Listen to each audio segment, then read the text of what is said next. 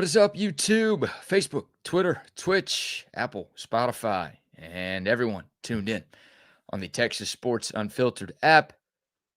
Welcome in to another edition of Bucky and BK live on Texas Sports Unfiltered and on the free TSU app. Today is Thursday, November 13th, 2025, and the Buck and I are not with you for the next 2 hours. It's a load management day for the Buck.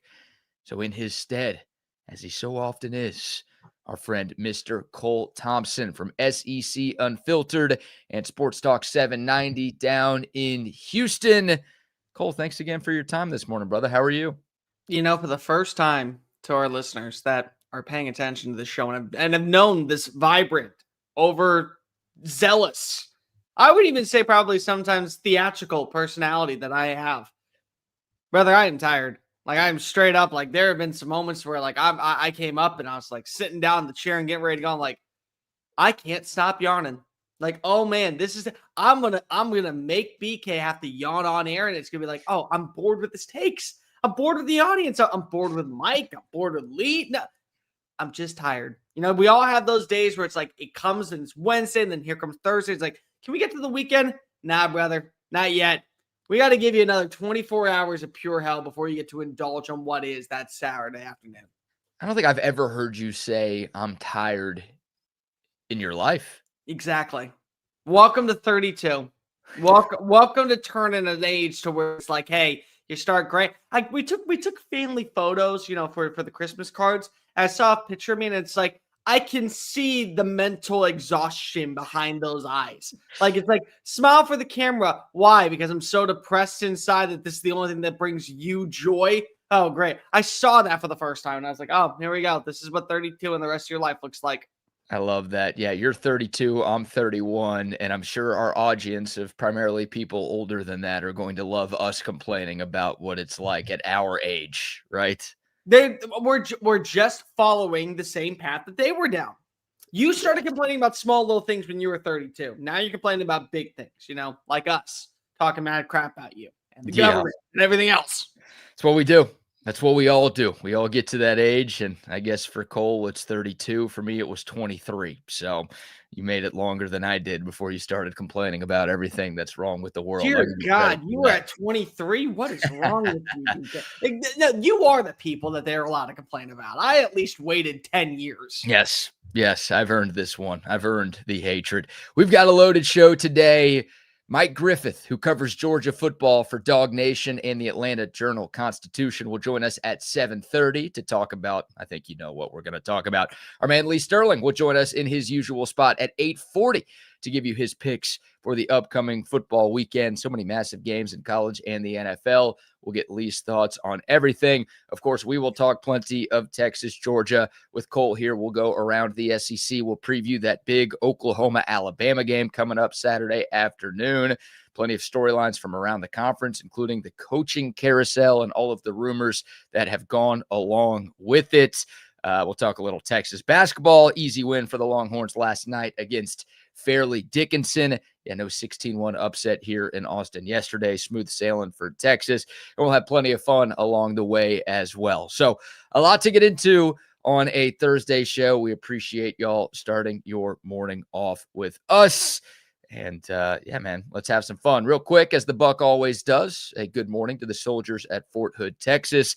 The soldiers in the state of Texas and all of those around the world who fight for us each and every day. Shout out to you. Thank you for what you do. Of course, another shout out to our veterans and all of their families. We appreciate y'all and your service and sacrifice to our great nation to allow us to do what we do. All right, Cole, let's dive in. Texas and Georgia now just 2 days away. The first injury report of the week came out last night. And I know everybody says that any bye week comes at the perfect time, Cole. But when you see the Texas-Georgia injury report and you see that there are 0 Longhorns listed anywhere on the report, that is perfect evidence that this bye week came at the perfect time for Texas. This is all you could ask for if you're the Longhorns. Well, maybe you could ask for the game to be in Austin instead of in Athens. But You could also ask for a win over Florida at this point, though, where it's Well, yeah. You can't change the past, unfortunately. Then you can ask for a lot of things, BK. Let's be real. You're right. But obviously, an ideal situation. Texas is perfectly healthy. Michael Taft, Jelani McDonald, Ryan Wingo, Dalen McCutcheon, all of those guys who missed some or all of the Longhorns' most recent game against Vanderbilt, they are all good to go. They've been practicing all week. They will be out there on Saturday. Cole, obviously, you've been covering this conference a long time. You know how tough it is to go into Sanford Stadium and get a win. If you're Texas, the good news is you will have all hands on deck for this huge matchup Saturday night.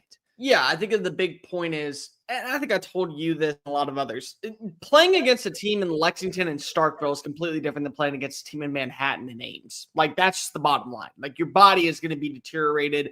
The hits are a little bit tougher. Waking up the Sunday morning when you get home from the long flight back is a little bit more challenging. It's why you usually get an extra bye day, because of your body has to mentally heal from just what exposure you're like. You're in a freaking car wreck every single snap when you go to those schools. And those are the bottom dwellers of the SEC. Welcome to the big show. I think that's a good thing that Texas got the bye week when they did, because you got to see, number one, where you stand with some of your backups. Like, I've gotten in arguments with Texas fans about like how I think that Vanderbilt is good enough to be able to come back. And then they're like, well, we didn't have our first string safety. It's like, well, you're going to need your first string safety if you want to make a run to the playoff to close things out. So don't use that as an excuse. Well, now you go ahead and get to use we had the bye week. We're back on track. Everyone's healthy at the right time. We put ourselves in a good position. I think especially for the defensive side, Georgia's been a juggernaut in the passing attack when it wants to be. I mean, we've seen multiple games where we're unloading the entire film study on Zachariah Branch and Noah Thomas and Chauncey Bowens and Nate Frazier. And you can go to the tight ends with Oscar Delp and Lawson Lucky. They're all making plays. And Gunnar Stockton, when he's on point, is surgical. Like, he may very well be the most accurate quarterback in the SEC when he's on point. And so to have guys like Mookie Taft, to have guys like Jelani McDonald that can win over the top, that can play in space, that are going to be better efficient at tackling, that gives you some advantages to where we know that if you can slow down the run and force a guy like Gunnar Stockton to have to pass, you already put yourself in a position to probably at least win a few battles and make this thing interesting. Like, I do believe that this is a shootout. Probably Texas is in a little bit of trouble. If this is a low-scoring affair, I could see a scenario where this is because Texas' defense keeps them in this game. Think about how weird what you just said is, right? For years, you wanted to get into a shootout with Georgia because they were all defense and no offense. And this year, look, it's not like Georgia's no defense. They still have a bunch of future NFL players on that side of the football. But statistically speaking, and if you've watched this Georgia team play this year, that hasn't really been the strength of their team, right? Their offense has been what's carried them. They've had to win a couple of shootouts this year, especially in that Tennessee game in Knoxville, especially in that big comeback against Ole Miss. Their offense has been carrying the load, and you're right. I mean, Gunnar Stockton's been great. Their run game's been solid, but yeah, it's different. It feels like a different Georgia team this year where the offense has been the better side of the football for them. I do have to bring this up. What I'm really interested in for this game specifically, what was fool's gold and what was reality for both these teams? Texas started off hot offensively against Vanderbilt. Really, since midway through the third quarter of that Mississippi State game, Texas offense has been a juggernaut. Yeah. It has been perfect. It has been near elite. I would argue that Arch is the most accurate and probably a top 3 quarterback since the third quarter of the Mississippi State game in the SEC. Like, I would go that far. Georgia, defensively, you're right. It's not the same unit as we're accustomed to. It's not bad, but they've had slow starts. They had a slow start against Tennessee. They had a slow start against Alabama. They had a slow start against Ole Miss. They had a slow start against Florida even. And so you ask yourself, okay, what needs to change? Well, last week, after the slow start, which was giving up a touchdown on the opening drive to Mississippi State, they proceeded to score 31 unanswered points and keep them out of the end zone. Yeah. So which is it?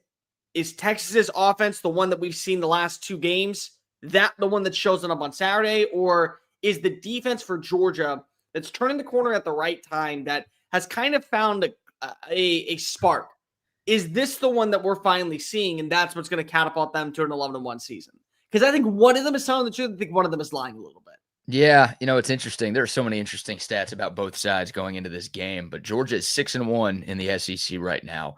Cole, they have trailed after the first quarter in 6 of their 7 SEC games. So there are a lot of Texas fans talking about getting off to a fast start. Of course that matters. You'd like to. You'd rather not be trying to play catch up at Sanford Stadium, but Georgia likes to get it out of the mud. Like They don't care. If Texas is up 10-0 after the first quarter on Saturday night, we'll be happy, and they'll be like, all right, we got 3 quarters left to get out of this. We're not worried at all. So Georgia has been the rule is you have to win 3 or 4 quarters. Okay. Yeah, I like that. I mean, cool. Georgia, they've been so clutch. Gunnar Stockton is completing 80% of his fourth quarter passes in SEC play this year. Like, that's absolutely insane. Some of what their whole team has done down the stretch in these football games, because it hasn't been smooth sailing, right? Like, if the only game from Georgia that you've watched this year was 5 days ago now against Mississippi State, you're probably thinking, oh man, like that's just who they are. They've killed everybody this year. That's not the case. Nope. Like, they have had their struggles. It's been an up and down season for them, but when they need to, like they have so often in the Kirby Smart era, they make the plays. And I wonder about a mental block, right? Like, I feel like so many teams, except for your alma mater, the Alabama Crimson Tide, I feel like so many teams in this conference have this mental block with Georgia that it's like you look up at the scoreboard, maybe there's 10 minutes to go in the fourth quarter and you're tied. You're right there. It's like, oh my God, we have a chance to beat Georgia. And then teams just pee down their leg. And Georgia's like, yeah, we're not worried. We played in big games. We're good. We've got this figured out. So that might be a key for Texas. This is a Longhorn team that has struggled on the road this year. They're 2-2. Their only 2 road wins are the games you talked about, the overtime escape job at Kentucky, the even more overtime escape job against Mississippi State. This Longhorn team has not had it on the road this year. They've got to bring it on the road, but also, like you said, it can't just be you play well for a quarter or a half to put this Georgia team away, especially there where they're 51-2 in their last 53. It's got to be a 4-quarter, 60-minute battle where you do just about everything right. Can I bring an analogy to the table that is maybe out of left field? Let me ask you, BK, have you seen the hit television show and my favorite thing to watch, South Park? Yeah, enough. Okay. So you ever see the episode where the boys are playing for the Colorado Little League Championship? No. Okay. Well, Randy likes to get in these fights with other dads at the game, and he usually wins the fight, except for this one against Bat Dad. And Bad Dad is for the Denver County-led team, where he is this giant drunk who wears a Batman suit and quite literally gets in fights with dads. So he beats the crap out of Randy. And Randy is now hearing that, if he continues to fight, the boys are going to get eliminated. Well, he then stands on up and goes, "Hey, Bat Dad, I didn't hear no bell." That's Georgia. Every team besides Alabama has been Bat Dad. They swing. They're not afraid to punch. They're not afraid to deliver the crushing blows. But Georgia smiles and goes, "I didn't hear no bell," when we get to halftime, and they make the adjustments, and they play with tempo, when they slow things down, and they can do the death march, and they put together long-standing plays to where they say, force us to throw the football by stopping the run, and you can't do that. The only team that's been able to be in the other situation where Cartman gets his ass kicked by Wendy is Alabama. Alabama's Wendy, Georgia's Cartman. Besides that, everyone else is Bat Dad. They start off fast. They're delivering the blows. So who do you want to be if you're Texas? Do you want to be Wendy beating the crap out of Cartman? Or do you want to be Bat Dad hearing in the back of your brain Randy Marsh screaming, "Hey, Bat Dad, I didn't hear no bell"? Because both are very possible for Texas on Saturday. Which one do you want to be?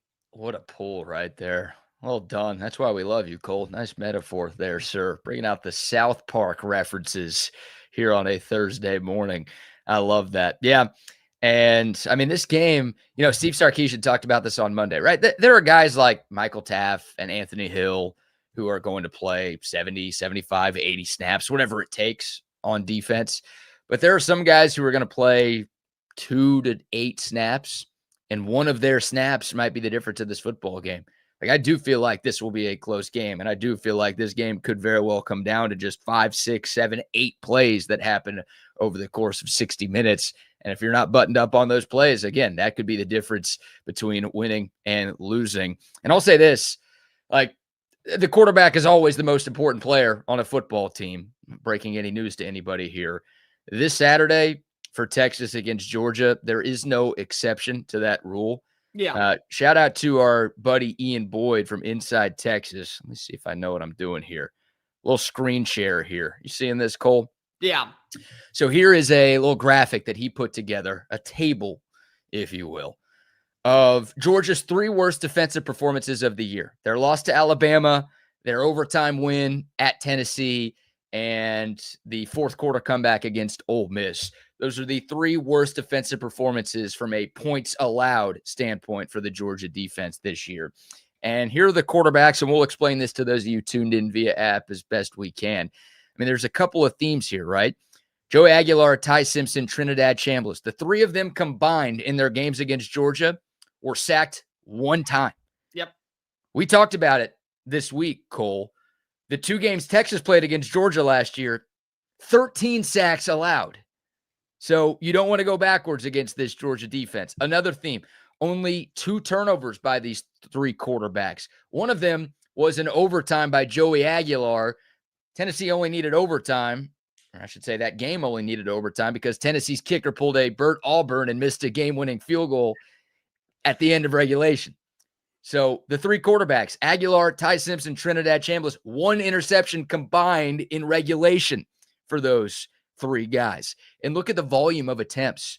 36 passes for Aguilar, 38 for Ty Simpson, 36 for Trinidad Chambliss. They were taking advantage of what's been a slightly down Georgia secondary, Cole, and a very down Georgia pass rush. So point is, like, look, Texas has struggled running the ball. Georgia's been a very good run defense this year. I don't think this is the get-right game that we all would love to see from the Longhorn ground attack. I think this is going to be, hey, Arch Manning, we know you played really well against Mississippi State. We know you played really well against Vanderbilt. We asked a lot from you in those games. We're going to ask even more from you here, and we're going to need you to be very good, preferably great, for us to have a chance in Athens. There's a stat that Ian didn't throw on here that it's not important. It's not the only thing to do, but every single one of these quarterbacks did it. First two drives ended with touchdowns. Every single one of them had their first 2 drives end in touchdowns. Yeah. Joey Aguilar had the most passing yards against a Kirby Smart defense in the first quarter in history of college football, back to his days when he was the defense coordinator at Alabama. Ty Simpson had a passer rating, I think it was like 192 over the first 2 drives, and Trinidad Chambliss, I think, missed 1 throw. So, again, how you start the game is critical for a guy like Arch Manning, because if it sets the tone, because every single one of these quarterbacks was able to set the tone against Georgia and force Gunnar Stockton to have to play from behind and really kind of pick up the pace a little bit. Yeah, and I'll throw one more sort of consistent theme for all 3 of these guys. They all had a rushing touchdown as well. So, Arch Manning's legs, I don't want Arch Manning running 10, 15, 20 times. Remember, he's only a couple of weeks removed from a concussion, but I think he's going to need more than 1 carry. He had 1 carry against Vanderbilt for 4 yards. He didn't get down fast enough. He took a hit. Thankfully, he got right back up and continued to play really well. But I think at some point, especially in the red zone, again, with Texas's rushing struggles, Arch Manning's legs are going to have to be a factor in this game. And again, design runs. I mean, like, I'll just be real. There are going to need to be some design runs for 16. Yeah, I think so. And it's, you got to balance them out a little bit, but you're probably right. I mean, you're trying to find whatever you can to get your run game going. I think the screen game will be a big part of that. And I also think, running with number 16 will be a big part of that as well. I just don't think you can bang your head against the wall. And none of these teams did. You can't just bang your head against the wall by trying to run in between the tackles 30, 35 times against the Georgia defense. It's just not going to happen, Cole. The other thing is, do you remember how many yards Texas averaged last year rushing in this game? I'd like to forget, but yes, I think we all would like to forget the fact that it is 1.1 yard. You got to double that. Like, if you want any shot of winning this game, God. you need at least 2.1. Yeah. I would hope that you would settle and that you would enjoy getting 4.5. But let's just double what we're at. 2.2. Let's start there and work our way up. Can we get 3? I set the over under at, if you told me that Texas averages 3.6 yards or more on the ground, just 3.6, I think Texas wins this football game. But you have to get 3.6. How crazy is that we're like begging for 3 to 3.5 yards a carry? That's so bad, dude. That is so bad. It's Texas, the University of Texas. Okay, again, and I had this argument with somebody earlier. I understand that Texas is starting to figure some things out offensively, and I'm glad that that we're talking about Sark moving away from 12 personnel and moving more so to 11, and it's been beneficial for Arch. But you're Texas and you're Steve Sarkisian. Name the last time, dating back to his days at Washington, that a Steve Sarkisian offense ranked bottom half of the league in rushing. Better yet, name the last time Texas, even in their 5 and 7 years, their 4 and 8 years, their 6 and 6 years, was not in the top 5 of Texas teams in running the football. Texas isn't in that this year. It's weird to say that. It's insane. Shoot, in one of Texas's 5 and 7 seasons, they had Deontay Foreman win the Doak Walker. And it's like we're 5 years removed, 6 years removed from that, and now we're begging to see a 3.5 yard game. It's crazy. Obviously, Texas got demolished in the regular season meeting against Georgia, but in the SEC championship, Texas averaged 1.1 yard a carry. And that game went to overtime. And if the Longhorns had a kicker who could make anything, Texas probably wins that game. So somehow they almost had a shot despite not being able to run the ball a lick to beat Georgia. But you're obviously playing with fire doing that. And again, this is a different beast. I know Atlanta was kind of a home field advantage for Georgia. I think it's ridiculous that they basically get to play that game there every year. But this is a different beast for them. And this stat for Georgia, the math will math on this. If you're not sure if we're right about Texas needing to be pass happy on Saturday, Georgia gives up 3.1 yards per rushing attempt this year. They're giving up 6.8 yards per passing attempt this year. Which would you prefer, Cole?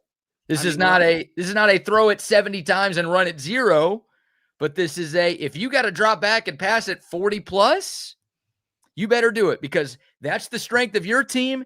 That is the weakness of their team. If you were trying to run the ball between the tackles with this offensive line and these running backs, they will happily take that. You are gifting them if you keep trying to run the football over and over again, and it's not working. If it's working early on, I'm not saying you need to throw 40 times. Hell, do what's working. If you somehow find a way to break through, go with that. But odds are, with everything we've seen from both of these teams through 9 games, that ain't going to happen. So you're going to need number 16 to put the team on his back, though, and carry Texas to a win if they are going to. But you're going to need a dink and dunk them to death, because Georgia this season has allowed 1 play of over 30 yards downfield. So they're not allowing the big explosives, but they are allowing some explosives. Now, when you look at their numbers this year, 81 plays of 10-plus yards, 30 plays of 20-plus yards, 13 plays of 30-plus yards, 1 play afterwards of 40-plus on. So the way that they win is you'll get a few explosives, but they're not allowing the deep shots. They are catching up with you defensively. They're able to drag down a Ryan Wingo. They're going to be able to drag down a Parker Livingston. They're going to be able to make plays against DeAndre Moore, Jack Andrews, what you got with Emmett Mosley. Any single one of these guys, you're going to have to just trust that your passing attack can slightly move. Death by 1,000 paper cuts is the way to go ahead. Yeah. Explosive plays will help if you can get one from time to time. And look, that doesn't have to be throwing the ball 50 yards through the air. We've seen it the last couple of weeks, right? You just throw a bubble screen to Ryan Wingo. He'll make a couple of guys miss and turn it into a massive gain. A little bit tougher to do against Georgia. But yeah, I don't think Georgia's pass rush is not having a good year. I think it's safe to say. They are 119th in the country in sacks per game. They're also 125th in tackles for loss. This is Georgia we're talking about here. The defensive line is great against the run. they have sucked at getting to a quarterback. Yeah, well, I see 125th in TFLs, and it's like, again, they're only giving up 3.1 yards a carry. It's a top 20 rush defense in America, so they have been great against the run. But like that, what killed Texas last year is the negative plays. 13 sacks allowed, 25 TFLs allowed. Cole, Georgia's played 9 games this year, and they've played teams that are a lot worse than 2024 Texas. A lot worse. That Texas team played for the semifinal last year. They have 35 TFLs in 9 games. They had 25 in the 2 against Texas last year. Again, that's just it is night and day. So if you're Texas, you can't look at that and say, oh, that means we can drop back and have these slow developing routes down the field and we're going to be fine. No, unfortunately, your offensive line can't do that. And if you try that, you might make Georgia look like 2024 Georgia. But the good news is you should be able to get that quick stuff, that death by 1,000 paper cuts. What you're talking about, that should be easier to get against Georgia this year than it was last year. Georgia defensively has allowed far too many quarterbacks to get off to hot starts because they can't close down the backfield. Yeah. They just can't. And so, again, that's where if you are Arch Manning, can you turn the corner to a level of what we've seen as of late and use this as an advantage to be able to push ahead and just avoid the sacks? Yeah. But that's also where Arch is going to have to grow up a little bit. Like, the last thing I want to see him do is, hey, there's a receiver that's trying to break on open. Let's wait 2 or 3 or 4 or 5 or 6 more seconds. Nope.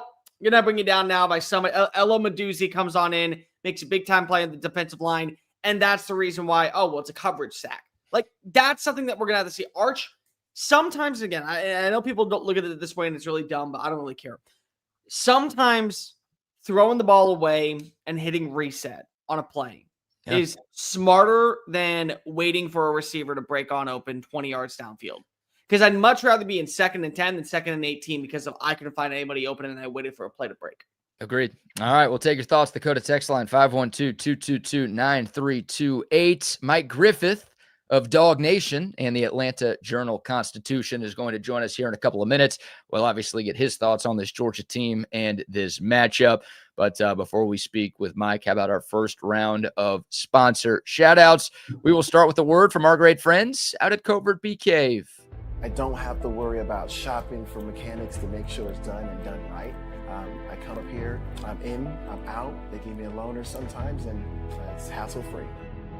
If you have any questions, they'll go ahead and help you out and educate you. They're not just here just to sell you a vehicle. They're here to build a relationship. They treat you like family, and then they make the experience what you want it to be, not what they want it to be. Covert, born and raised in Austin, where you are always treated like family. Yes, the Covert's the best in the business. You can shop their online inventory at covertbeecave.com as well. Shout out to them. Also, some love to our friends at centextickets.com, your number one source for any Texas Longhorn ticket in any sport. Of course, these last 3 football games this year, even this weekend's at Georgia. If you're going to the game, making the trip, but don't have a ticket just yet, Centex Tickets has your back. Of course, Longhorn men's and women's basketball too. Head over to centextickets.com and don't forget to use our promo code CENTEX10 and you're going to get 10% off of any ticket purchase. And it's not just Longhorn tickets. They've got you covered with any sporting event, concert, comedy show, Broadway show, festival, you name it, all available. One spot, centextickets.com. And some love to McCall Custom Homes as well. Oh, yeah, we trust our homes to McCall Custom Homes. Mike was out at Bucky's place yesterday. Rodney got his master bathroom renovated with McCall. We're not alone. These guys are the best in the business, and they've been in business for more than 4 decades. It's a father-son team with tons of experience, and all of that experience has taken place right here in Central Texas. So they know what it takes to turn a Central Texas home into something truly special, whether it's indoors or outdoors. They're also custom home builders. So if you just want to start from scratch, McCall Custom Homes, ATX.com, A+ rated by the Better Business Bureau.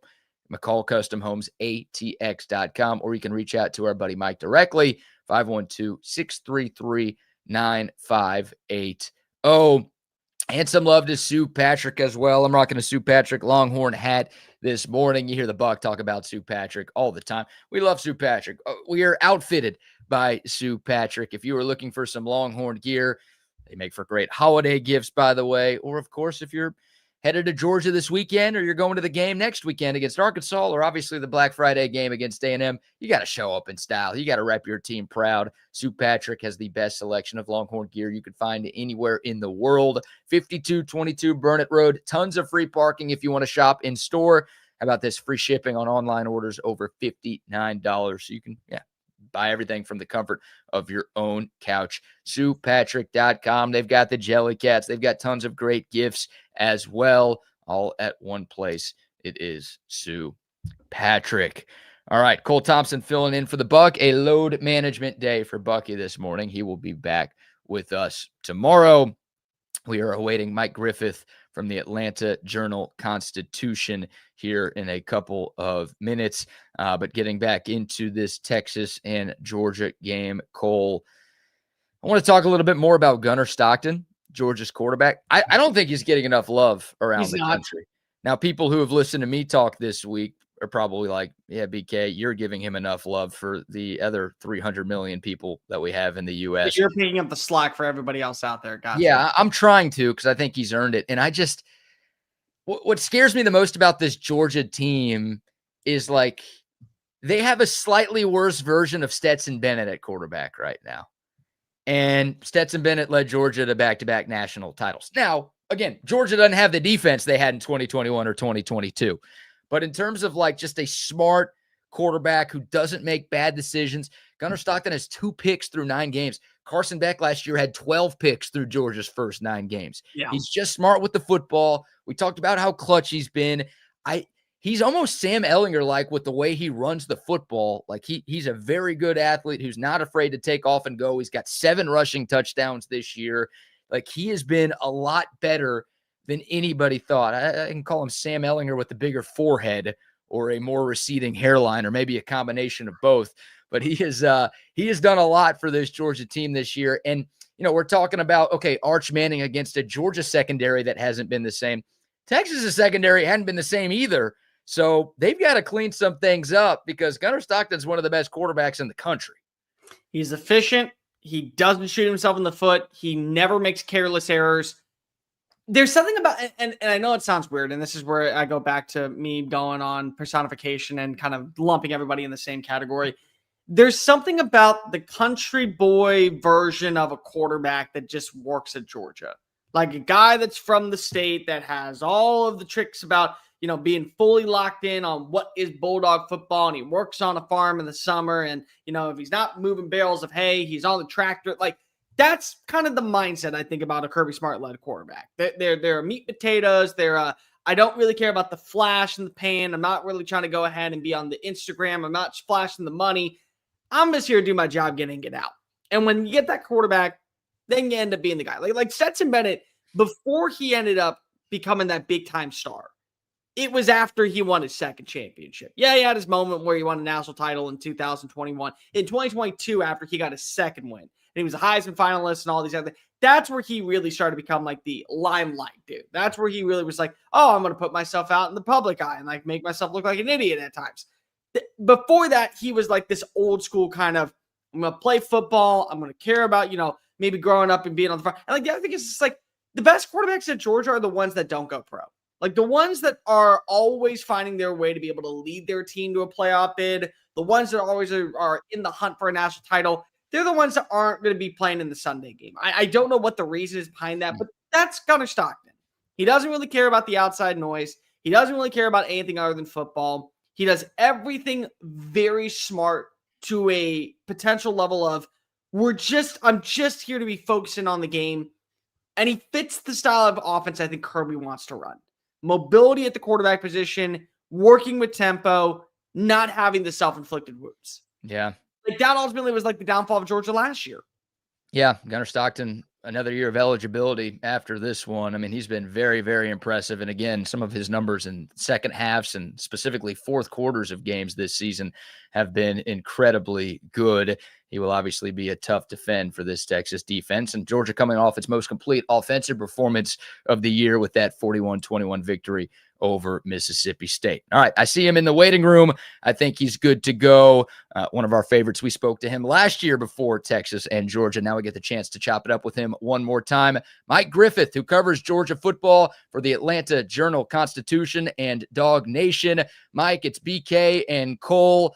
You probably didn't need me to tell you that because you can see on the screen. But how are you this morning, my man? Thanks for joining us. Doing good. I'm getting dialed in here. I got my these desks are pretty cool, right? Up and down. Like I didn't have this is some good technology.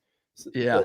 The millennials there. Yeah, I just upgraded. I got one of those sit-stand desks too, and it's nice. I don't really move it. I gotta get in on this, Mike. I gotta get in on this, BK. You really do. It's not game changer. Now I will say this. This sounds like a soft sell that Georgia's glad they didn't get Arch Manning and that they have Gunnar Stockton. Is that what that was? Because he's a college guy, and but I don't know. Do we know that Arch is going to play in the NFL? I guess there's a part of me that you guys live this Arch Manning stuff every day, so it's probably ad nauseum. But like for Georgia, it's kind of like that girl that you always wanted to ask out and you never really could, and they really courted Arch Manning. They really thought he was coming here. His mom really liked it, and then here comes Texas with all their money and all gas and no brakes and Lamborghinis everywhere on the field during recruitings, and Sark trying to say, well, we don't got enough money to go around to everybody, but we got more than everybody else. I mean, come on, man. They're going to drop 2 commitments from Georgia on the day that Georgia and Texas go at Media Day in Atlanta. That's a coincidence? Come on.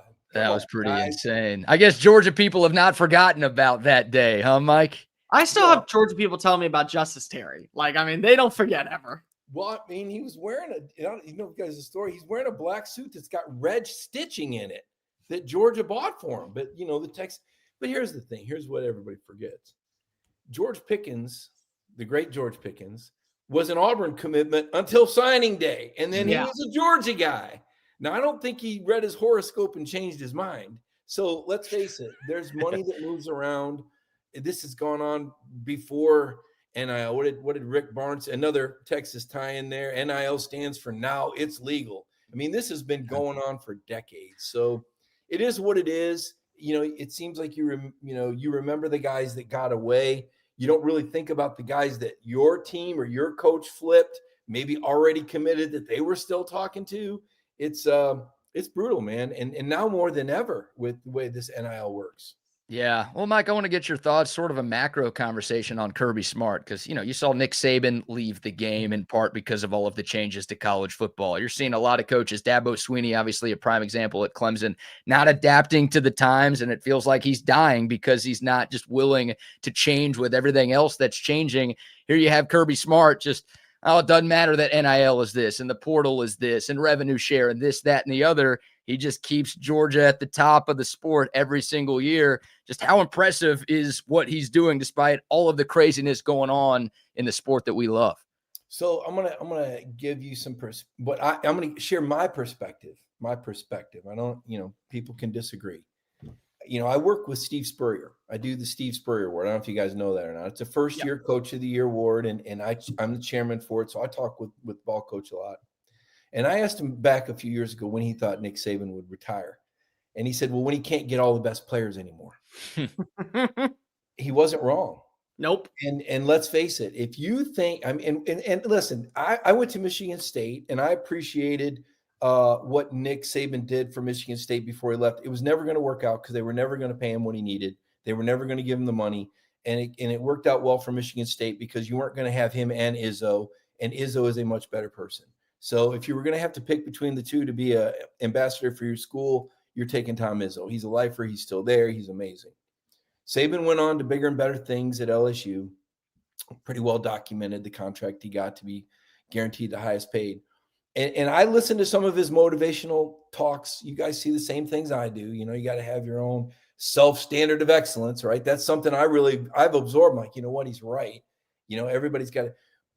But when he starts talking about wanting a level playing field, look, man, I've covered enough great coaches, and I won't name all the Hall of Famers I've covered, but more than 5 they all start to believe their own BS. After a while, they all start preaching, and they really believe it when they're saying it. And you're like, is nobody going to tap this guy on the show and say, Coach, it's a little far-fetched. You're getting a little carried away with this. And Dabo was very authentic. Dabo was one of the guys when I was at Alabama. Dabo was on that staff. He's the same guy now that he was then, and there's good and bad in that. I think as far as Clemson NIL, that's just talk. If he could get these guys, he would, but they don't have the money. They don't have the money to get the players that would have been good enough, that would have started over the guys that they had. So if this is the hand I'm dealt, this is how I'm going to play it. I'm going to play it off like this. Hey, I can't afford that cool apartment in the city, so I'm going to tell everybody, I always really liked country living. Well, that's convenient because you can't afford to live downtown Austin these days. Or maybe you can. I don't know. You guys might make this great podcast. You guys probably both have, penthouses in downtown. But my point is, these coaches all say what's convenient. And now Kirby, what I will say is that he's extremely competitive. He's extremely combative. You could say, hope you're having a great day, Coach. And he'd say, none of your damn business. I mean, he's just a guy that he just wants to, he wants to find, in the press conference, he's not like quite as bad as Nick was, but he's very combative. And that's just his nature. He's a competitive, combative, spunky kind of guy. This is how a guy like him made it at Georgia and started and had, 13 career interceptions and rose to team captainship when he really wouldn't have even got a scholarship if his dad wasn't a high school coach in the state. So you got to have a little something to you to be a Kirby Smart. But guys, you got to have something to be Steve Sarkisian and represent that flagship. I mean, this guy is so slick. I mean, he could be a movie star. I mean, he just has such an air about him, and he's so poised and easygoing. And like when he started making that sell in Atlanta about, there's not enough money for everybody, I was just like, you got to be. And because people in the audience go, wow, they're really dialed into this. Yeah. Texas got a problem. They don't have money for everybody. Yeah. It's all a show. Everybody cries for. Cole, you got one? Yeah, Mike, I want to ask you, because the thing that people have said about Georgia this year is defensively slow starts. Very much a game to where you trust your offense to be able to kind of get the ball rolling, but you allowed 21 points to Tennessee. You allowed 14 points to Alabama. You allowed, 35 points in a row to Ole Miss. And then the Mississippi State games happens. And between the first touchdown to Kamario Taylor to the next touchdown to Kamario Taylor, where at that point it was 38-7, 94 total yards allowed by Georgia's defense. So it's like we're starting to see it turn the corner. They get the big fumble on Blake Shapen. What's clicked in the last few weeks to where this version of Georgia's defense, it's a little bit easier to buy into, that maybe much like Ohio State last season, they started to hit their stride at the right time to where they knew that they were a dangerous team on both sides of the ball? Well, I mean, there's a few things to unpack there. So one, I think Ty Simpson's the best decision maker, maybe arguably quarterback in college football. And they started out, I think, 8 for 8 on third downs. And I think Kalen DeBoer is vastly underrated. I think he might be the best coach in the SEC right now. Offensive coach, certainly. I'm not going to say, program leader, whatever, because he took over a pretty doggone good program. But look, everywhere the guy's been, he's a winner. His feet are on the ground. I'm impressed with Kalen DeBoer. So I think Alabama just flat out coached Georgia. I think they've done it 2 years in a row now. Kalen DeBoer has put it on them. And that's impressive because, I was in Tuscaloosa a couple of years ago when I watched Texas go in there and beat Nick Saban. Oh my gosh, we're not supposed to talk about it. We're supposed to all pretend that Nick Saban's last year was his best, right? That's the company line, right? When it really wasn't. He hadn't won a title since 2020. Never mind the narrative. He may be back at LSU. We'll see.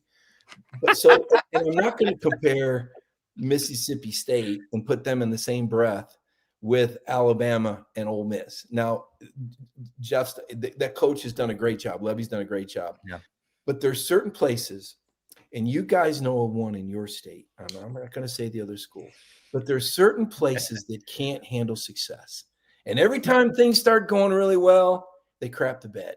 There's a reason why they've never played in the SEC championship game in Harvard. I'm not going to mention the school's name. And when they have a Heisman Trophy contender, he goes off the rails and they can't. I'm not going to mention this, but Mississippi State, if you've lived the SEC life, has been that program where every time they seem to get something going, you go, give it time. Don't mess it up.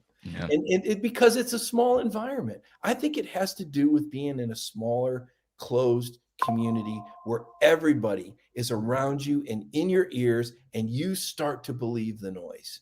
And you're the king of that little world. Whereas I think if you're in a bigger world and you're having success, you're a little bit, I don't know, there's still like real life things happening to you. There's still people walking down the street that don't know who you are, but in these small towns, this is just my long time college football psychology 101. I think certain small programs, smaller minded programs, and I'm not going to mention anybody in your state, smaller minded programs have trouble handling great success. And Mississippi State, the clock was due to strike 12 on Mississippi State. Let's face it. They had Texas in the palm of their hand. Do you know what a win over Texas football would have meant for Mississippi State? It's like being one number off the lottery. Yeah. Once one half digit off, and 17 points. I mean, so don't be asking me about Georgia turning on, guys. Okay. How about those Texas Longhorns going on the road for 42 days, Sark said, and winning on the road and winning in overtime games. And, but it's just Kentucky. Oh, yeah, well, tell Florida it's just Kentucky. Tell Auburn and their fired coach that it's just Mark Stoops can coach. Yeah. They got some dudes that are going to hurt you.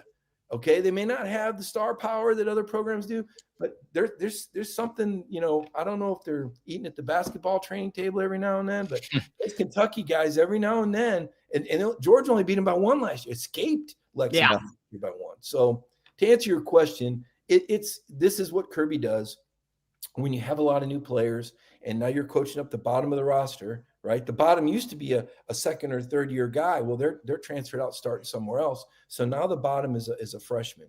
And so it takes those guys a little longer. And some of those guys have come to fruition and they've gotten healthy again on their offensive line, right? Ernest Green came back. The running game, and the big thing is, you alluded to it at the beginning, Gunnar Stockton is making better decisions, just like I'm sure you're seeing Arch Manning run the offense with a little more fluidity now that he's getting the reps with these guys. Yeah, Mike Griffith of the Atlanta Journal-Constitution, also Dog Nation, joining us here on Texas Sports Unfiltered. Mike was definitely talking about the University of North Texas with all of those jabs for that Texas school. I thought he was saying UTEP. That was where my yes, classic. Mike, I know numbers don't tell the whole story, but I'm looking at Georgia being 119th in the country in sacks per game. And I'm looking at Georgia being 125th in the country in tackles for loss. And I'm rubbing my eyes. I'm refreshing my screen. I'm like, is this AI? What's going on with the Georgia defensive line this year? And why is the production just not there? Yeah, that's a great question. So, they got a guy named Damon Wilson II that was their elite edge, and he transferred to Missouri. And I don't know what his stats are, but at one point he was leading the league in pressures. Yeah. It was the free agent signee that got away, and they tried to replace him in the portal and they weren't successful. And then the other thing about Georgia, and this was true of Kirby when he was Nick Saban's defensive coordinator as well, when they rush, they maintain this lane integrity, right? So like everybody stays in their gaps when they rush upfield. They don't swerve off to chase the quarterback. They believe in building a wall. So as long as everybody stays in their gap, there's no cutback lane and there's no opportunity for big plays. So they rush with lane integrity, which doesn't always lead to sacks, but it still creates havoc because it moves quarterbacks off the spot. It pushes the pocket. You can still get in his face. You may not have that 8-yard loss, but you're also not going to give up that 15 or 17-yard scramble, at least not theoretically. So part of it has to do with how they rush, and the other part of it has to do with not having the elite edge rushers that we've seen them have in the past. Now, guys are in development. They are getting better. And then, by the way, the other team schemes, and they go, we know Kirby's going to bring some pressure. So other teams typically get rid of the ball quickly when they play Georgia because they don't want to get in long down and distance situations. Mike Griffith from Atlanta Constitution joining us right here on Texas Sports Unfiltered. Mike, let me ask you, when you look at the passing game, one thing that we've noticed is Zachariah Branch has kind of blossomed into the player he was supposed to be when he was at USC. You lose Colby Young. He's out indefinitely. You're starting to see a little bit more of Noah Thomas. You're starting to see a little bit more of Oscar Delp, maybe even Lawson Lucky, depending on his stats for this game, gets more involved. Who's the guy that you think Texas needs to be the most worried about outside of number one when Gunnar Stockton's starting to get on a roll in the passing attack? Well, you guys know, I mean, if you lose a receiver, I mean, I think Georgia could have won a third national title if they hadn't lost this receiver. I don't know, somebody came along and bought A.D. Mitchell out from under him. If they'd have had him, because when that A.D. Mitchell, because then the next year A.D. Mitchell was playing for this other team and he killed Alabama. Yeah. And if he'd have been with Georgia, Georgia probably wins a third title with AD. But I'm all serious about that. You're welcome, Mike. You're welcome. Yeah, and yeah, it just keeps everybody hungry. It's a good question. Last week we saw the tight ends. The last couple of weeks we've seen the tight ends get more involved. I mean, there's Brock Bowers isn't coming out that tunnel. These guys are pretty good. Oscar Delp is emerging a little bit more. He's an upperclassman that we had expected some big things from earlier. He looks a little bit better. They've got a freshman named Elias Williams. And I know this is a guy they're going to have to spend some money to keep. I mean, this guy is a dude. This guy's like 6'7", 255, runs like a wide receiver. They call him a tight end. He's not. Yeah. He's a freak. And he's starting on a lot of teams right now in college football, for sure. I mean, this guy is a different. Now, he's not there yet. He's made a few catches here and there. London Humphreys is a guy from Vanderbilt. I thought they got him just to kind of help everybody study on the bus, but this guy's actually really good. He's got really good vertical speed. He's not Ladd McConkey. He doesn't have the wiggle, but he's got really good vertical speed. He made that incredible catch against Tennessee. Sports Center highlight, 4th and 6 from the 28. If they don't make that catch, they lose in Knoxville. The guy's super talented. But to answer your question, they don't really have Noah Thomas is starting to emerge. He had a really nice 64-yard catch and run and really kind of showed you why Georgia invested in him in the portal. But he's not where Colby was, or he hasn't been yet.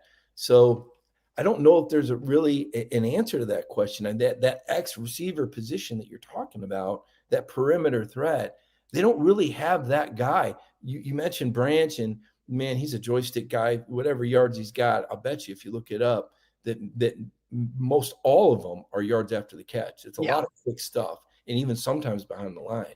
But in terms of the guy, but that's okay with Georgia because they don't really they'll take a shot now and then to keep you honest. But what they need to do, and what this game's going to come down to, is how well they run the ball. And if they can stay ahead of the chains, and we know that Texas has a good front seven, they're reputed to have a good front seven. And if Georgia can run the ball effectively and stay on schedule and avoid those long down and distance situations, they're going to have a lot of success. But if you put Gunnar in a position where, it's 3rd and 8, it's 3rd and 10, it's 3rd and 11, it's 3rd and 7, it's going to be harder for Georgia to stay on the field and to maintain some offensive success. So I don't know that they really need that guy the way if they can run the ball effectively. But if it comes into a situation where Texas can take the run away, then that factor that you brought up, Cole, could prove pivotal. Yeah, Mike, you just mentioned some keys to the game for Georgia. What about for Texas looking at this matchup? What does Texas need to do, I guess, on both sides of the football to go in and pull off an upset Saturday night? Handle the moment, right? It's under the lights. Georgia's got to handle the moment too. The last time they were on the stage, let me tell you, this town was jacked up. Well, you know how it felt. Last year's game against Georgia. Yeah. Everybody there was ready for Texas to take over the SEC. That was a game that was circled. It was, we're still talking about, what were those fireworks that hanging in the sky? Oh, the drone show. To the George AD about it, he shook his head. Don't even ask. We can't. That was amazing. Now they did a different kind of light show, and I think they got something in store for this. They won't tell me what. I think they got some. Who knows what kind of gadgets they'll have set up. This is another big one. But Georgia didn't handle the moment. They've been waiting for this Alabama game. The big stat was, Kirby's never got to play Alabama between the hedges. Okay, well now he has, and the result was the same, and it was a huge letdown. It was a lot of air coming out of the sails when they lost to Alabama. It was more than just losing that one game. It was years of agony in one night. Texas has to handle the moment. Arch Manning at some point has to have that performance. I covered Tennessee. Now, I got there the year after Peyton left, 98. Everybody said, oh, man, you really missed the boat there. They're never going to win a title. Well, the first year without them, they won one. And they beat Florida, too. But I digress. Another story. Arch Manning has got to have his breakout moment. We've seen the markings. he's such a classy guy. Everything I saw, you can't help but like this guy and want to see him do well. You look at the situations he's in, it's almost, strangely enough, like a sympathetic figure, like, oh man, this poor guy. He's a Manning. He's at Texas, spotlight, expectations, and he seems like just the nicest guy in the world. Like, look, I'm not asking for all this. But guess what? It comes with the turf when you play at Texas and when your last name is Manning. I don't think it gets any bigger than that. So he has to handle the moment, and his defense has to be able to take away the run. And I think Sarkisian's fine. I think Sark is a fantastic coach. I know people can second guess and this and that. Listen, this guy's good. I saw what happened in 2020 when he was going up against Kirby, or maybe it was 2019 or 2020. Was he at Alabama 19 and 20, or was it 2021? 20 was his last year at Alabama. And he lit up Kirby Smart's defense with his play calls. When you give this guy players, he has no problems. And as for last year, I was a second guesser because I thought at times that maybe they could have used Arch instead of Ewers. But now we're seeing the things that Sark saw behind the practice walls. He wasn't going to come out and say, look, guys, Arch looks good at times, I know, but boy, we still see in practice he's got a ways to go. He couldn't tell you that, but now we all see that, and now we understand why it was Quinn Ewers. I feel like I do better now. Yep. The coaches always know kind of thing. We always want to second guess, like we know more than they do, even though they're there every single day, right? And they got the GPS numbers and know their heart rate and their speed 24/7. It's kind of ridiculous, but I think it's just a matter of handling the moment. Arch having the breakout game, and then the defense. And I got a question for you, because I've been writing a lot about this college football playoff ranking thing. And there's a presupposition that the Big Ten is better. Now, they won the last year's national title, but when I put this Ohio State under the microscope, and Texas in particular, because this is the example I use, and I said, okay, well, Texas lost by a touchdown at Ohio, and that was the opening game. They lost by a touchdown, but they outgained them by over 100 yards. And this supposedly great Ohio State defense that we hear about every week on the CFP teleconference gave up like 160 yards rushing.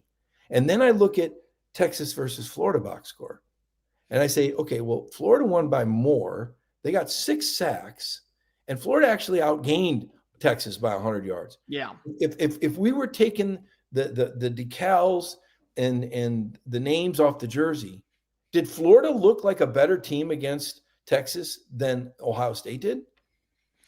Yeah, I mean, especially offensively. Yeah, that day. Yeah. Oh, yeah. Yeah. I mean, Ohio State's offense got nothing against Texas's defense, and DJ Lagway, he looked like a 5-star for once in his life. So yeah, Florida dominated Texas more than Ohio State did. I guess long-winded answer to your question, Mike. And yet, when we look at the Big Ten, that's the marquee win they point to. Oh. The only other rank win they have, and I don't know if you could you even guess it? Do you know it? Is it a non-conference game or is it a conference game? Non-conference, right. Non-conference. The second best win for the Big Ten. The mighty Big Ten, where we got to keep Indiana up there. Yep. You ready for this? Nebraska over Cincinnati. That was it. Week 1 in we forget. Oh my God, the annals of history. Somebody needs to do a book on that thing. I mean, this is so ridiculous. And listening to the playoff guy, and sorry I'm stealing the agenda here, but it pisses me off that this committee stuff is still going on. So they're talking about measuring Indiana against Texas A&M, a school that I will mention on this program. There you go. Not like the other one that I didn't. Okay? Yeah. And why didn't Texas A&M jump over Indiana when they beat a ranked team on the road? And it was I think their third consecutive third straight road game. Yeah. Which Texas can respect. Now, you've been in the league long enough to get it, right? Some of these teams don't look dangerous till you play them on the road, and then everybody's scary. So that is doing something. That is saying something. For A&M, it's really too bad they're going to lose to Texas at the end of the year. So why didn't they move up on the same day that Indiana needed a last-minute touchdown to beat a team with an interim coach that's lost 6 games in a row, that's in 17th place out of an 18-team league? And the committee said, well, we look at body of work.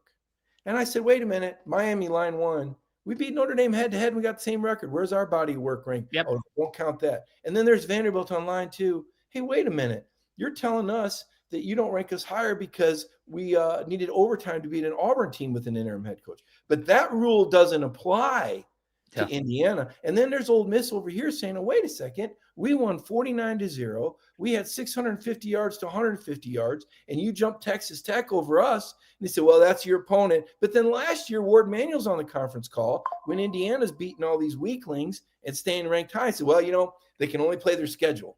So there has been so many double standards and double talk that's, and I don't want to say anti-SEC, but the SEC's got a problem. And these three coaches that are on the committee, none of them have SEC tie-ins. Eli Drinkwitz identified that. He came right out and said, some people don't like other people. That is a coach speaking out loud. Lane Kiffin came out and said yesterday, the only thing schedule strength does, it does not help you in the rankings. It gets you fired. 5 of the top 10 schedule strengths right now have fired their coaches.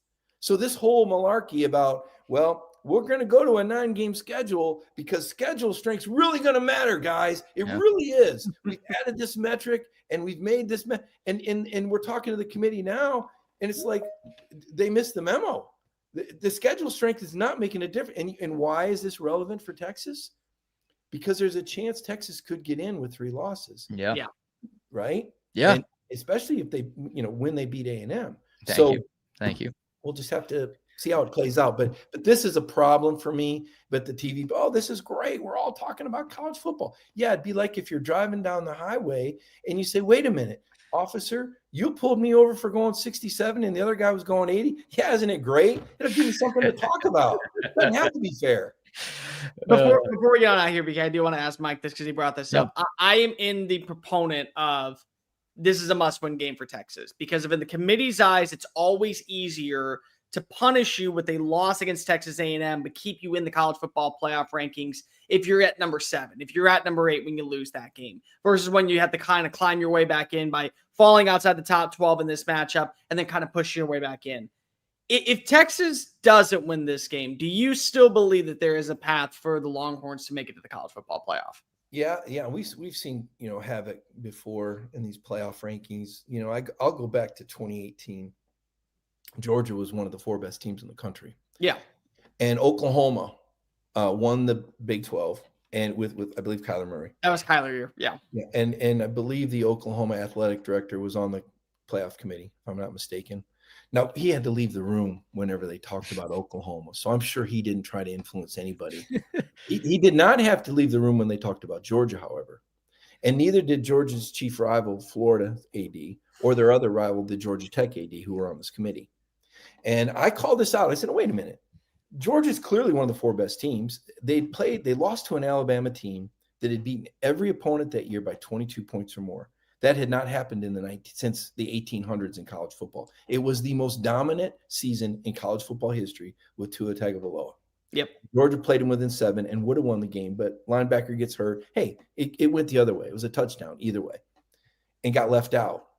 And I believe Oklahoma played Alabama in the playoff, and I believe they were down 28-0 in 16 minutes. Okay. Yeah. They screwed that up. And Georgia, downtrodden Georgia, ran into a Texas team that I believe was trying to win 10 games for the first time in 10 years. And New Orleans, yes. And a very inspired quarterback with an incredible story. And Georgia had an offensive coordinator that was halfway out the door. I'm not trying to steal your thunder for winning that game. But Georgia was pretty disengaged, as disengaged as they've ever been. Their first-round corner sat out, didn't play.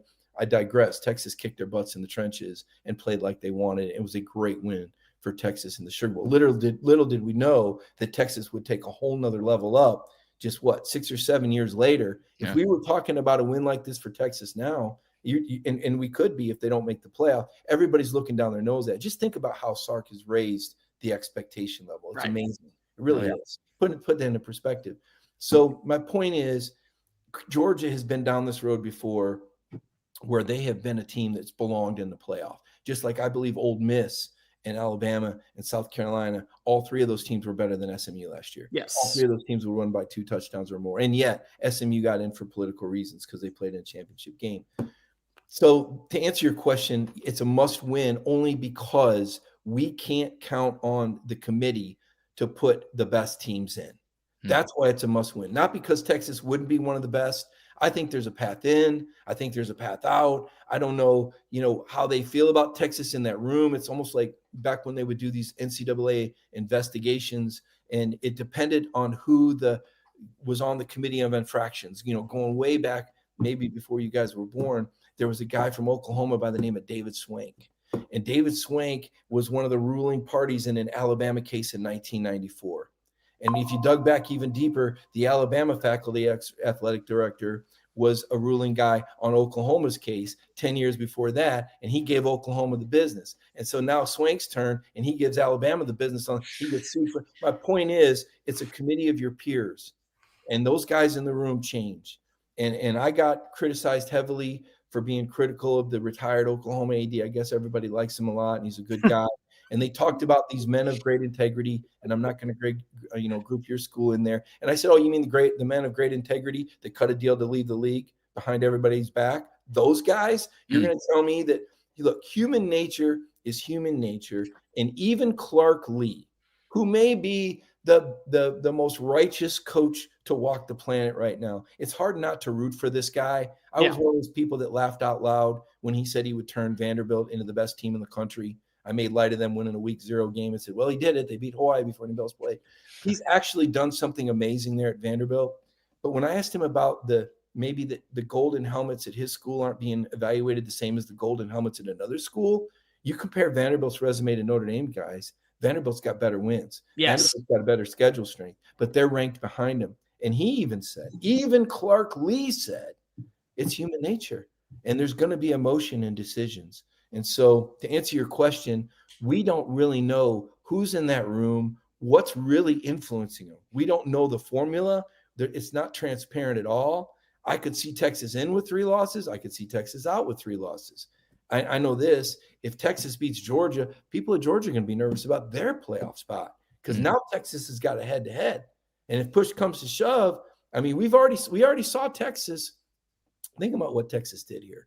In 2023, Georgia had won 29 games in a row, and they lost to Alabama by a field goal in the SEC championship game. And they went from number 1 to number 7. Why?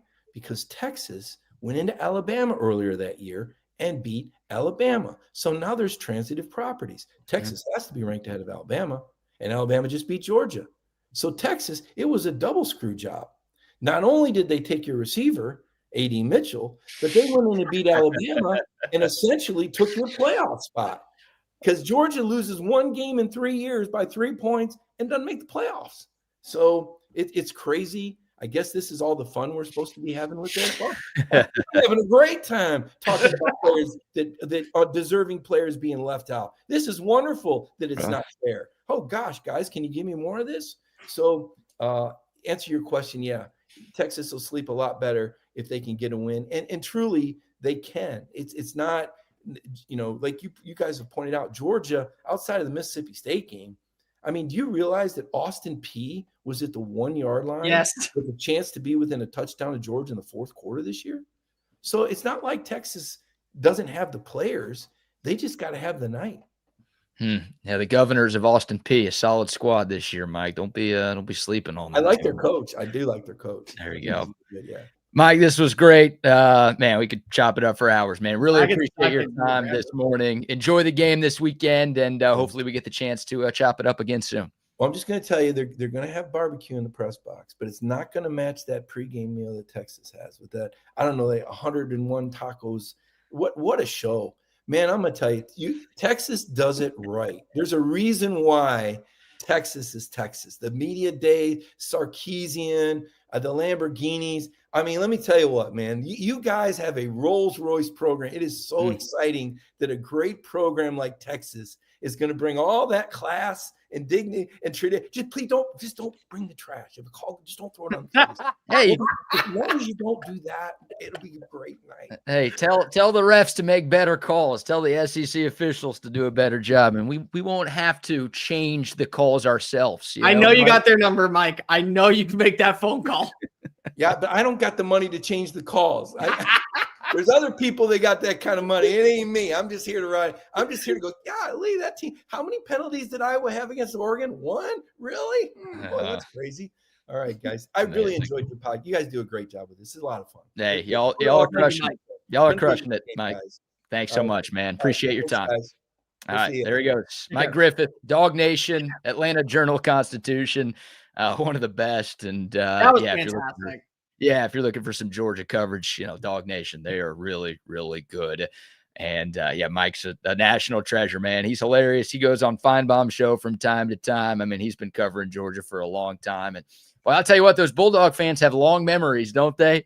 I mean, my God, he's still bitter about a bunch of things Texas did to them. The Sugar Bowl in 2018 and the A.D. Mitchell transfer a couple of years ago. And, I didn't have the heart to tell him I'm a Bama grad because I figured I don't. He's already dogging you. I don't need to continue to go down this path. Oh my God, I'd love to win this game so bad for so many different reasons. But yeah, that's knowing how Georgia fans feel about Texas. That'd be even more enjoyable if Texas goes into their place and gets a victory on Saturday. And hey, Texas, genius, throwing trash on the field, you get a call change. Sometimes you got to take matters into your own hands. I don't know why nobody else has done that, honestly, Cole. Bullying works. It works it especially works in this state. Because remind everybody, Mark Stoops could be coaching a 7-5 Texas A&M roster if Billy Lucci did not call the boys in the maroon and white to start bullying the crap out of Ross Bjork and company to nix the hire. Yeah. Bullying is not a bad thing in the world of college football.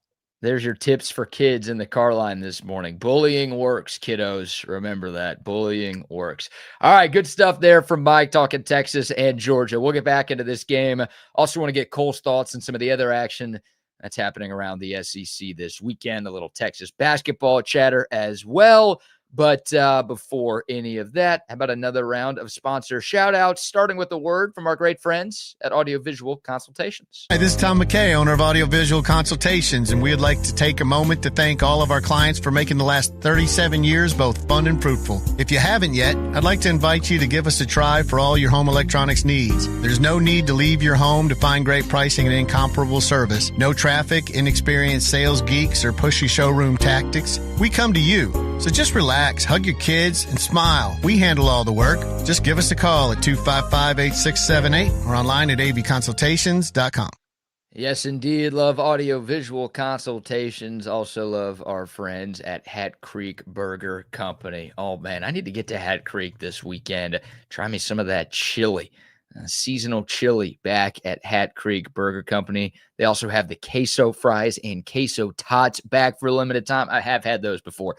They are fantastic. They've got the peppermint shake, or the candy cane crunch shake is what they're calling it this year as well. Tons of great seasonal items, but of course, those go along with the great burgers that you can get at Hat Creek. The best in town, the big hat, the little hat, something for everybody out there. Plus, they serve beer and margaritas at tons of their locations as well. They've got the play place for the kids. They're even serving breakfast at a number of Hat Creeks around the state as well. They started as a food truck down on 6th Street. Now there's more than 25 Hat Creek Burger Company locations all across the Lone Star State.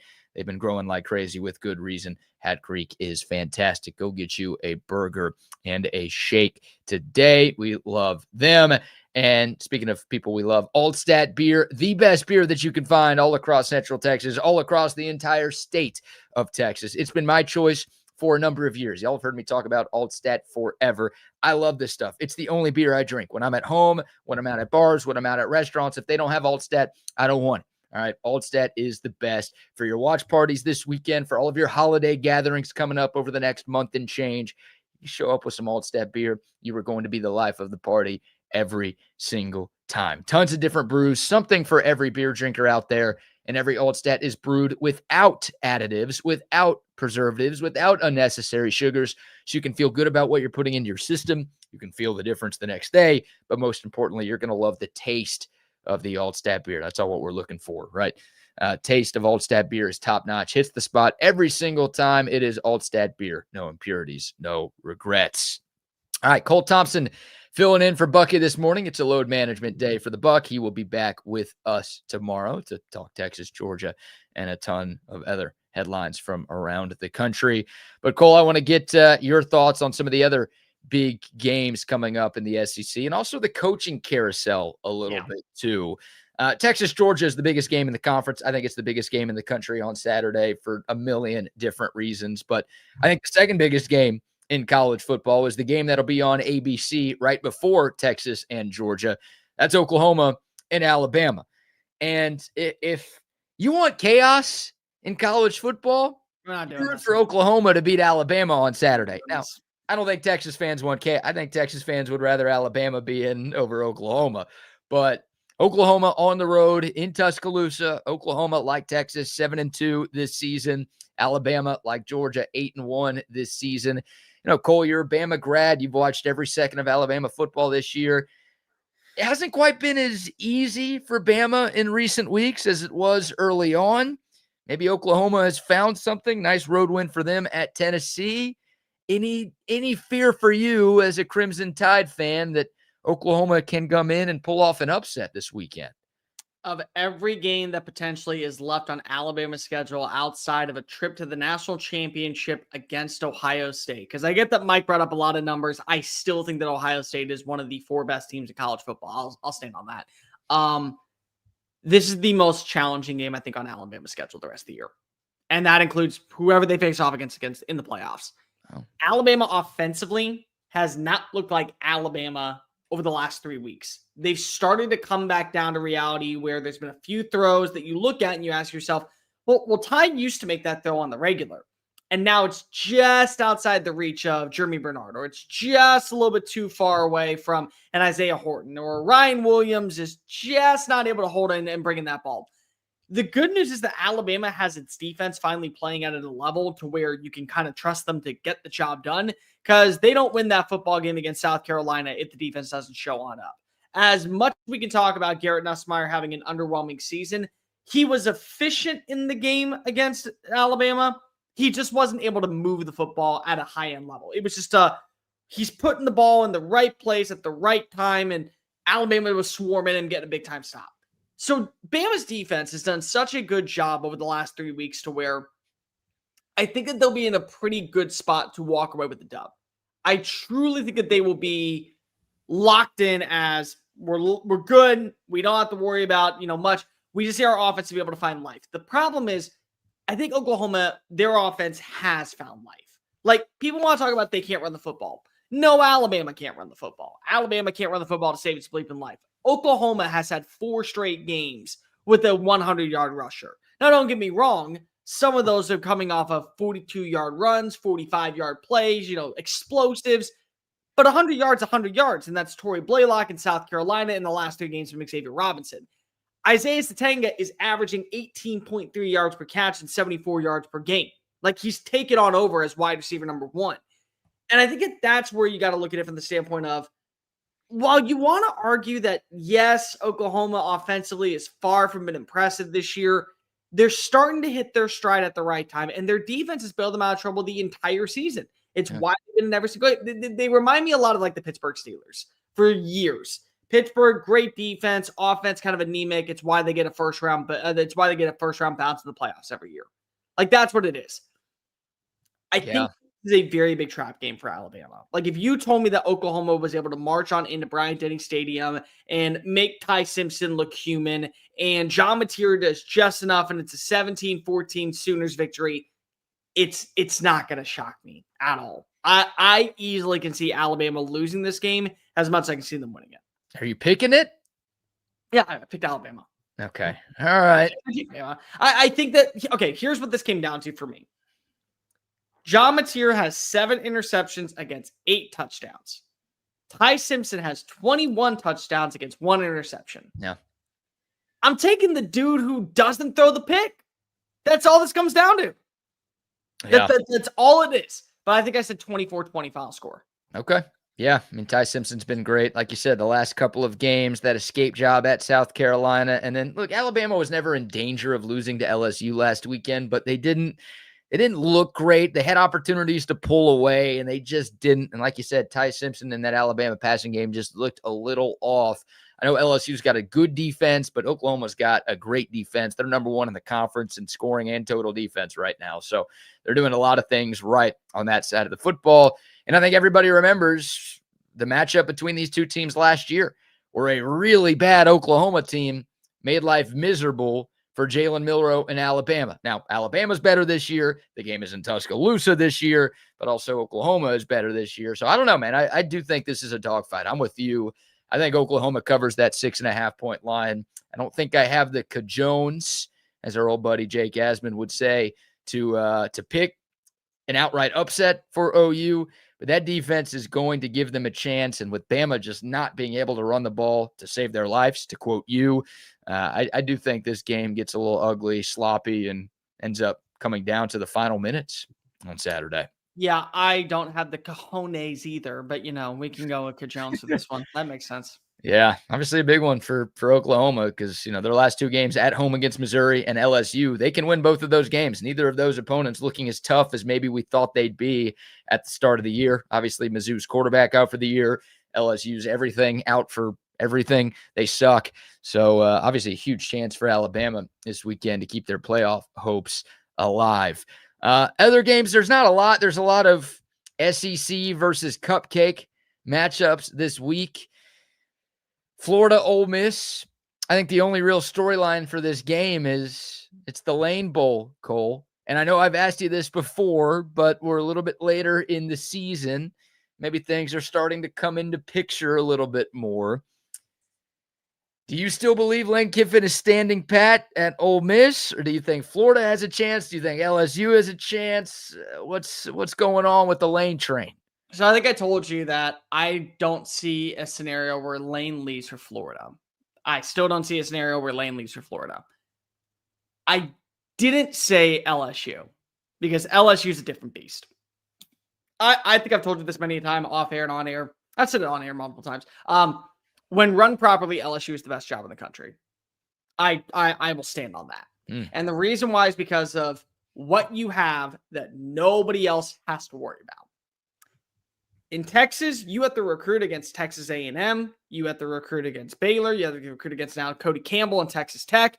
At Alabama, you got to recruit against Auburn. Georgia, you got to recruit against Georgia Tech. The state of Florida's got to recruit with a bunch of people. When you're in the state of Louisiana, you have every resource to you. Nobody dreams about playing for the Raging Cajuns. Nobody is smiling and saying, when I grow up, I want to be a Warhawk. Nobody's even looking at Tulane and going, hey, roll wave, screw go Tigers. They're not doing that. They're saying, I want to go play in Death Valley. When run properly, it's the best job in college football. It's not being run properly right now. So I don't think that Lane is going to view this as a premier destination and as a job that ends up being a better fit and a better location and better for his health and better for his overall ambiance than what he currently has at Ole Miss. And I think that he goes in this weekend. I think that he clinches a college football playoff spot because if they would be 10-1, which means at worst they would fall to 10-2 if they were to lose the Egg Bowl on a Friday. And he'll go to the podium and he'll say, what, you really thought that I was going to be coaching that team next year? Come on. And he's 2 steps ahead of us all the way. I think personally, because Lane is such a troll demon / what's the right word I would put? Smart ass. That he's waiting, and he's talked to Keith Carter about this. He's so far ahead of the game, he's already signed the extension. And we're going to find out after he beats Florida on Saturday that he already signed the extension. You think we'll find out this weekend? I think we will find out this weekend. He has already signed the extension. They've kept it quiet. I think because of the things you talked about, right? The personality traits of the one and only Lane Kiffin, I think this thing's going to drag out a while, and he's going to keep everybody on their toes. I think he likes the attention. I think he knows that everybody is on pins and needles awaiting his next move. And I think he's going to play this thing out. Not forever. Like at some point, you got to make up your mind. You got to tell recruits, hey, here's where I'm going to be. So you probably can't do this beyond National Signing Day, which is 3 weeks from yesterday. But but like he may be in the playoff at that point. Right. I think we'll be waiting a few more weeks before we get an ultimatum for Lane Kiffin. And you're right. I mean, if Ole Miss is in the playoff, which they very well could be, they probably should be, then maybe we won't get a decision until January. Who knows? So I don't think he's going to let us know until he absolutely has to. Cole. And just a reminder to everybody out here, your pathway in the playoff is also something that you have got to remind yourself of, because Penn State, Notre Dame are 2 teams that, let's just be real. Did we really think that they're playing for a shot at the national title? Nah, I don't think so. But their pathway to the semifinals was easy. Notre Dame faced off against a Georgia squad that no longer had a starting quarterback. And Penn State faced off against SMU that didn't belong in the playoff. And Boise State that had a first-round bye. I mean, like, that's what they had. So it's not as if, like, this is something to where you can look back and say, oh, well, naturally, because of X, Y, and Z, this is where we are. That's not it at all. Yeah, I wonder with the changes to the playoff format, right? Last year it was 4 conference champions who had to receive those first round buys, and we all thought it was a joke, and it turned out that was the case. This year it's just the top 4 teams getting buys. Now, last year, all 4 teams who skipped the first round lost their first playoff game. So, it's one of those things where it's like, I'm excited to see what happens, but in the long term, it doesn't matter because this is the last year of a 12-team playoff. So it's like there's not a whole lot you'll be able to take from this year and apply to future seasons because of all of the changes that are happening to the format. But yeah, your path matters a lot. There's no doubt that the bottom half of the bracket last year was easier than the top half, where you had Ohio State and Oregon and Texas all there, plus Tennessee as well. So yeah, the path absolutely matters. And I'm just hoping Texas gets in, dude. That's all I really care about right now. You get in the dance, you give yourself a chance. Last year, Ohio State, they lost their last game of the regular season. They didn't even make their conference title game, but they got into the field. They obviously got hot at the right time, and they rode that wave to a national title. You just get in, and you've got a shot to make something happen. So that's the goal for Texas. That's the goal for a lot of these teams around the country right now, is just find your way in. Any thoughts, Cole, on any of the other vacancies right now? I mean, we could talk about LSU in Florida. Let's say Lane Kiffin does stand pat in Oxford. Where does LSU go? Where does Florida go? Bless you. Maybe where do you think they should go to? Do you have one more sneeze coming? Oh, there's one more sneeze coming. Nice. The double mute there. Well done. I heard a rumor. It's a rumor. I'm going to throw this out here one more time for everybody. It is a rumor. It's not set in stone. But if LSU does not get Lane Kiffin, there's a coach up in Tennessee that may not be happy with this current situation, how the fans are treating him, that he may head on down to Baton Rouge, Louisiana. Who's the interim head coach of the Titans right now? I think it's Mike McCoy, if I'm not mistaken. Wow, Mike McCoy to LSU. That's definitely who you're talking about. Exactly. And it's not Clark Lee. Okay. All right. At first I was like, wait, it's obviously Josh Heupel. Then I'm like, wait, hold on. Is Clark Lee maybe not happy with the way he's being treated? I feel like everybody loves him at Vanderbilt. I'm pretty sure that he is very well revered at Vanderbilt, so much so they'll build a statue of him. So Josh Heupel could be in the mix for LSU. It is a rumor.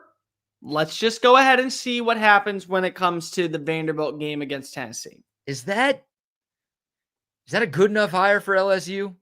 Am I a part of the problem? Am I being a Tennessee fan right now and questioning Josh Heupel more than I should? You're being a Tennessee fan that's questioning Josh Heupel more than you should right now. I want everyone to remind yourself, what was Tennessee's best season since Philip Fulmer retired? Probably last year. No, let me phrase that. What was Tennessee's best season before Philip Fulmer retired and Josh Heupel got to Knoxville? Butch Jones, Jeremy Pruitt. I don't know. No, you got the name. It's Butch Jones. During Tennessee football, I believe they had one season, 9+ wins. One. Derek Dooley couldn't get into a bowl game. My bad. 2 seasons of 9+ wins, both with Butch Jones. Both seasons they ranked just inside the top 25. 23, 22. And people are acting like that Josh Heupel going to the college football playoff last year and being able to bring them to a consistent 10-win marker and put them in the top 25 every single season, and to have them beating up on Alabama, being the first coach since Philip Fulmer to beat Alabama consecutively, to also have multiple picks that end up being in top 25 in the top 25 in the NFL draft, that he is still the problem and that things are not great there. Do you really want to play this game, Tennessee? Like, do you really want to play this game of, we can do better than Josh Heupel? All right, do it. Watch him go down. Watch him go down to Baton Rouge. Watch him be able to put together a roster because of how he knows offense and what he's able to accomplish with developing quarterbacks. Watch him be able to turn that team in 4 years into a national title contender, and you're firing your coach like you just did. It's interesting. Well, good question here from Souls. I mean, isn't LSU more toxic than Tennessee? Like, if Josh Heupel doesn't think he's being treated well enough in Knoxville, he's going to go down to deal with that fan base in Baton Rouge. Is that obviously it's a bigger job? He'd probably make more money, and it's easier to win at LSU than it is at Tennessee. So plenty of pros to that gig compared to the one he has right now. But you got to deal with some crazies and the governor now too in Louisiana. Yeah. Here's the way that I view it. If you can't win at Tennessee, it could be because if you don't have the right pieces, you lose great coordinators, you become head coaches, you have a daunting schedule, and unfortunately, there are some rebuilding years simply because of how the transfer portal works in NIL. If you can't win at LSU, you're the problem. I think that's the difference. If you can't win at LSU with their resources, with their state-of-the-art complexes, with how much they have in their backyard of proven talent, with how much there are kids that would die to go suit on up for the purple and gold, knowing what is currently awaiting you in that cesspool of a state filled with talent, exceptional talent, you're the problem if you can't win. Brian Kelly was the problem at LSU. It was not because of the players. Right. Well, the last 3 coaches before him all won national championships in their first 4 seasons at LSU. So. I mean, like, be real for a second. We are living in a world where Les Miles and Ed Orgeron are national championship head coaches. Do you not think that Josh Heupel is at least at Ed Orgeron's level as a head coach? I think he's at Ed O's level. Yeah, I think he's. So if Ed O can win a national title at LSU, you're telling me that Heupel can't? Right. Yeah. It's you could do worse if you're LSU. I do wonder. I feel like some Tigers fans would question that hire, thinking they could do better. But well, that's an interesting name. I mean, you keep hearing Lincoln Riley's names thrown around in coaching rumors, and obviously now you're adding Josh Heupel potentially to the mix. Like, we know which jobs are open right now, but obviously those jobs could be filled by current coaches at other schools, which would open up more jobs. And this carousel is already insane on November 13th. And again, we're not even close to the offseason. We haven't even had a hire made yet. I know. We're just getting started right here. It is wild. All right. Lee Sterling will join us here in a few minutes. I want to give a few thoughts on Texas basketball's easy win over Fairleigh Dickinson last night, 93-58, the final score at the Moody Center. You know what they say, Cole? Good teams win, great teams cover. On FanDuel, you guys are still about FanDuel on SECU, correct? What was that? You guys are still all about FanDuel on SEC Unfiltered? We are still all about FanDuel on SECU. There you go. So I'll give them a shout. Good teams win, great teams cover on FanDuel. That is the line. Texas was a 31-point favorite. They won by 35 last night against Fairleigh Dickinson. Interestingly enough, Texas was down 10-2 to start this game, and then the Longhorns remembered they were playing Fairleigh Dickinson. And then they're like, all right, let's wake up. Texas went on a 12-0 run to take the lead. They never trailed the rest of the way, led by 19 at halftime, and the Horns put it out of reach early in the second half. I know who they're playing, but I like the offense that I'm seeing from Sean Miller's squad so far, 90-plus points in back-to-back games. This team could get scoring from a lot of different places, and that's a nice change of pace from what we've seen in the recent past. Skilled bigs, playmaking guards, pure shooters. I like Dalen Swain, who does a little bit of everything. They play up-tempo. They move the ball. It's entertaining basketball. Again, I know the opponent is the opponent. Some of y'all have already tuned me out and say, you don't care, do it against somebody with a pulse. But I think the offense is clearly different from what we've seen around here, which is good. And I like the freedom that Sean Miller gives his players. Like any guard who gets a defensive rebound, I saw Zay tweeting about this last night. Any guard who gets a defensive rebound has the autonomy to just go. Like, you don't need to bring it up slowly. You don't need to set up the offense. It's like, no, you can get a defensive rebound and the play is still live. Go. Like, we trust our half-court offense, but if we don't need to set anything up, we'll take the easy stuff. We'll take the transition buckets. So I like that. Matas Vokatitis, the big man transfer from Florida Atlantic. How about 19 points on 8 of 8 shooting and only 19 minutes of play? He was really good. He continues to just make mincemeat of these bad teams. Good game from Tremont Mark. So a lot of good for Texas. They did miss 15 free throws. That's the not so good. 19 of 34 at the line. Again, you can get away with that against FDU and still win by 35, but you shoot 56% at the charity stripe in an SEC game, that's probably going to cost you an SEC game. All it cost you last night was a chance to score 100 points. But I like that. I like most of what I saw from the Horns last night. A couple of things to still clean up. The three-point shooting. Kendall Weaver, starting to feel bad for him because I know he spent a ton of time in the offseason working on his shot. The fruits of his labor are not ripe yet. 0 of 2 last night from 3. He's 0 of 7 on the year from deep. Also missed 4 free throws yesterday, too. So just a rough shooting night for him. And we're getting to the point where Texas fans are going to start yelling at their screen whenever Kendall Weaver shoots a 3. Hopefully he makes a few to give him some confidence and to give everybody some confidence that he actually can knock them down. But Cole, I can't imagine you spent much time watching Texas Fairleigh Dickinson. Maybe you watched the Texas Duke game last week. Any early thoughts on any Texas basketball so far 3 games into the season? I like Texas's depth on the bench of what they got with the big guys. I mean, Lacina Traore had 10 rebounds last night. You had a big-time game from Shendo Weaver. Simeon Witcher has gotten you 7 rebounds. So I think that they're a big team that knows where its strengths are, especially coming off of the bench.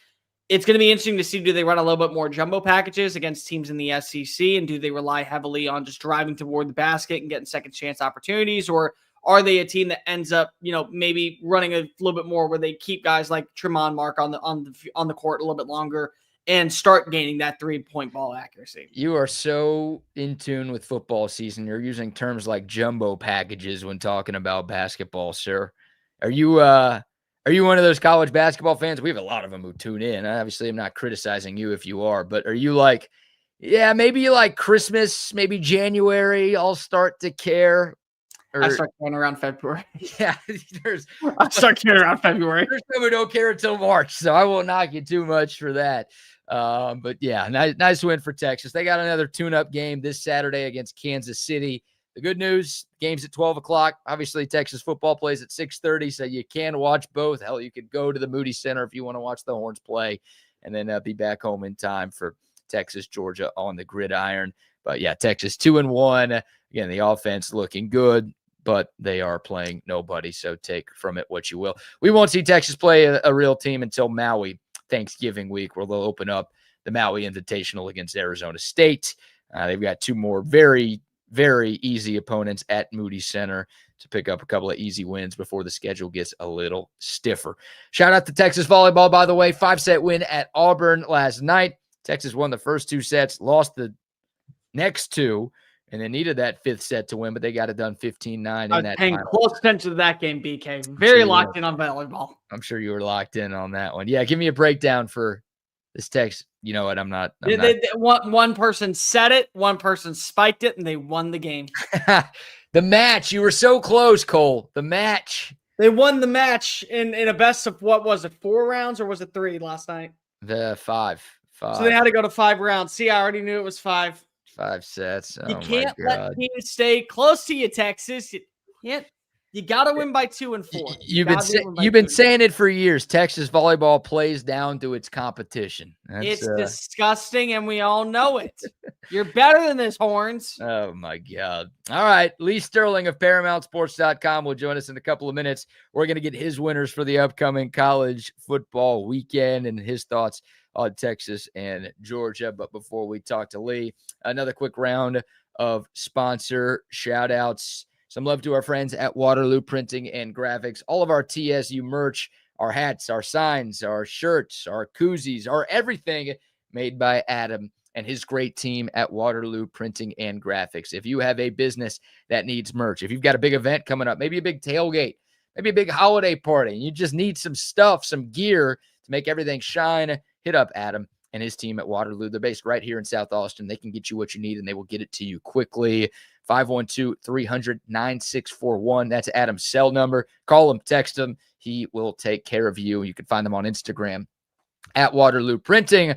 Also, some love to the Hecht Law Firm as well. Ryan, Hurricane, Hecht, your go-to personal injury attorney right here in Central Texas. Been a friend of mine for more than a decade, a proud Texas grad, and he has been fighting for justice and big results here in Central Texas for a decade. So if you or somebody you know gets hurt in a car accident, gets injured on the job, suffers any kind of personal injury, there's nobody better than Hurricane Hecht. He will fight for you every step of the way. Don't let the insurance companies push you around. Let Hurricane Hecht blow their case wide open and let him flood your pockets with cash. 512-938-8929. You can find out more information online at hechtlawfirm.com. That's HECHT lawfirm.com. A proud Texas Longhorn fighting for fellow Texans all across the area. And who else needs some love? Oh, Relax the Back. Yeah, you always hear Bucky talk about his Relax the Back chair. I'm sitting in a Relax the Back chair as well. Fantastic stuff. If you've got back pain or if you're just trying to avoid back pain, go to Relax the Back. They've got everything you need to take care of your body. The comfortable office chairs, the massage chairs, the mattresses, the seating pads, the literally everything to make your back pain a thing of the past and just to make you more comfortable when you're hanging out at home, at the office, in your car, whatever. 2 great locations, one up north by the Container Store at that 183 Mopac split, and then the other one in the Hill Country Galleria down south. rtbaustin.com for more, but more importantly, go see our guy Jason and his entire team at Relax the Back. And OLIPOP as well. That's good stuff. Love the OLIPOP. Great tasting soda that's actually good for you. You see us drink it on air all the time. You hear us talk about it all the time. If you haven't tried it yet, you're missing out. More than 20 different flavors to choose from and 9 grams of fiber in every can. Hardly any sugar, very few calories. Stuff tastes great. It's also great for you. I don't know how they did it. They found a way to make something healthy actually taste good. It's hard to do. OLIPOP has it down to a science. Get you some the next time you buy your groceries. Anywhere. HEB, Target, Walmart, Costco, Whole Foods, wherever you shop. Next time you shop, make sure you shop OLIPOP. All right. One of our favorite segments each and every week is Chopping It Up with Lee Sterling of ParamountSports.com, the hottest handicapper in the history of the known universe. Lee joins us now. Lee, thanks so much for the time. How are you, sir? I'm good. What's up, Cole? What's up, What's BK? up, Lee? How we doing, bud? I'm good. I'm real good. Checked out a Heat game last night, first of the year. Was burning the midnight oil through Tuesday night, so I could go. Just fun to get out. What a scene these NBA games are. If I was an NBA player, I never would have gotten married. I mean, the talent that's walking around the game, it was insane what was going on there. So, well, it's a little different in Miami versus, I don't know, Charlotte or Detroit, too. I feel like I'm sure Dallas. Really I'm sure Dallas and Houston aren't bad. You're right. No, in Texas, Lee, we got it good. You go to Milwaukee, you're going to find the smoke shows all underneath the parkas. Well, That's come what on, we see Cole. 'em. Yeah, you see why Giannis got married like 2 years That's after right. being in the league, right? It makes sense. I'm afraid to ask this, Lee, but I know you spent some time with my folks last weekend. Yeah. How was y'all's time together? Well, I mean, your dad didn't think I was going to come through. He thought it was going to be Long John Silver's. He copy and pasted us. I think it was like a year earlier or a couple of years earlier. We were out somewhere, and I don't know if you know this, Cole. So he put a picture of us eating at Long John Silver's instead of Joe's Stone Crab. So one of my few hookups, and Bill Cohen can attest to this also. So made a hookup there, and one of the maitre d's I know really well, taking him to a couple Heat games also. So I literally, you can wait there 2.5, 3.5 hours if you don't have a reservation. You need a hookup, and what you do is it's like kind of like the mafia in a way, but you don't tip the maitre d' on the way in. It's on the way out. It's the handshake on the way out. And I've got it down with my hookup. We don't break stride. He sees me rounding the corner, and I don't break stride. We go straight to our table. And getting a table, it's a big place, but getting a table for 6. We had another friends of ours who joined us, also surprised your parents. And your dad picked up the tab, too. No way. Yeah, picked up the tab. Wow. So I must be adopted because there ain't no way I'm picking up the tab there, Lee. No chance. Yeah, he was a sport. He picked up the tab, and he must have eaten. We had, I think, 5 pounds of crab. He must have eaten 3 pounds of them. I'd never seen him. He said he hadn't had stone crabs in a long, long time. he was going to town. So I can tell you this much: he wasn't eating. There was no midnight snack or breakfast, not a heavy breakfast before he got on that cruise ship. So we had a great time.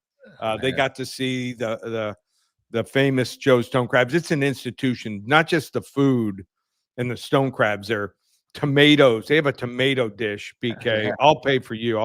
I'll treat you and your girlfriend. Wow. If you come down here, hopefully Texas gets down here and plays in Miami. We've got a quarterfinal and the final game here in Miami. And they have these tomatoes. My wife Kim loves these tomatoes with spinach and some kind of sauce, and then 3 cheeses melted over the top. So Yeah. if I ever go alone, she's like, just bring me 3 tomatoes. That's it.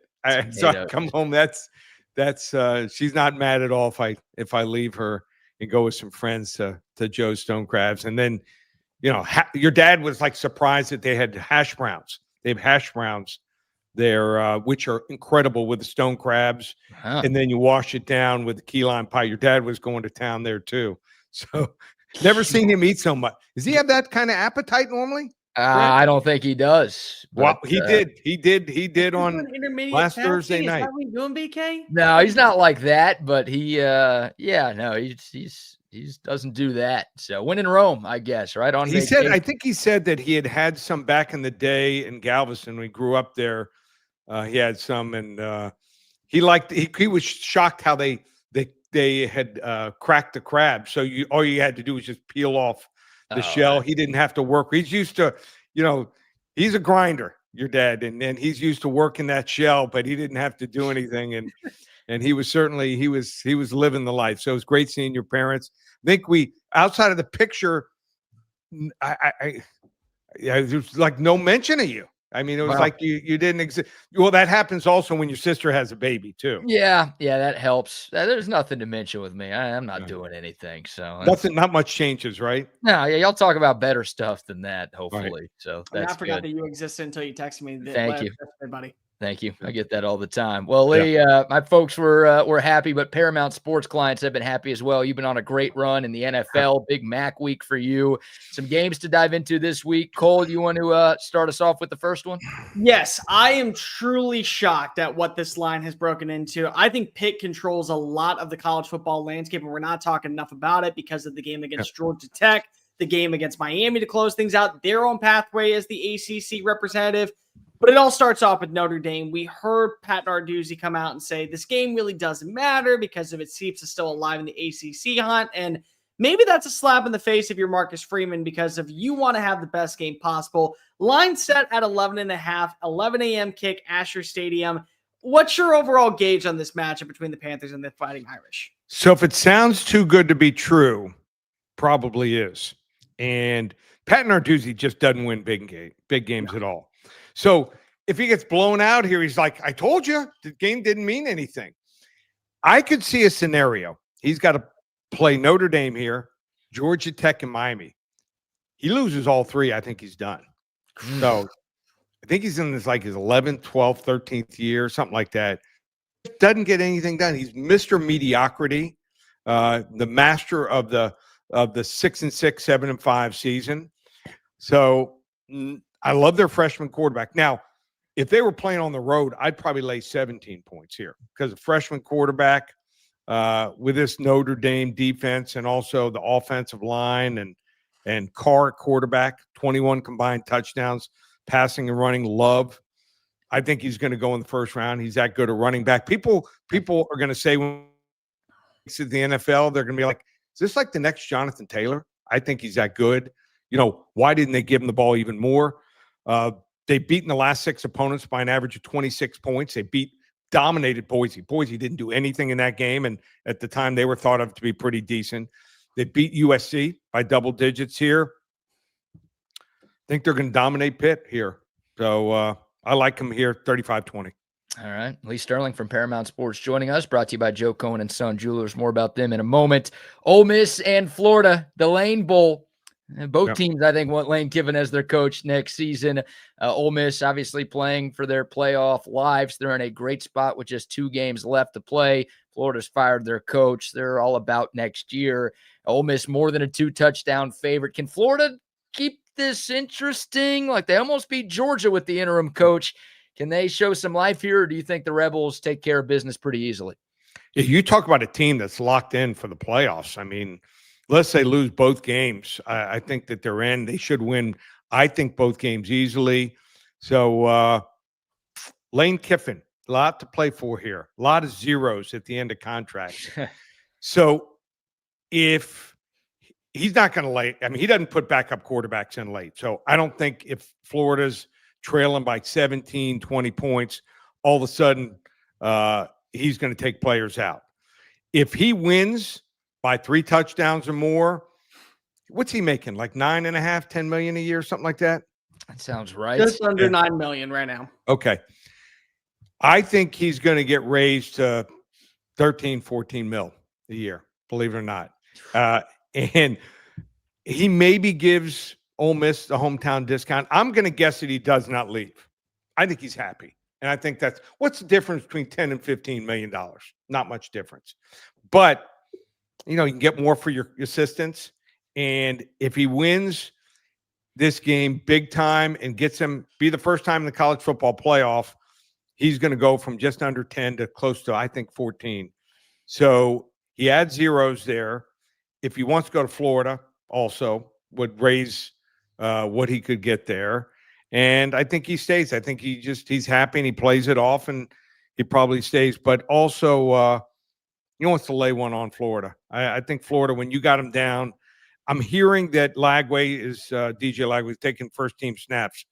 But you talk about a dead team walking. Yeah. And also their top 4 receivers were out for last week. Doesn't have any targets, no confidence at all. The defense gave up. Kentucky got blown out. Another blowout. Ole Miss 41-17. I'll tell you, Lee, the team that I've been paying most attention to because of what their history says is Texas A&M. And that battered Aggie syndrome has yet to appear. They're probably going to be in the playoff, but I still think that they're going to drop a game at some point. South Carolina, revenge factor, last season, Lavian Moss gets hurt. They run rampant in the second half, and this was the beginning of the collapse. Line currently set at 19.5. We're talking almost a 3-touchdown game. And you brought this up. Pat Narduzzi may be coaching for his job. If Shane Beamer loses his next 3, including Coastal Carolina, he may be out in Columbia. What's your gauge on this matchup going into Kyle Field? Another game that does feel like, hey, you win this one, you're locked for the college football playoff. All right, so they're not going to lose to Coastal Carolina, but he still can lose his job. Sure. What do you see? Tell me the weakness you see on the Texas A&M team. No cute cheerleaders.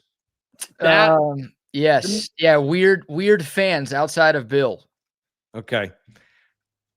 Kind of agree with you there too, but I don't see a weakness in this team. I really don't. I think they're like Ohio State. I really don't see a weakness in this team. So no Mike Shula for South Carolina. He's out. I think the biggest problem is their offensive line. Their offensive line absolutely stinks. I've never seen more offensive linemen literally just watch guys go by them and not even touch them. Yeah. So never forget this. My head coach, who Bill has met, and we went to the A&M Miami game with one time. We're watching film. We had this offensive guard and big, like 6'5", 315, 320 in high school. And this is going back 1980. And watching film, and this kid sometimes just would do nothing. And he told him, listen, if you're not sure, just hit the ground. Maybe someone will trip over you, So, love that line. Yeah. I think their line is garbage. Think that Lenore Sellers is one of the most overrated quarterbacks. There's all kinds of talk that he's going to go to Miami. Yep. I know Miami would love to have a dual threat quarterback, and he is a dual threat quarterback, but he was completing almost 66% of his passes last year. This year, just 61%. Now, part of it got no receivers, offensive line stinks, but bottom line is he's not accurate. There's some passes you're like, who is that to? It's not even close. You think of him as a runner, right? Guess how many yards he has. Take a wild guess how many rushing yards he has this year. I think it's like under 260. I'm going to go even less than that. I'm going to say 175. Okay. I thought 250 to 300. 158. Wow. So I was shocked. So Yeah. he's running laterally a lot or backwards a lot. So I think he's there. I'm still looking at almost every single draft publication for 2026. They have him going top 20, top 25. I don't see it. I think he needs out at least 1 year in the right program. I don't think he's that great. Maybe I could be wrong. He's another Richardson from Florida. Think he's going to be a washout as a quarterback. Maybe he's a tight end. They have no running back. He's on 350 yards here. Texas A&M lost to them last year, and they could not tackle him. I think that they are going to come with a fury here. This is the game they want. Blowout special. If you want some great jewelry, just visit Bill Cohen at Joe Cohen & Son Jeweler. After halftime, he doesn't even need to watch second half. A&M 45-16 over South Carolina. Wow. Lay a whooping on them. All right, so 3 blowouts so far. Now we get to the 2 best games of the SEC weekend. I'm going to ask you about Cole's school, and then Cole's going to ask you about my school. Okay. Alabama hosting Oklahoma. Oklahoma, 2-loss team fighting for their playoff lives. Alabama in the driver's seat to make the SEC championship, along with A&M right now. Obviously, last year, you talk about revenge factor. OU dominated Alabama in Norman.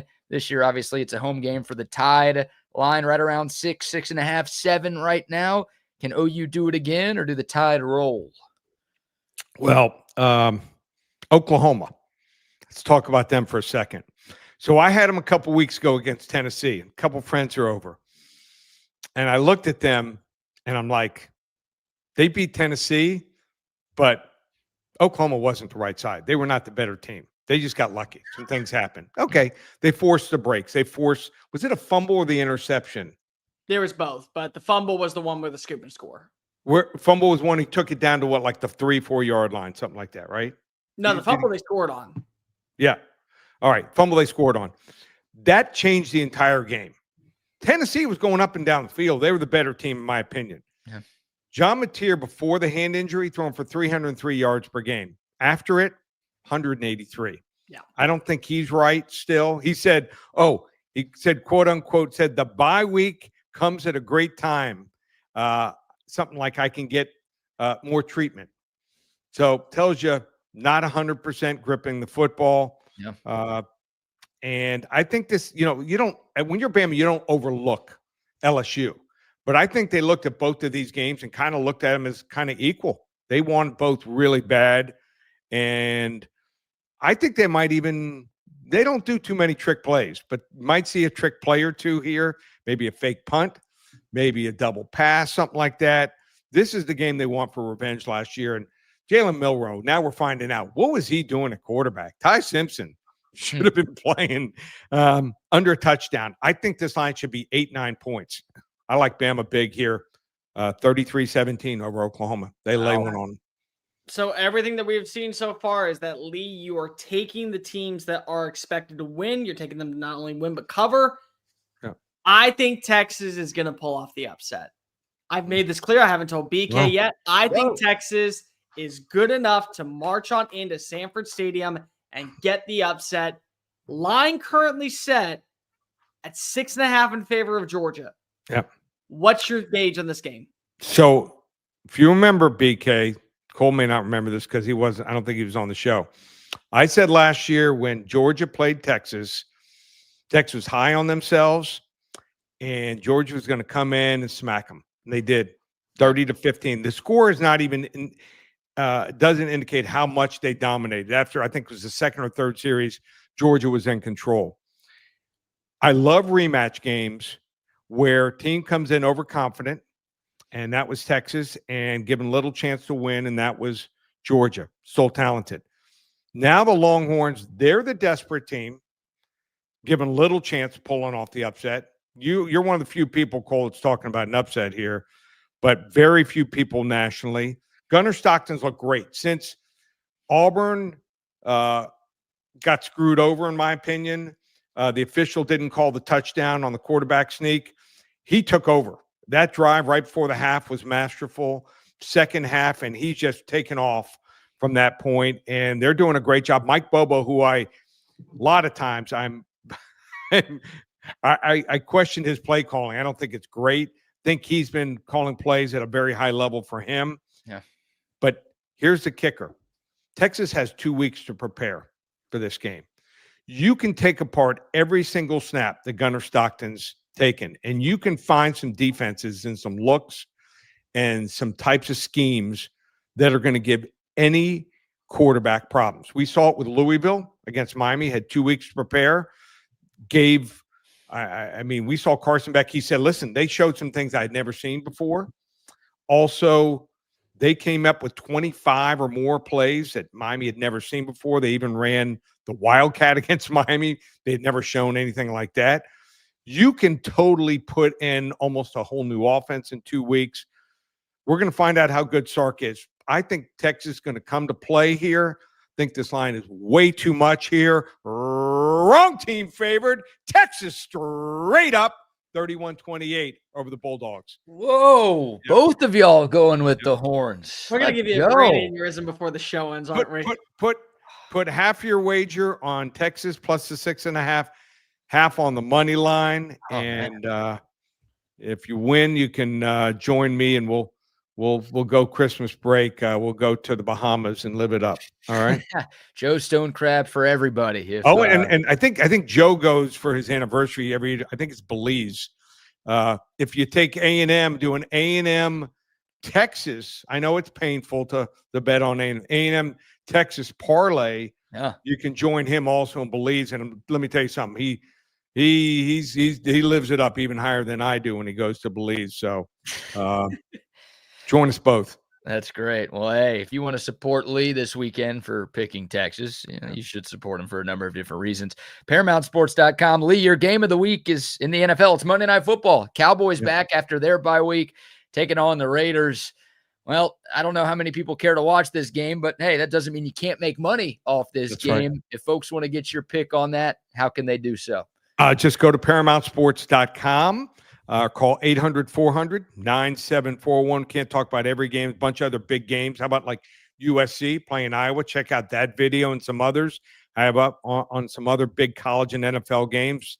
But if you want Cowboys and Raiders, call 800-400-9741. First 5 callers, we'll give them the game for free. And we're rolling. How about this NFL? Last 8 weeks, 31-9. That's right, 31-9. That's like going almost 4-1. 8 straight weeks. So you want to hop on board. It's called Lee's NFL Sunday Golden Ticket. 5 games for 4 weeks, $197. UFC card, have 7 selections, $55. And one of them is a 50-unit max wager for the pay-per-view going Saturday night. We've won, I think it's like 17 out of 23 cards there. And then player props. I know all your buddies, Brad's buddies are playing the NFL and college player props. They pay just the same, and we've been red hot on those. You want to try us out starting tonight all the way through the end of next weekend, 10 days of player props, $50. You want to give us a try so you can bet the game. Some of these games like the Jets and the Patriots, I may not have anything on it, but I might have 3 or 4 releases on player props. Easier way to win sometimes. So 10 days of player props texted to you, just $50. Everything's up and available. ParamountSports.com. Beautiful. Lee, you're the man. Thanks so much for joining us. Enjoy the football this weekend, and we'll talk next week. See you guys. Take care. Be safe. All right. Lee Sterling, ParamountSports.com. Of course, the Paramount Sports segment, once again, brought to you by our great friends at Joe Cohen & Son Jewelers, Austin's oldest family-owned and operated business of any kind. I spoke with Bill. He says they are ready for the holidays, which, of course, are right around the corner. He's enjoyed meeting and helping so many TSU listeners, and he would love the opportunity to help you. You don't need to know anything about jewelry, about gold, about diamonds, about anything. All you have to do is know Bill and his great team at Joe Cohen & Son Jewelers. They will take care of you. They'll make it so easy. You get a TSU listener discount. They're going to gift wrap everything for you. They've got items for every single budget. Take care of that special somebody in your life. The Cohens have been doing this since 1883. That's the year that Bucky was born, I'm pretty sure.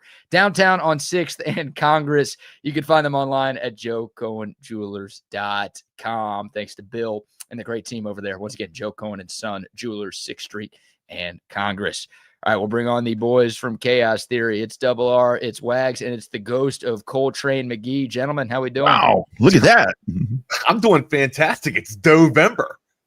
It's Dovember. It is Dovember, baby. So that's right. I've got to ask you old guys a question. Yeah, come on, Hart. Double R and Wags. You guys are the old guys. Thanks. Am I old? I'm middle-aged. Well, saged. Middle saged. Compared to me, you're quite sage. Well, apparently I'm old, so because I'm older than him. So let's give the whippersnapper some good love, boys. Oh, there you go. So Cole started off the show this morning talking about how he's tired and this is 32 and whatever. I am having an old man moment, and I need y'all's help, and I need the people's help because I'm sure somebody has experienced this before. I have self-diagnosed myself with a pinched nerve in my neck. And I dude, my shoulder, my whole right side down to my fingers, like I'm in a lot of pain. Like, do you have dead arm? Is it a tingle or is it a sharp? Yes. I got it. So, tingles on the extremities. Yep. Tingles I like had all this the way last year. down to the pinky, and just like pain, like all down here. And I've done some YouTube stuff. I've done a couple of stretches, but like they're temporary fixes, and then the pain comes back. Double R, if you got something, I had this last year. I had this. I actually went. You guys know I don't go to the medical office very often, so I actually went in because I'm like, okay, this is like a stroke. This is like something after a stroke or something at my age. Frozen shoulder is what you have. It's called frozen. Is that shoulder. real? My wife said the same shit. Yeah. And I can send you the exercises, and it may last 2 weeks. It may last 6 months. But I'll send you, like, you can take a golf club and you have to go like this and then up like that. It hurts like a son of a bitch. I use a towel, or a towel's more, malleable, all right? Like, it's versatile. You can go all over the place with it. And that way you can just range it up like that. Also, take your fingers when you're in the shower. Whoa. I swear this isn't going to get weird. When you're take your fingers, right?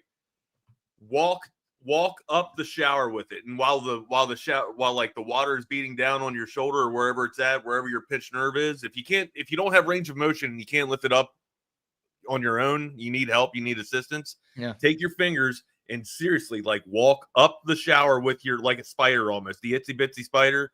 Crawls up the water. That's the shit I say to make sure that I go slow, right? I say the ditty. Okay, we go up there, we let it hang out for a while, we let our arm have some range of motion, and then we gradually come back down, man. Mine lasted. I think your body. It was probably like 2 months of sheer. I mean, it was like very little. I mean, even like doing the show, I just kind of have to lay it right here. You know what I mean? And then I woke up like 1 week. It started feeling better, and it's been gone ever since. Okay. So it's pretty weird. You really just want to make sure it doesn't happen. You could just if you can fit the itsy bitsy spider in with rubber ducky, I think you're okay. Rubber ducky, you're the one. Yeah. Did you say you were hanging out with Diddy earlier, Wags? Did you say that at some point during your you got to do the Diddy? You're hanging with Diddy? You're hanging with the Diddy? Yeah. No way. No. Where's that baby? Is that going to be a new show, Hanging with Diddy? Is that going to be a new show? This guy said that he does the towel like this. That dude's got the towel between his legs. Yeah, he's got the Deshaun Watson towel going on there. Wags, please. How are you slipping and sliding that much? Is that the baby oil working? It's that with another multi-lube that's thrown in there, right? Yeah. When he gets out of his chair, it goes around. Yeah, we got a lot of chemicals these days down in the garage. Hey, Cole, what are you doing? Cole, what are you doing Monday morning about 9 a.m., buddy? Give me a call. I might need your help. I found this buried in the mail yesterday. A jury summons Monday. No. Monday, 8:30, Georgetown, Texas. Uncle Ronnie could. Oh, no. Come on. It's Monday after Georgia. You got to tell the jury to F off. Well, it says here that you're not supposed to wear shorts. So I'm figuring but still, though, it's going to mess up the show thing. I can defer this if I really want to, but I don't know if I really want to go down that route. That's fine. BK, you're not allowed to tell them yet. But you guys only have me for 2 more weeks in the mornings for something that's happening. So Wags, I will gladly come and help you out if you need me, Rodney. Now do the show from the courtroom. You know what? Actually, you know what? Start the show from the courtroom, and then if things get south, I'll be in standby. You go to the bullpen, call in the left. So I have this selfie thing. Maybe I'll go rolling up in there like this, like the influencers, dress nice and rolling in, and maybe they'll excuse me that way. I'm sure you use that for selfies and not anything. Right. else. Yeah. Other things, huh? Double R. Hey, so can I ask, do you know how you did it? Do you know how you jacked it up? Dude, I don't like. Yeah. Believe it or not, it wasn't that. That's usually more the elbow where I have those issues. Jacked it up. Little elbow grease, Mehoff. I don't know. I think it started on Sunday and I slept started on Monday and I slept in a hotel Sunday night. I didn't think the bed was that bad. I didn't think I slept that bad, but maybe it was that. But it's just like, it's gone on all week. Yesterday, dude, I went to sleep with gloves with 3 layers with a neck warmer because I felt cold because of the tingles. And I have no other symptoms. You might hear that and be like, oh, you're sick. You're dealing with a fever. Nothing else except for this.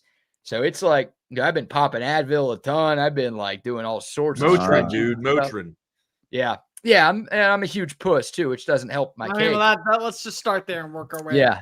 So it's I'm just looking, if anyone, those recommendations are great. Obviously some listener recs coming in. It sounds like I just got to wait it out. I can do some things for temporary relief, but I'm going to be dealing with this for I would say heat pads if you have them. I bought a heating pad. I feel so old. I got a freaking heating pad now. Dude, so at least you might have did it while you were in your sleep or something. We do all kinds of crazy shit when we're in our sleep, right? Our body contorts and all kinds of stuff like that. Wait until you sneeze. Wait until you jack your shit up. I've done that before. Yeah, right. You sneeze, you turn around, you all of a sudden you can't walk, and you look back at your wife and just, Jesus Christ, girl, all I did was sneeze. I'm falling apart. What's up? I used to defend the world. Going up the stairs. It's like going up the stairs, you pull a hammy.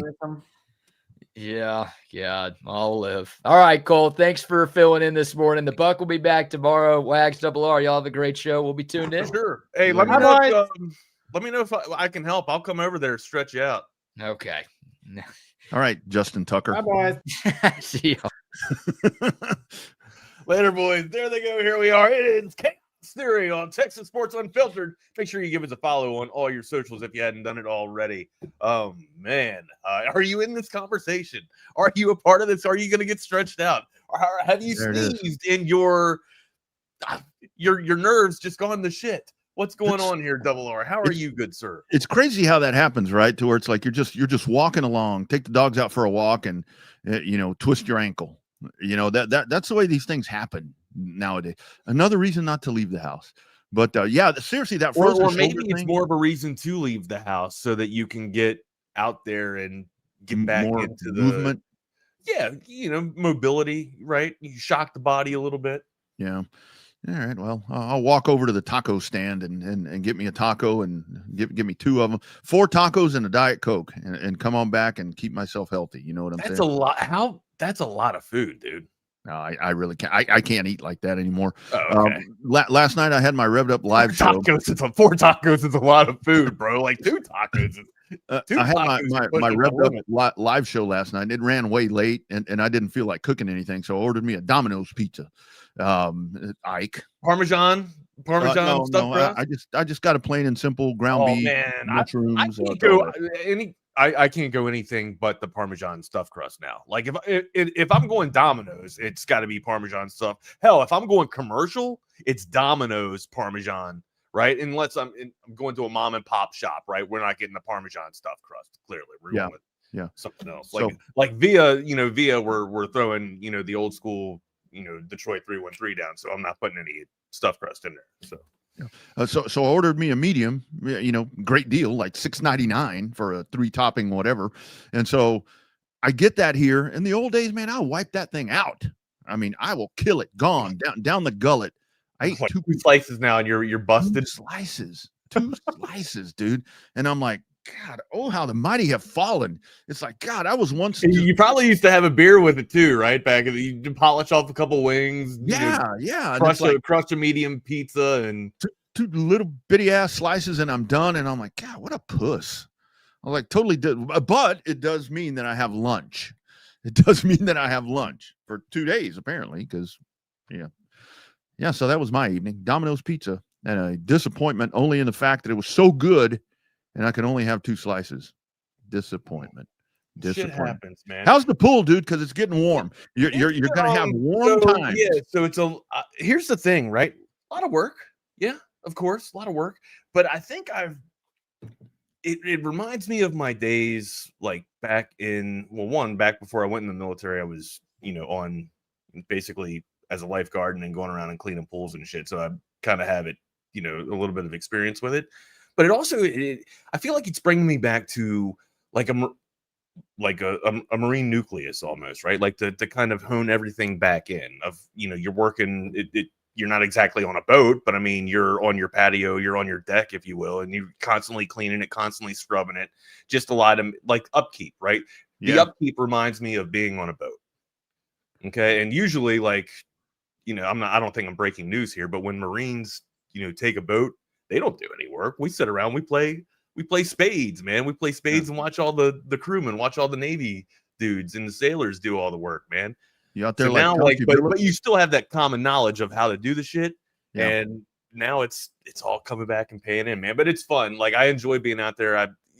Truth be told, usually like I'm in here researching or playing video games and shit. I've been out. I got some Kellner and stuff. I haven't been out. I haven't been out in the sun like this, consistently in a long time, man. Since been working, working labor and stuff like that. See, that's where I think that it's good for you that y'all did that. Well, it's good for you that you did that for a lot of reasons. But I know a lot of people that have not gotten a pool for that very reason, where it's like, man, when I started, gym memberships are now $150, or excuse me, not all gym memberships are $150 to $200 a month. But the gym that we were going to were asked, they jumped up almost $50, about $30 for a membership for the year, and it's been consistent, right? Usually it's like $5-10 is what the membership goes, but this was a nice little jump, right? And they also got rid of half the amenities at the gym, right? And I'm talking about lifetime. I don't think they'll ever be a sponsor. Were you going to Lard Ass Fitness over here up the road? No, I was going to Lifetime. Okay. Of course, they take away all the, it's nice if you go every day. If you utilize it every day, it's worth it, right? But also it had a lot of, amenities for you, right? So you get out there, and we of course use the pool a lot, but now we're not going to have an Olympic sized pool, but still like to pay, it got up for the 3 of us, for my son, my wife, and I, it was now like almost, $280 something. Damn, for the gym? Crazy, outrageous, right? But this year it was $200. Yeah. But it bumped up 30 almost each member. And we're just like, okay, so you can either pay that every month, or you can put something towards a pool in your backyard. Yeah, absolutely. I mean, it's a no-brainer to me, man. You know what I mean? Like, why the hell am I going to give somebody else their money, or somebody else my money, and then have to use their shit when I can, I kind of got a little bit of experience in the damn thing anyways. I won't have to pay for service or for a cleaner or anything, or pool cleaning or anything, because I know how to do it. Let's just go ahead and get the pool. Yeah, I joined the purple and yellow gym. I'm not going to say their name, but you can figure it out. Who is it? Who are you talking about? I'm not going to say their name, but it's Planet Fitness. I joined that one time. I'm not going to say their name, but it's okay. I joined that one time, and it's like free to join, $10 a month. So I do that. I go rolling up there, and they're like, you can use those 2 machines over there. That's what you get. I'm like, well, shit. I want to do this and this. Okay, that costs this much, and then it's this other much. So I'm like, oh man. So I had dropped that real fast. $10. Yeah, and to what Bevo Lance Jason says here, man, cleaning the pool is relaxing for me, right? It's a bit of work, but it's peace and quiet. Yeah, and I mean, if you like the peace and quiet and just have the the ambient noise of the waterfalls and stuff going on behind you, that's fantastic. But I throw a little music on there too and get out there, man. Have some Enya. Rock out to some Enya, of course. Yeah. Nothing makes you rock out like Enya, bro. or yeah. Orecano Flow or whatever it's called. Well, don't listen to Ocon. Didn't he get arrested yesterday? I don't know what the hell you're talking about. Who's Ocon? Some dude. I just saw. All right. Where do you want to go, partner? You got the ship. Is it all on me? All right. Let's see. Cy Young Award winners, my man, back to back. Scooble and you know Scooble, and then our man Paul Skeens are your Cy Young Award. Akon, thank you, CB. Akon. Now I know who you. I didn't know who Ocon was. Akon, I got you. I thought I sent you something on Cam Scatabo too. I can't find it, but anyways, there's a segment that I want to do later on, just a little fun segment. Scatabo eating a taco. Like I guess Scatabo. This is a good question, right? I just saw it. This is a very good question, right? Did I send it to you? You did. It's on my phone, so I need to figure out how to get it over here. So I'm trying to pull it. For some reason, it is not reflecting in. Yeah, I don't really want to open Instagram on. No, I got you. I can open Instagram. I don't have that type of problem on my. No, I'm just kidding. I don't have that problem. Right? You don't open Instagram up to the public. I will open Instagram up to the public. Man, it's like Watergate. I will find it. I'll be able to find it here in a second. Yeah, it's like the Epstein files, man. Those things are sealed when it comes to double R's. So Cy Young.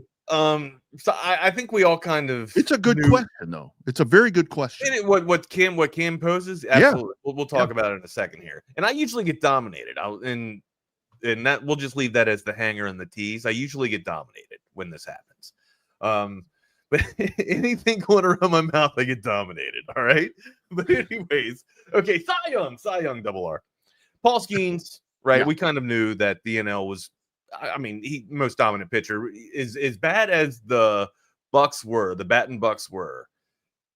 Skeens was still having an ERA that was almost godly, right, and just almost untouchable. Okay, NL was kind of it was Skeens' show, right? The AL was it was up for grabs, I would say. Yeah. But I mean, Tarek Skubal now back to back.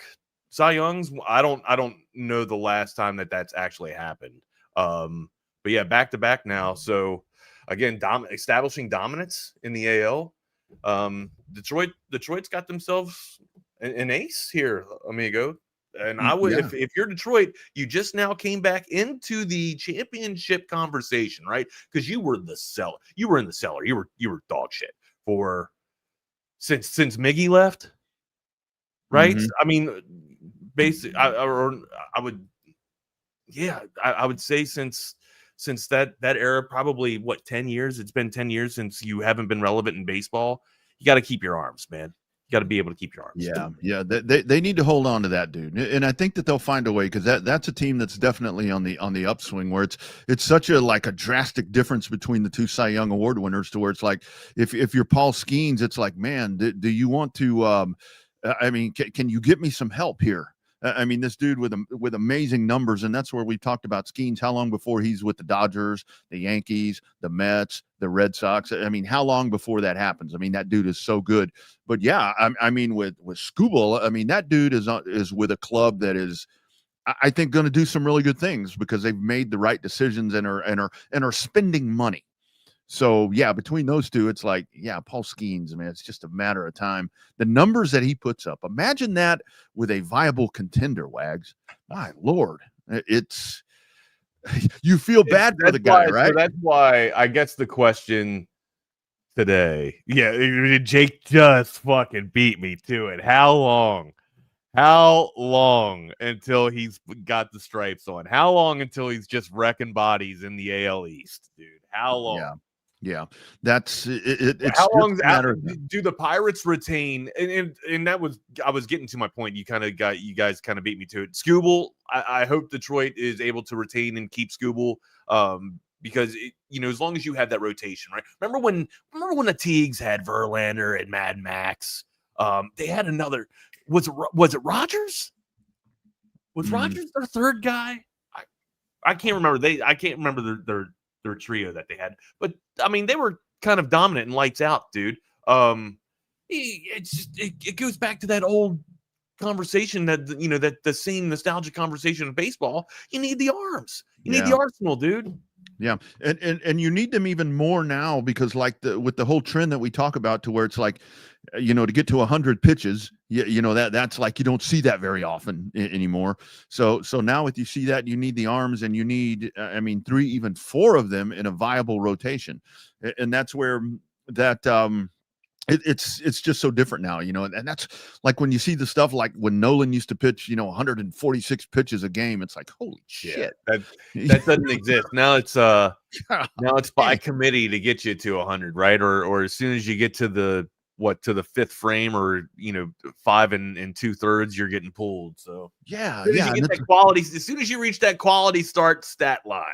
And that's a bad thing for like, there with the Pirates too, where it's like this dude can go out and have, 5 innings of shutout baseball and you're ahead 1-0. And it's like, you can't generate any offense. Okay. You pull that dude out, you're about to lose because you're going to the bullpen. And that's, again, that's organizational stuff. But Detroit is in the spot where they're going to be viable. And yes, very, very different dynamic between the 2 Cy Young Award winners. And today we get the MVPs. So I wonder who's going to win. Right, MVP today. So, and I wonder who that's going to be. Right, who the hell is going to be the MVP? Man, I don't know. That's going to be that. I'm going to like be on the edge of my chair waiting to see who wins that one. Now the other one, I kind of hope the Big Dumper. I would think the Big Dumper. I'm a fan of the Big Dumper, I guess. Because he's just a good old boy. When's the last time a catcher's actually done it, right? Man, exactly. Yeah. So that would be good. But yeah, that NL one, I'm going to be, I don't know. It's going to be a real toss up. So I'm certain. There we go. I think I found it. I'm looking for the Cam Scatabo shit. Apparently, there it is. We got it. Because this is a great question. Here, I've never thought about this, Wags. And it's one of those things like when I was talking about the other day, like when I get to a stoplight and I turn the radio down, if I've got to go across a busy intersection, it's one of those things that you do and you don't think about it. And what he's talking about, I had to sit here and really, I almost went and had one of these just to figure out how I just to see what you do in your natural, just to see how I do it. And here's the question: is it a natural reaction if you're conscious of it, right? Mm-hmm. Yeah. Is it a natural reaction? I don't know. Let's go. Let me tell you about our friends at Hecht Law Firm first, and then we'll go into a little roundabout and commercials, and then come back and have some fun with that. And then after that, we'll break down the Thursday night football game and talk a little bit of Texas hoops. I don't know if you guys saw Texas hoops last night, but hey man, here we go. Man, I'm all over the place. Let me tell you about Hecht Law Firm real quick. There's a new lawyer in town. When the storm hits, you got to call Hecht Law Firm, right? Ryan Hurricane Hecht, your go-to personal injury attorney right here in our Fairburg of Austin, Texas. He's a proud Texas Longhorn fighting for fellow Texans, and he's not just a lawyer, he's a Longhorn through and through. And he brings that same fire and pride into the courtroom. Injured in a car accident, you're hurt on a job, you got a dog bite, any type of personal injury, you get your heart broken, give him a call. I don't know if he'll give you any type of legal advice, but he might console you because he's compassionate with his clients, right? Aggressive in the courtroom, but compassionate with his clients. He knows what you're going through, and he's going to fight like hell to make it right. He's Austin-based. He's Texas proud. He supports local sports, local businesses, local families, and you, friend of the show, went to school with BK, fighter for the people. Don't let insurance companies push you around. Let Hurricane Hecht blow the case wide open, right? You don't have to deal with all their bullshit. Let Ryan Hurricane Hecht get them done for you. 512-938-8929. That's the number to call. 512-938-8929. Email my guy, Ryan at HechtLawFirm.com. That's Ryan at HECHT lawfirm.com. Tell him the crew from TSU sent you. That's right. Let's talk about AV consultations. Here's my card. You have been summoned for jury. Get that out of here, man. I'll be right back. I gotta pee real quick. Hold tight. You guys pass me on your excuses that I could use, but keep it clean. I mean, don't sit there and say I don't like whatever, but yeah, pass me on some good excuses. Maybe I'll try that on Monday, and I will keep you updated on that. Audiovisual consultations. If you're looking to have that home theater system, that home stadium system, there's only one phone call to make. 512-255-8678, avconsultations.com. Check out the gallery of projects there. They're going to come in, and not only the visuals right here. I've got this popped up right here. This is actually a picture that when we were at Circa last year. That's the stadium swim and all that. And doesn't it look beautiful on my AV Consultations TV? I mean, just memories. And you'll make some sweet memories when you have an AV consultation set up, because the sound and the sports and the movies, all of that, AV consultation. Hi, this is Tom McKay, owner of Audiovisual Consultations, and we'd like to take a moment to thank all of our clients for making the last 37 years both fun and fruitful. If you haven't yet, I'd like to invite you to give us a try for all your home electronics needs. There's no need to leave your home to find great pricing and incomparable service. No traffic, inexperienced sales geeks, or pushy showroom tactics. We come to you. So just relax, hug your kids, and smile. We handle all the work. Just give us a call at 255-8678 or online at avconsultations.com. That's right. Since 1988, avconsultations.com, 512-255-8678. In the market for a new or pre-owned car, truck, or SUV, one place to go. We talk about them each and every day right here on TSU. It is Covert Bee Cave and covertbeecave.com. I don't have to worry about shopping for mechanics to make sure it's done and done right. I come up here, I'm in, I'm out. They give me a loaner sometimes, and it's hassle-free. If you have any questions, they'll go ahead and help you out and educate you. They're not just here just to sell you a vehicle. They're here to build a relationship. They treat you like family, and then they make the experience what you want it to be, not what they want it to be. Covert, born and raised in Austin, where you are always treated like family. Right. Nobody beats a Covert deal. Not now, not ever. Also want to tell you about our friends at McCall Custom Homes. And actually, yesterday I was checking out a little bit of golf, checking out the Pro-Am yesterday. Caitlin Clark on the Pro-Am yesterday. I saw her sink this putt, and I thought of my man, Mike McCall. Take a look at that right there. Look at Caitlin Clark. Boom! And the Tresselettes were all there representing. How about that? Good stuff right there. McCall Custom Homes, 512-633-9580. Looking for that free estimate. If you're a TSU listener or viewer, make sure and mention TSU. McCall Custom Homes, ATX.com, an indoor project, an outdoor project. Mike and his crews are going to take care of you like they've been taking care of many, many people for over 4 decades, 40 years plus, father-son team, and they want to take care of you. Get that call in or text, and be sure and mention TSU for your free estimate today. 512-633-9580. McCall Custom Homes, 40 years family owned and operated in Central Texas. We build value into your home. See that putt? I did see it. So let me ask you a question. Since you've clearly got Instagram pulled up already, because that was on Instagram. Twitter. That was on X. Oh shit. All right. I was going to ask you if you could, because I don't know if the sound's going to play on this or not, right? I've been trying to get the sound to work. OBS is so much easier for me. I need to learn. I kind of miss the OBX and the OBS and the so much menus. easier for loading audio and stuff. Yeah, these are a little different. These are so let me pull this navigate. up, right? This is Cam Scatabo. So the world and new age of, I guess, the time of entertainment these days, right, is streaming. Clearly, you're watching streaming now. The cord has been cut, cable's been cut. Now everybody has a platform. All right, Cam Scatabo, and he's got some time on his hands. After going down and having some injury. He's not exactly on the field. He's got to recover. He's got his foot broke off for a little bit. He's gonna be up. So he's got to find some place to kind of get some outlets or get his energy out there, right? Decided he's been streaming. He's done the streaming thing before, but he's got a lot more time to dedicate to streaming. Here's Cam streaming, and he's got the thought of the night, right? Late night thoughts, and let's see if you guys can hear this. I don't think you can. Their little volume thing on the bottom.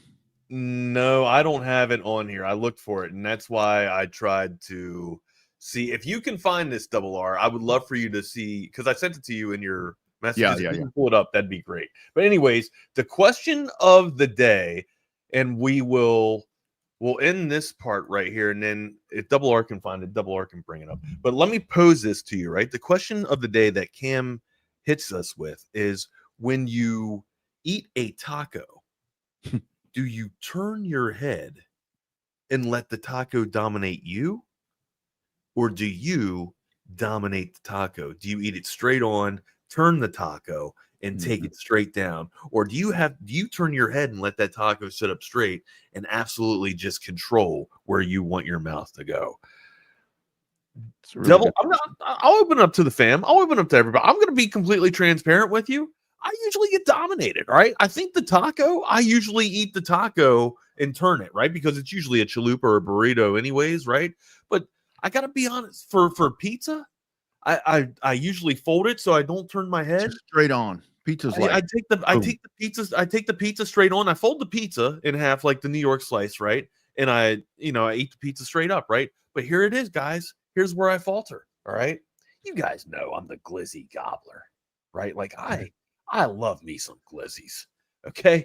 And when I got my two hands around that dog, right, and I'm about to just take it down, I can't keep my head straight. I gotta turn my head a little bit, Double R, right? Yeah. My head just a tad there, and just take that glizzy all the way down the gullet. I mean, that's a champion. That's just championship form. You got to go like that, bro. Yeah. The taco for me, and seriously, I had to like recreate eating a taco to try to figure it out. So yeah, I'll kind of use a mouse pad here. So let's kind of say this is the taco right here, which is a very big one apparently at this point. But for me, it's like, yeah, if you turn it right. Here's the thing. Like, I'm seeing something too, like the bottoms or the toppings, the fillings drop. Not if you create the pocket. Okay? Yeah, you got to create the pocket, especially if it's a hard shell tacos. I get it. Shit can drop out of there. Chalupas, I understand it can drop out of there, right? But the soft shell taco, right? You kind of make the wrap. Anybody ever rolled a joint? You make the pockets and nothing falls out. Yeah, and I think for me with the taco, it's again. Not that I've ever done that. I've seen instructional video on it. Allegedly, instructional video. Yeah, okay? Allegedly. Yeah. They taught me that at DARE class. You know, isn't that funny? That's like you would go to DARE class. You go to DARE class and all the shit. Here's how they do it. Right. So if you're at a party and you see anybody doing this, you might want to get out of there. Yeah, it's like you're in DARE class and they're like, then you see the real experienced ones. You know, the real experienced ones, if they bring out the syrup and they start coating it like that, right? Yeah, then you know you're in real trouble, guys. So get out of there. Yeah. The only thing they didn't do is smoke. They got it all ready for this so that they could handle it when they got out of class. At DARE class, they're like, if you see a guy with a mirror and he's putting something down here and he's going like this, it's like, oh, so that's how you chop cocaine. Oh, shit. I was always wondering about that. Funny story, dude. I remember in physical science in 9th grade one year, we were doing something where you had to use a Bunsen burner. And there was this one of my vatos, buddy of mine, he had his Bunsen burner there and it wouldn't ignite. And like the coach comes over and he's like, let me see if I can get this thing. And he's doing whatever. And my buddy, you know, dope head, pot smoker, recreational dope smoker. He's like, oh, I got it, coach. He reaches in his pocket, pulls out his lighter. Bunsen burner came right on. So with the taco, it's like, so I point it down like this. That way the shit will fall, whether it's on the wrapper or on the plate, you know, because I don't want to lose any of the intestines of the taco. I want the meat and the cheese and the lettuce. I want all of that to fall. The lettuce. Where I can still what's up, Hunter? We see you, brother. So I usually when I'm taking down the glizzy, right? I turn the glizzy because usually I got some chili. I got some chili dog on there, right? I got some chili and some cheese, some nacho cheese, my cheese, nacho cheese, my cheese. Nacho cheese, man. So I turn the damn dog a little bit, and then I don't like it hitting my teeth, right? So I like hitting it the sides of my mouth if it is going to scrape off, right? I can't get my mouth open as wide as I can, like as wide as I used to be able back in the day. Yeah. So the glizzy kind of gets stuck a little bit. So I got to kind of turn it to the side and let the toppings go on enough glizzy talk and enough taking it down the gullet here. Where do you want to go next, amigo? Wags, I am trying to find Texas hoops last night against Fairleigh Dickinson, or where did you call them? What? Fair to Midland. Fair to Midland. We got Texas versus Fair to Midland last night. Consider the opposite. Great showing for the Longhorns. The hook was 35.5, if I remember correctly. And the Longhorns came out and dominated, man. Dominated in the paint too. Vikatai, if I'm saying his name correctly, Vakatitis. I'll get it right one of these days. I swear to God. Probably not though. But he was fantastic. I just call him Matas. Again, it's physicality in the paint, right? Swain being able to go out there and being able to provide a lot of guys in double digits. So I asked yesterday and a couple of days ago if there was a pure shooter on this team, right? There's Mark can get his shots, right? But it kind of looks unorthodox. I don't know if it's exactly pure, right? Do we still have a notion, or do we still have some type of an idea of the pure shooter on this roster yet?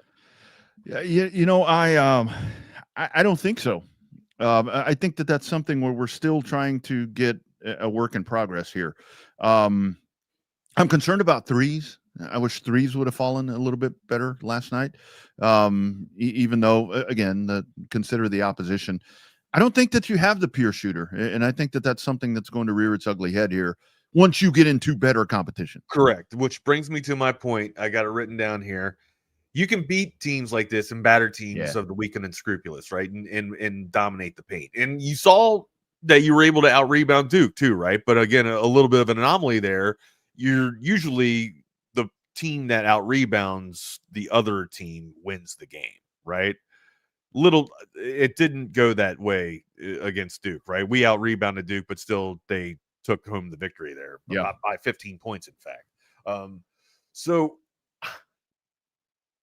I mean, when we go up against the opposition who does have lights out shooters, I mean, hell, and you saw that with Evans too against Duke, right? Like, if you don't have that way to counter that, or if you don't have your version, and you don't even need to have a pure shooter, right? I say pure shooter tongue in cheek, but you just need to be able to have a guy that can hit from the perimeter consistently, right? Or at least 40% or somewhere around 40% from beyond the arc, right? Like that, to me, I can live with that. Or two dudes that can dial it up from long distance, right?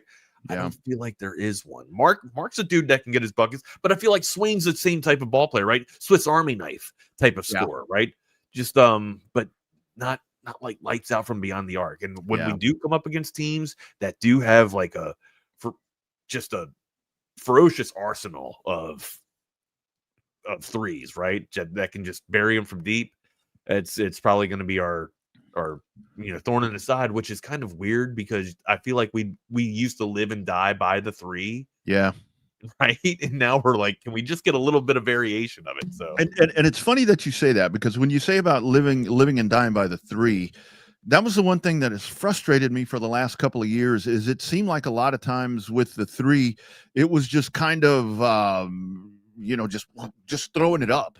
I mean, where there wasn't any real consume thing to it, or a real constructive way of doing that. It was just kind of desperation, where it's like and it's like where you talked about, to where like with the half court offense is better, where before it's like, okay, get the ball, get down court, get somewhere close and heave up a three. And I think that's what we had before, or what Texas had before, to where now that's going to be dialed back. But I think you need one true shooter. And then you need two or three guys that are going to be able to do that as well. I mean, but Traore is great on the boards. I mean, 10 rebounds, I'll take that. He's fantastic. And he's French, or where's he from? Where's this guy from? He's from Europe, right? Yeah, he's either from Europe or Wichita Falls, one of the two. Fair to Midland. He's from Midland, Wags. I thought I heard the announcer say that he was from across the pond. Well, I mean, maybe they meant Tillman, Texas, or something like that. Maybe they meant Ivory Coast, South Austin. He's from Ivory Coast. Okay. Yeah. So again, very early, but you're going to need the shooters, because the competition in this league, and again, like we were talking about yesterday, Wags, you don't have to strive to win the conference. Yes, that would be great, but just stay within the cusp of it, kind of stay within the meat of the conference, and I think you're going to be okay. But sorry. Now I'm turning into Wags. Now I'm all consumed here in the comments. You make eye contact with a stranger while you're doing this. I'm assuming the taco, right? I'm assuming this is like with the taco conversation. Oh, wait, you just threw me off for something here. Hunter, I don't usually when I pound a taco, Jesus. Usually when I eat a taco or gobble a glizzy, I'm making eye contact with the object that's going into my gullet, right? Or going into my mouth. I'm not looking at anybody else. I'm staring this motherfucker down and it's going in, bro. You know what I mean? It stands no chance. No chance at all. I'm not looking at anybody else around. I don't care at that point. Like, I might look around to see if anybody's going to watch what I'm going to do to this thing. Right? I mean, the mouse would be like, like a ding dong. I mean, bad word there, a cupcake or something where you just go straight in. I would think that's how you would eat the mouse. But seriously, the taco thing, I may have it. I think I may have it over here, Wags. We're going to give it a shot. Hold on here. I'm going to mute. We've already talked about it, Demar. Like, no, okay. we don't really. I mean, I appreciate the due diligence, but so you're going to give me an E for effort. Okay. Well, I think they got the point of it. Is do you turn it sideways? We definitely got it. And I will say part of why I turned mine sideways is because in my mouth I do have some gaps. I'm missing one back here and so forth. So it's like you got to watch, because the worst thing is, you get a taco shell, you get a piece of the taco shell in one of those gaps, and it gets stuck in there, and then you got to dive like from a gap, like from getting the tooth extracted, like wisdom tooth. There's a wisdom tooth, and then there was a molar back here that got all destroyed that they had to rip out that I haven't gotten fixed. And you get a little taco shell that gets wedged in there, then your side of your mouth gets all swollen up, and you look like you have a whole thing of red man on the side. I don't have that experience yet, man. I got some pretty good teeth, amigo. I don't, my man. I gotta get that fixed. But anyway, okay. Enough of the taco talk. See, you got me all distracted here, Wags. Great conversation. You said taco, and I go crazy. Blame it on me. Back to Texas basketball, man. Yes, 93-58. Longhorns take down the Knights from Fairleigh Dickinson. Again, just consider the opposition, right? And if we go back to when we get to conference play, if we go back to long distance shooting, if this doesn't happen, if we don't find a pure shooter, it's going to get bad. Like, I appreciate all the work and all the just being deliberate on offense here and being able to battle. But again, you're going to have to be able to contribute from the perimeter, or else you won't be able to keep up, right? We've kind of seen this, like the Golden State Warriors changed the game, right? If you can hit the three consistently, right? How the hell is the opposition going to be able to keep up, right? And apparently we don't have guys that can make a three. Well, a couple were made last night, but still too little. Not if it comes down to conference playing, when we're going to have to rely on 3-pointers, we can't be having an output like that against the perimeter or on the perimeter. And I was kind of hoping that was going to be Kendall Weaver. Again, we're 3 games in. So over here, it's like, well, I know he's been working on a shot and doing all this extra work. And I'm not going to sit here and say that's not going to pay off because it's still very early yet. But I kind of thought that'd be the guy, right?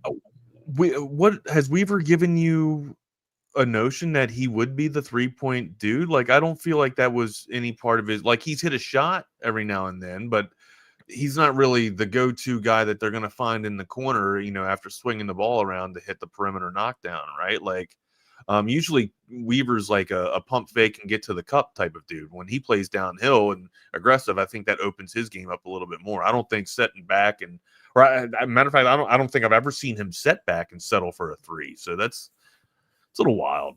Yeah. A little wild. I mean, I would think maybe Mark would be the dude, but again, like, to me, Mark is if Pope's not going to be the point that goes up and gets his shot, the point guard that goes up and works for the shot and distributes his own ball, then clearly Mark's going to be that dude, right? We saw him do a little bit of it last year. It just looks so weird with that left, does it not? Yeah. Just unorthodox a little bit. But I mean, I guess it doesn't matter what it looks like as long as it's efficient and as long as you get the job done. That's the whole thing. I mean, it doesn't quite matter how it happens. I mean, it just needs to happen. So that's something but I do like we can sit here and talk about that part, but again, like the tempo, I do like the tempo. Nothing really seems rushed. Nothing really seems out of sort or over dramatic. The work on the boards, I like that a lot as well.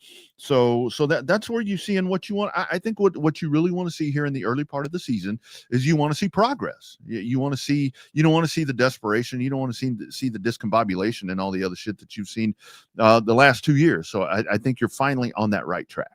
I agree with you. Hey, let's get into some Thursday night football, and then we'll turn into some Georgia and Texas Longhorns if we got the time. All right, amigo, what do we got here? The tortilla on the plate. I think Daryl G is part Hispanic, because we Hispanics don't eat with a fork or a spoon. You always have the tortilla, and that's how you scoop stuff up. That's your utensil.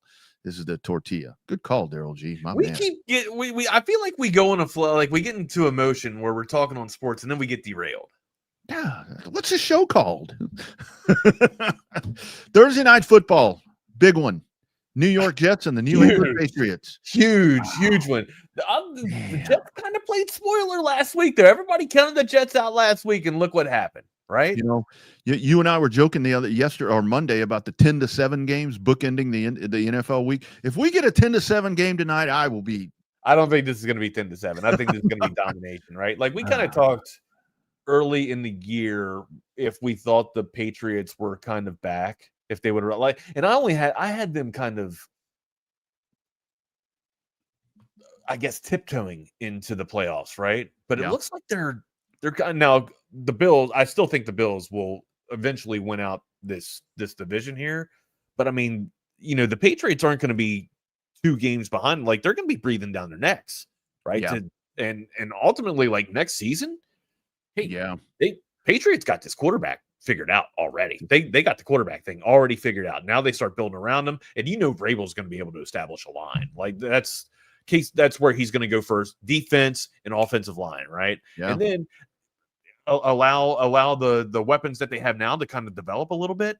I think the Patriots, man, they're getting back to championship form, and they might have just already passed that mantle from TB12 over to Mr. Drake May here. Yeah, DM10. Yeah, we'll see. And that's where with the rest of the season will be interesting, because obviously the Bills are playing, a first place schedule. So the Patriots may win the division. I mean, they just may in fact win the division. I don't know. But that's where we see that's what's going to be so interesting. Can Buffalo beat them? I feel like the Bills will realign. Like I feel like the Bills will be able to kind of right the ship and get back into where they need to be. Like and I say that too because of the weather, so right? But Foxborough gets nasty weather too, right? And you'd like to think that people that around that area are usually prone to it too. So they're not prone to like it. The Bills. It's like the Bills. You think they get on track, and then they come out and have 2 stinkers. But we're kind of at the point in the season to where they typically will do that, where it's like, okay, here's the Bills that we're used to. They come out and they lose a game that they shouldn't lose. But this is when they stop doing that. So let's see if that's what happens here. But the Patriots are totally legit. And when you go in there and you look at the people shit on Diggs a lot, man. But Diggs has had a nice, resurgence here with New England, I would say. Yeah, I was casting stones at him yesterday for fun, but that really doesn't matter when it comes to on the field stuff. But the Patriots, you look at the offseason moves. I mean, that's yesterday, like we were talking about with the Patriots and the Spurs being back in the middle of things again. It's like, oh hell, here they come. And I think the Patriots are being built right now to make a really, really long run. And we talk about windows closing in the AFC for the Ravens and the Bills and for all the Bengals, for all these other teams. Here comes this young team. It closed a little bit faster. It's closing a little bit faster now because New England's coming on strong. I didn't expect them to be 8-2 at this point in the season, right? Like I think when it was all said and done, they would finish with like 9 wins, maybe. Yeah. I kind of thought they'd have about 4 losses right now, but no. And the line tonight is 12 in the hook, Double R. How you feeling about this here? You think the Jets have any type of fight left in them from last week to where they can come in here and maybe shock the world on Thursday night? isn't kind of weird they cleaned house and got competitive? And I don't know how much of that People is fighting for jobs, dude. Yeah. I mean, say what you will, when your job's on the line, you're gonna play with survivability, right? Yeah. I think it's big probably money's a big motivator, dude. Absolutely. And the whole thing is, I mean, because what you would think is going to happen with the Jets, and again, this is a poorly run organization, to where it's like you would think with everything that's happened that you're going to go in there and you're going to start building this franchise to do like what New England has done, or at least attempt to do something like that. But I think this is probably about a 10-point ball game, but I think it stays close. I mean, I think you're in a 10-point game for most of it, where New England eventually wins. But Thursday nights have been kind of, we talk about shitty games, but I'll take a shitty game tonight if it stays close. I think the Jets are going to stay close. I really do. We'll have to see. They're going to have to find some type of arsenal without Garrett Wilson. He's out tonight there. So if you guys have him in your fantasy rosters, make sure you adjust your lineups accordingly. There are no Garrett Wilson for tonight's matchup. But hey, Justin Fields, I know the Jets don't get a lot of love, and sometimes Justin Fields. Here's the thing with Justin Fields, okay? And me being a guy that has Justin Fields in one of my dynasties, I utilize Justin Fields every week. All right, I don't set him because the ceiling is just that high. Like, he's a guy that can get you 30. He just is, right? Now that floor is awful, right? That floor is kind of like 10. Okay, like he can have some really shitty games, all right? But the potential that this dude has to put up 30 points, man. And I know trending, the games on Thursdays have trended down in recent games, right? But usually, and maybe I've just kind of beat this into my head without any type of proof to this or any type of stat to this, but I feel like because the teams are so worn down, right, and it's a quick turnaround, they don't have much time to recuperate and much time to prep. I feel like it's usually a good offensive showing just because the defense isn't ready or isn't recouped, right?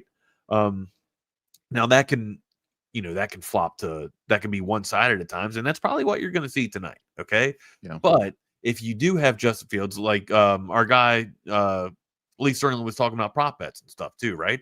You want to take Justin Fields on a little prop flyer. I believe he's going to get his points in the second half of the game tonight, right? Even if they're getting dominated, they'll be having to come and play from behind. They're not going to just hand off to Breece Hall, right?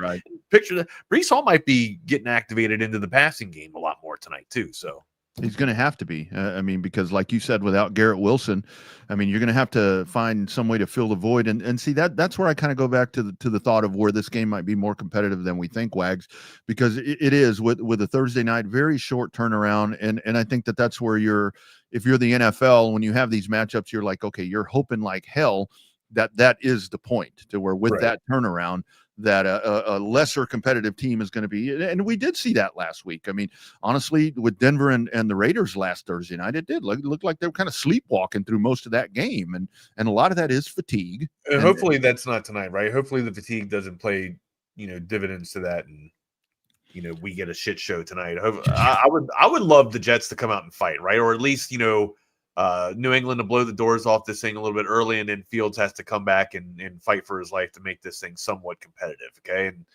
that's only because I'm selfish and I have some ownership in Justin Fields tonight. But yeah, Jake he hits the nail right on the head here. He's supposed to be a garbage time god, but can't even do that recently. And that's the past couple of weeks. It's kind of been struggle bus or kind of mediocre quarterback play from Justin Fields there, and, or mediocre fantasy production for Justin Fields there. That's been awful to play. And the other reason I hope this game is competitive and entertaining is because otherwise it's Troy at Old Dominion on the college side tonight. Yeah. So it's hey, man, like you might not be what's the old saying? You might not be into it, but you probably got money on it. So yeah. So that's your choices tonight. And I guess you got NBA. Spurs fall to the Warriors last night. They play again tomorrow, for crying out loud, back to backs. I guess almost. Yeah. Did you tell me you have League Pass? NBA? No, I do not. No, I do not. I had League Pass forever, and then I stopped. This is my first year I don't have it. Yeah. Right? No, I don't. Speaking of that, it's kind of biting me in the ass right now because I would rely on it to go back and watch games. Yeah. And there's no playback. Like I elected to watch the Longhorns last night, thinking in not knowing that I would have, playback ability for other sports. So I missed out on a lot of shit, like on sports. I guess the way that I usually view sports, because there's just no way that you can see everything live, right? Yeah. Usually turn the phone off and have stuff on the TiVo, and I go to bed around like 1:30. Yeah. And then as the night goes, as I'm trying to fall asleep, I'm sitting here and I'm watching the games go down, right? Couldn't do that last night because I don't have playback capabilities with Sling. So there's a little bit of a bite in the ass. Yeah. So well, that's why I love YouTube. YouTube TV is fantastic. You get all that shit, but and update on YouTube TV. I did see this morning that it sounds like there's some progress, to sound like BK, in getting this done. However, the question of how much to pay, here's what it's down to. And I'm like, so the other stuff, because Disney is this whole thing. You don't just get ESPN. You just God damn. I'm glad I wasn't in constitutional law with you.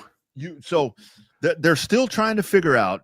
YouTube TV is trying to figure out how much Freeform, FX, and National Geographic is worth for them to put a thing together. So they can value their packages. Gotcha. Yeah, I'm like, look, man, National Geographic, that's great. That's another month. That sounds like another month of red tape. So yeah, they're gonna sit there and jack. So you watched it last night on Sling? Is that where you watched Texas? Okay.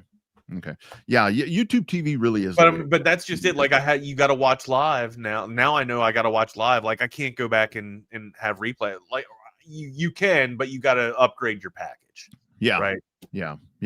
And this is where I need to figure out, because like you were talking about League Pass, because right now when I'm watching what San Antonio's doing, and again, I'm going to watch the Spurs any chance that I get, but now that San Antonio is whatever, it's like Fubo, I can watch any Spurs game.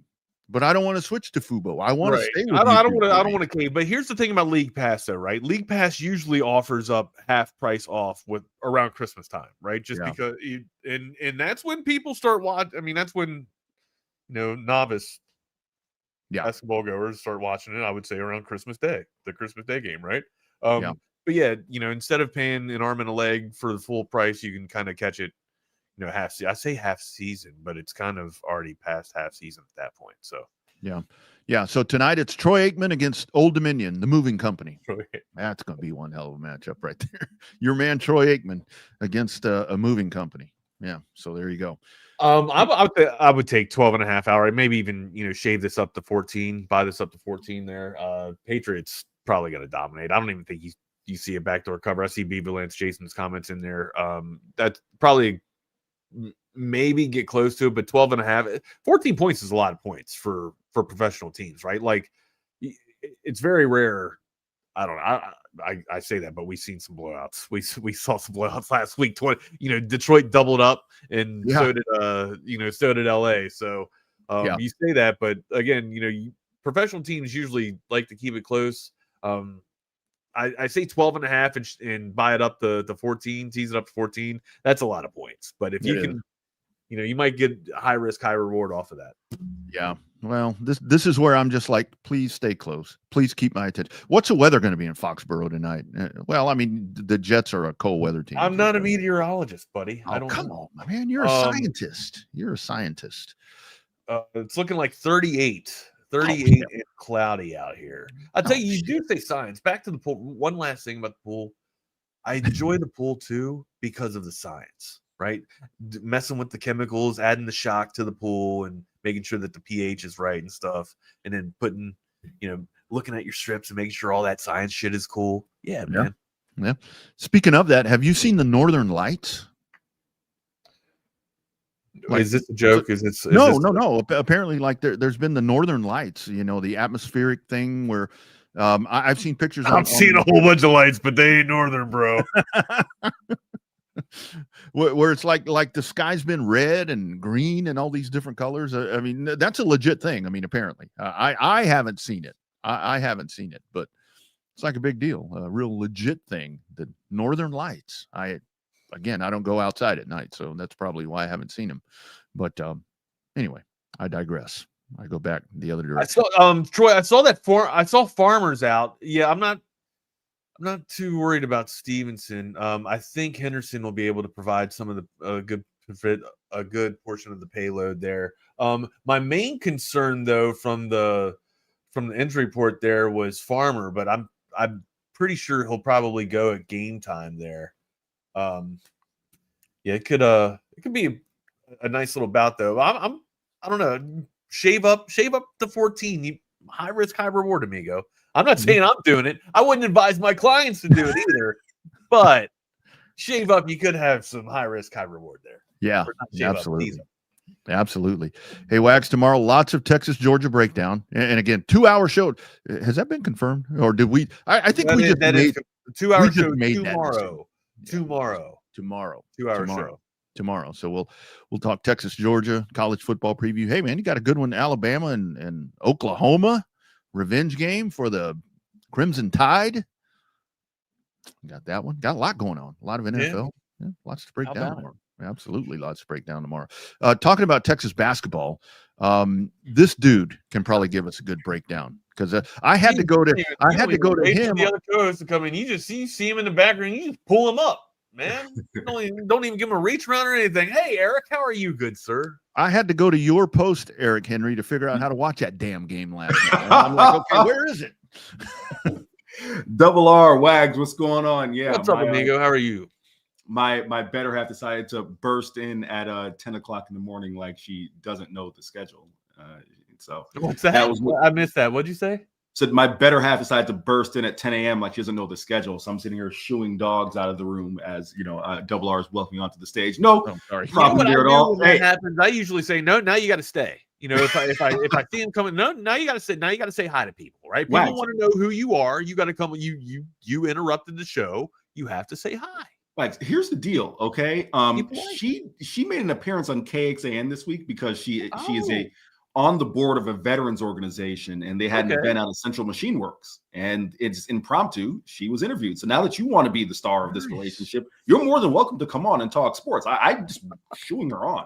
She just keeps running out of the room. But Double R, that is what you call a November matchup on SEC Network Plus. Yeah, yeah.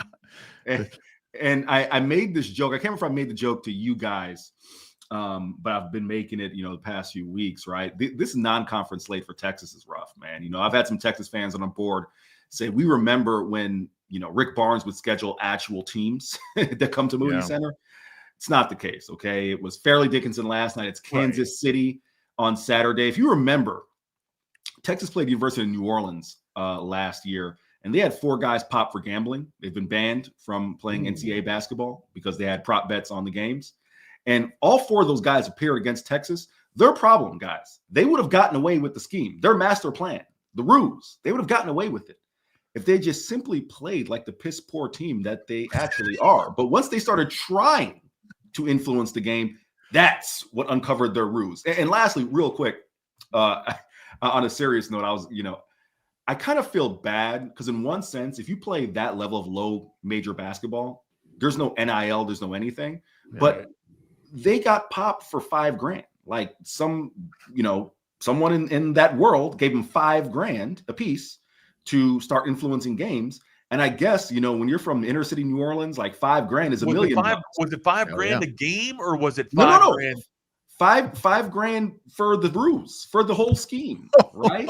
Like that's to sacrifice. I mean, none of these guys are going to the NBA, but at least maybe a career overseas, somewhere. You gotta know your worth. Know your worth, guys. Know your worth. What school/players are you talking about, Eric? University of New Orleans. You can take a look. It's 4 guys who all played against Texas last year. The Texas game was not one of the games that they claimed was influence. As someone who was watching courtside, they could barely dribble the ball up court. So trust me, there was no need to try and influence that one. As I said, if they just played like the piss poor players they were, they would have never gotten caught. But all 4 of the players who played against Texas in that game last year, Jordan, have been barred from playing collegiate basketball because they got popped. And then in the text message thread, it's like, oh yeah, we're going to spend this money at Saks. It's like, come on, fellas. Man. Hey, did y'all see the baseball betting scandal that came down? Yeah. I did not. Okay, well, I pulled it up for you. About this. Before, let me ask you a question real quick on the football team here, or not football team, basketball team here. Mm-hmm. I don't feel like we have a pure shooter. And it's only been a small slate here, right? But I don't feel like there's a pure shooter on the team yet. Mark and Swain are Swiss Army knives. They can score, but it's however they can, right? We got some size down low, right?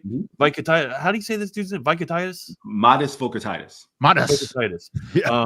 This dude, he's got some size, and Traore, is that correct? Traore. Yeah. I mean, able to battle down low, that's fantastic. But now I feel like I'm asking or wishing a little bit of what we had the past 2 seasons, to where, like, hey, man, we almost lived and died by the three. If we can just get a little bit of a breath of the 3-point shot, we might actually have a chance when competition comes to play, right? Because right now we're able to bang down with the Sisters of the Week and Unscrupulous, but when that comes, like, how much will we be able to keep up with people that have lights out shooters from the perimeter?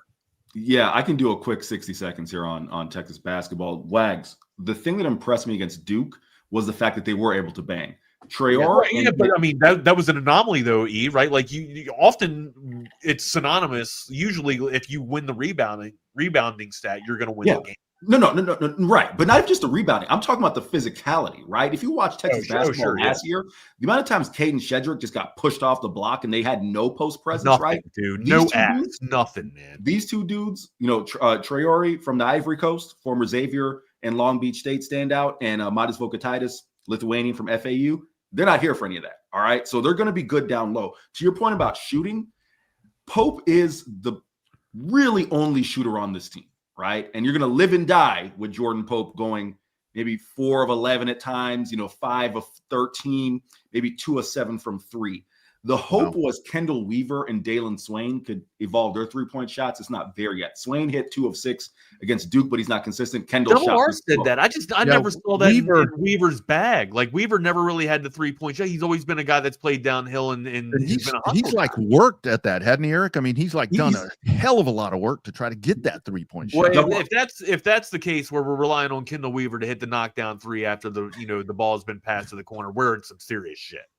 Well, you have him. You have Camden Heide, who's a transfer from Purdue. He hit a 3 last night, but I don't know where his minutes are going to be. Yeah, he's not even getting 10 minutes though, right? Right. Double R, to your point, Kendall seems like one of those guys, when you watched him shoot it in practice, just getting shots up, it's not translating to the game. What I mean is his actual shooting form. It's not natural yet to him, right? Yeah, because when you saw him shoot last night, it's like that's not what he's doing in practice, and I don't think it's intentional. I think he just has to get used to trying to be in that role, right? So, yeah, it's gonna be something to keep an eye on. But I am optimistic about the team. If for nothing else, they're running real offensive sets. It's not delivered to. And as soon as they get over the line, they get right into their offense. They are immediate to get into their offense. It's not dribble. Hey, Trey, all right, ISO ball, bail us out, right? That's what has me hopeful. Yep, absolutely. Good stuff, man. All right, boys, we're gonna get out of your hair. Hey, thanks for the crosstalk. We appreciate it, man. We'll be listening. See y'all later, man. We appreciate y'all. Well, hey, welcome into the Lone Star Playbook. I am Jordan Scruggs. That is Eric Henry. I do want to hit on this baseball scandal thing real quick. Yeah. Just because I do think it's funny. Also, CB mentioned it earlier. You probably don't even know who this is. Javon Felix is at the University of New Orleans. Actually got a shout out from him. He appreciated me shouting him out when he was honored last year. So I had a quick conversation with him pregame. So I do know who Javon Felix is, and yes, he is at UNO. Okay. Yeah, I'm learning, dog.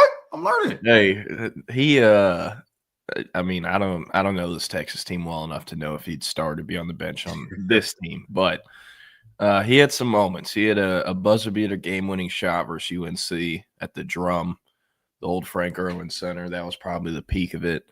And he hung out in Austin for a little bit after. I think he might have been coaching or something. I really don't know. But, I saw him at the Barton Creek Mall, and it was like, that is 1,000% Javon Felix.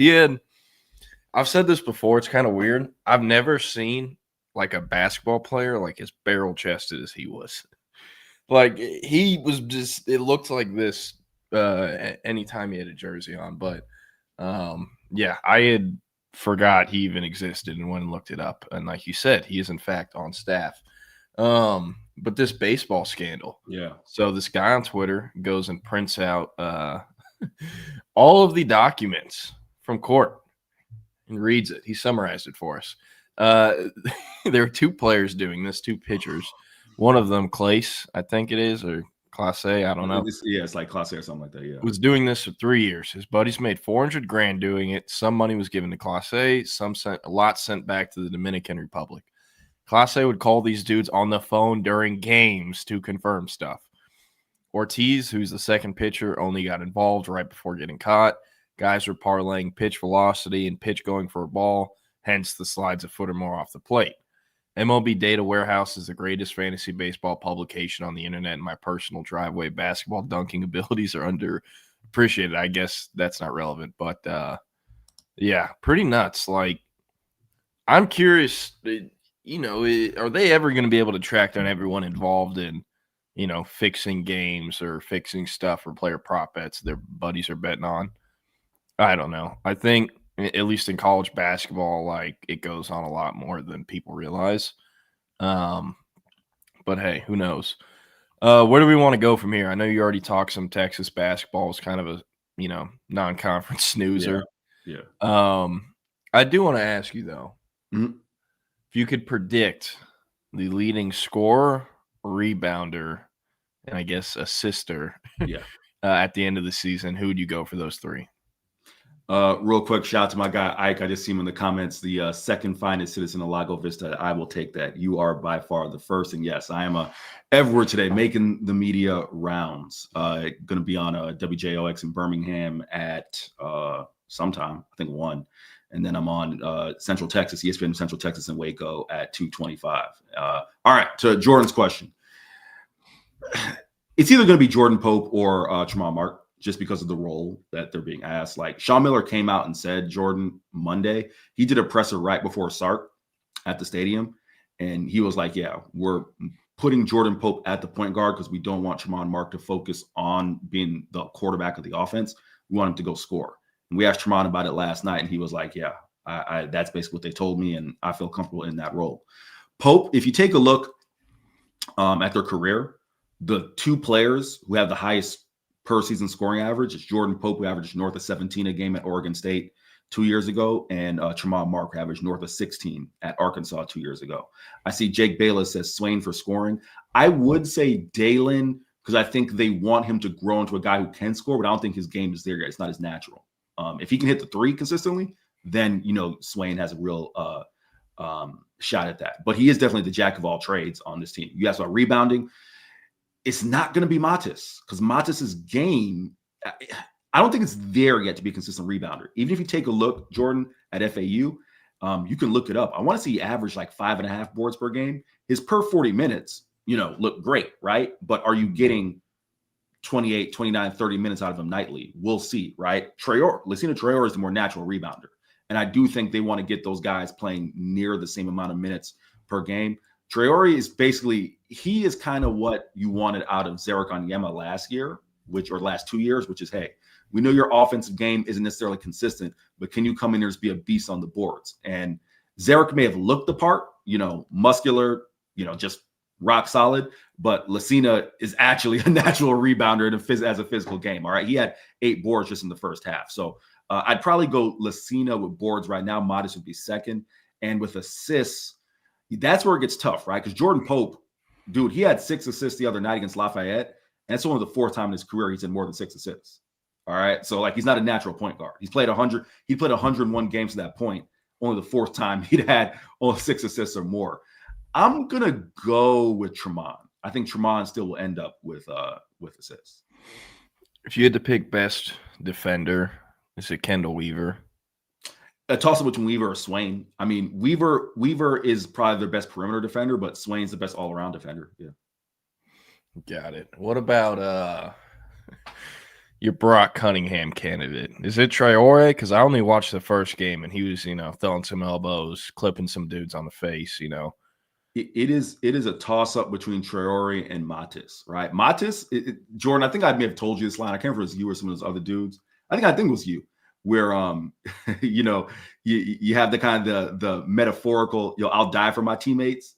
And then you hear like Enos Cantor, them dudes from Europe is like, no, like then it's not a metaphor when they say that.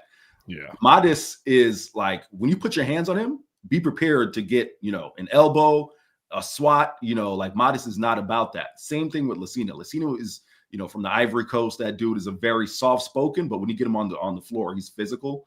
Both those dudes like contact. I think, to bring a football analogy, that's the thing with, again, it sounds like I'm bashing Shedrick and Zarek.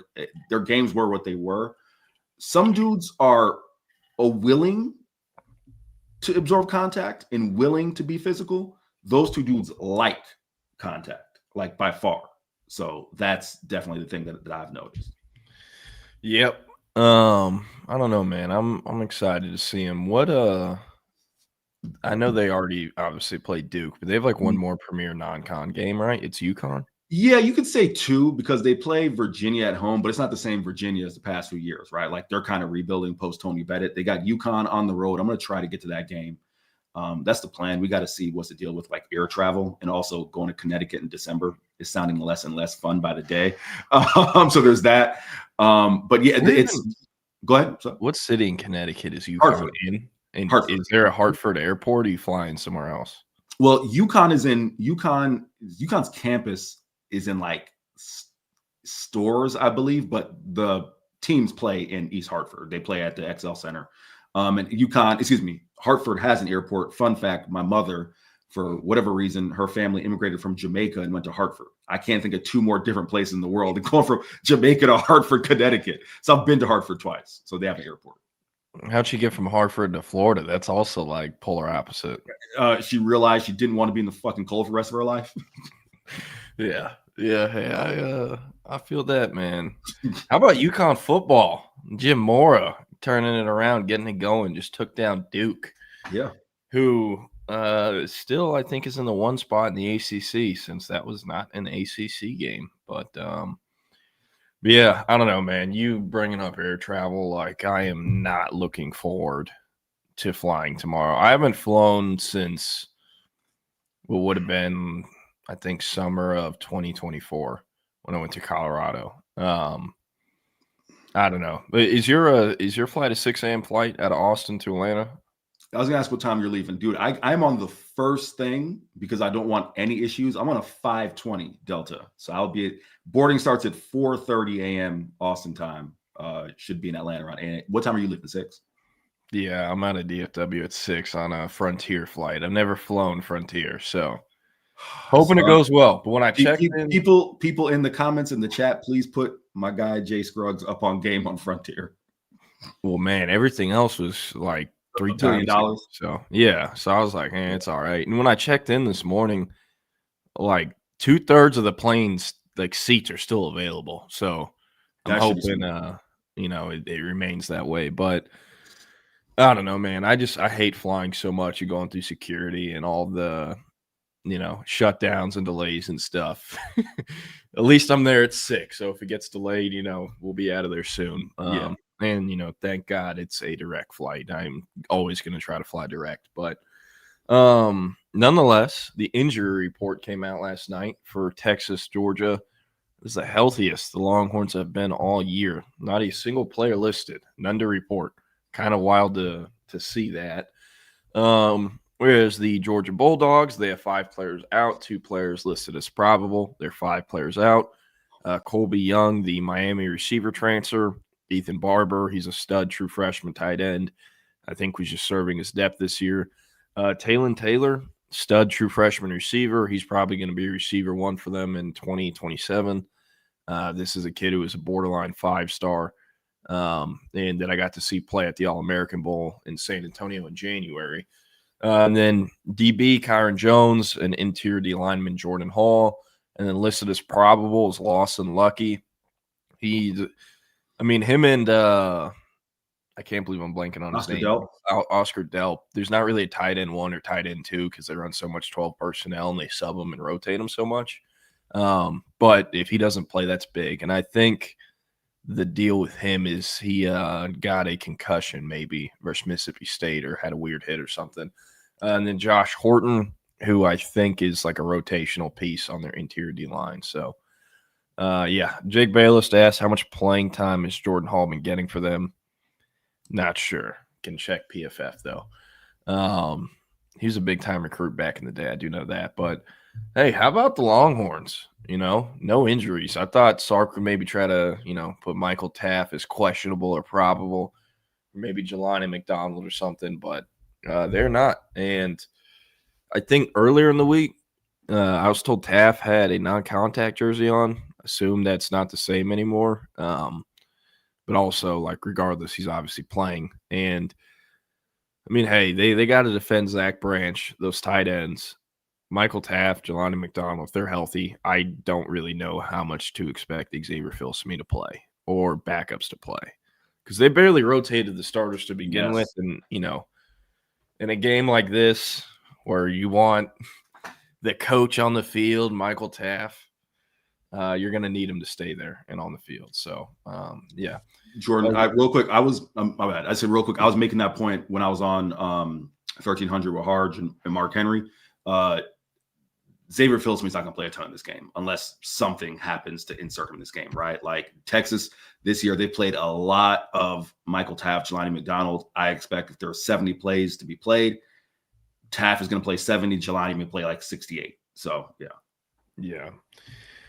Definitely agree. Woodcrest asks, is this a game where Baxter can run between the tackles and get those extra 2 to 3 yards after contact? You hope so, but kind of got to see it happen first. Got to see if the O-line can block first, It feels kind of like whenever – I've been betting on Texas Tech a lot this year. Money lines to, cover or whatnot. And each time you look at it, and it's like, okay, can this other team block Texas Tech's D-line? No. Okay, take the over. Georgia, their D-line, their front seven, it doesn't have quite the depth with NFL players as it's had in the past, but they still have NFL players. And they are a much better group than what this O-line faced versus Vandy. Can they block them? That's the main question I have as far as the Texas offense versus the Georgia defense. So with Baxter, we'll see. I kind of hate it because even before he got hurt again, and I think the Sam Houston or UTEP game, seeing him in the Ohio State game, some of the other ones, he did not look as explosive as he used to be. And, it's hard. He blew up his knee. It was more than an ACL. I think it was MCL, PCL, some other stuff too.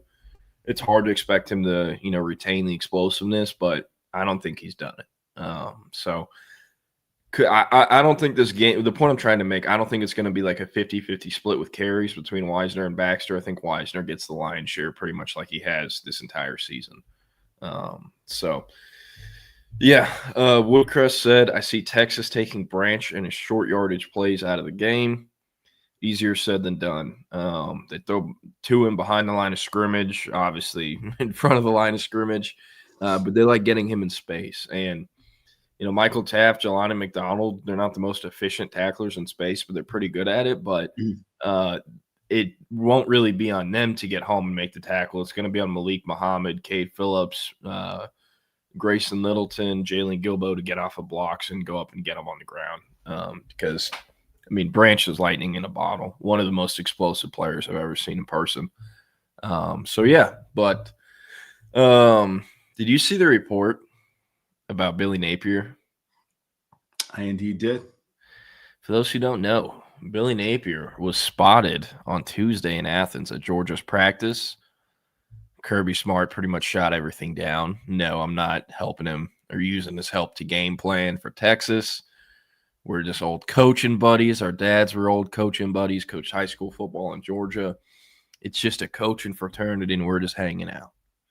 That's basically what he said. Billy Napier's 1,000% giving him some help. Of course he is. And also, Arch brought up how he talks to Ty Simpson. You don't think Sark is talking to other coaches in the SEC? Yeah. It happens. This was just an in-person meeting, not a phone call. What can Billy Napier bring to the table? I get he beat Texas. It's a different Texas team. Georgia has different personnel, different schemes. They share the same philosophy in recruiting where they want to load up on point of attack players in the trenches, but that's about it. There's nothing Billy Napier, I think, can really unearth that Kirby Smart won't already find himself since he's Kirby Smart. So, yeah, Jake Bayless brings this up. If Gilbo's lined up across from Branch, it's barbecue chicken alert, unfortunately. Yeah, I think Malik Muhammad will probably get that matchup. He's the twitchier one of the two. Maybe Grayson Littleton, but, I mean, man, that is a lot to put on a true freshman in a road night game in Athens. So, I don't know.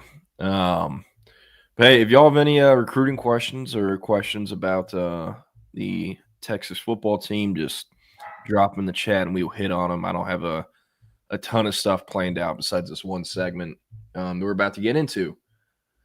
So I originally wanted to do a story on this during the bye week, but, kind of just slipped past me. So we're going to do it on the show. In this idea, we're going to build the best team of the Sark era. So from 2021 to the 2025 season, for each position, I've lined it up. HM is honorable mention, and you pretty much can pick whoever you want. Thought about doing it by year, but then people are going to be like, oh, you chose 2021 Xavier Worthy over 2023 Xavier Worthy, so I won't do that. We'll just pick the best player in general. Who are you doing for quarterback? So just to be clear, this is of the Sark era, right? Sark era only, 2021 through the present. Okay, and it's best player. It's not. I just want to make sure the parameters before I start, giving my. Yeah, best college player has nothing to do with recruiting rankings. Okay, because just for the record, y'all, I'm seeing this on the fly. Like I am doing this off the top of my head. Best college player. The answer is Quinn Ewers. I would have gone Arch. We can go Arch and honorable mention. And we'll do it that way. RB1 has to be Bijan. Correct. Okay. No debate there. And then probably Jonathan Brooks too. Yeah, I thought maybe Roshan, but I think he can be good in the honorable mention. So yeah, we'll do that. Maybe freshman year Baxter. I want to throw him in there, but I can't do it. Wildcat. Y'all know who I'm going with. The Red Cat. No, that's a joke. We're not doing Savion Red. I don't know for Wildcat. They haven't really run Wildcat that much outside of Savion Red. So I can't even think of who it'd be. We'll skip it. We can come back to it. Receiver 1. Who you like? Because there's everyone's going to have the same 3 names. It's which order would you put them in? That's true. Again, if we're just talking about collegiate player, I'm going to try to overthink this. I'm going to go with the first one that comes to mind, Xavier Worthy. Okay. You want to put him in the slot? No, because he didn't. Yes, he rotated a little bit, but he wasn't a slot guy. I go Jordan Whittington in the slot. Yeah, and then 80 Mitchell and Golden for 2 and 3. Mitchell and Golden, yeah. Okay. Who's your honorable mention?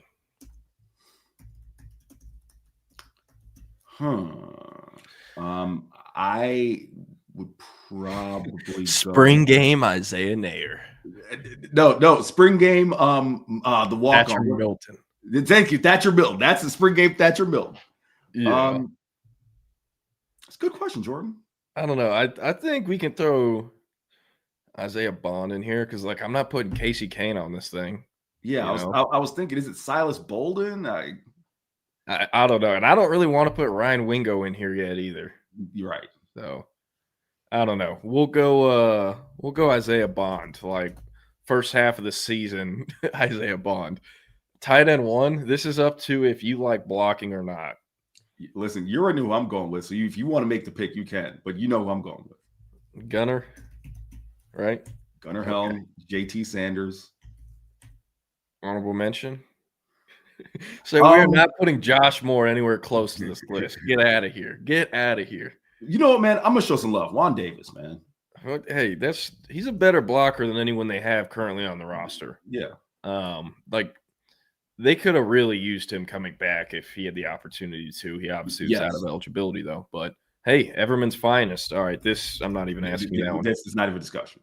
Yeah.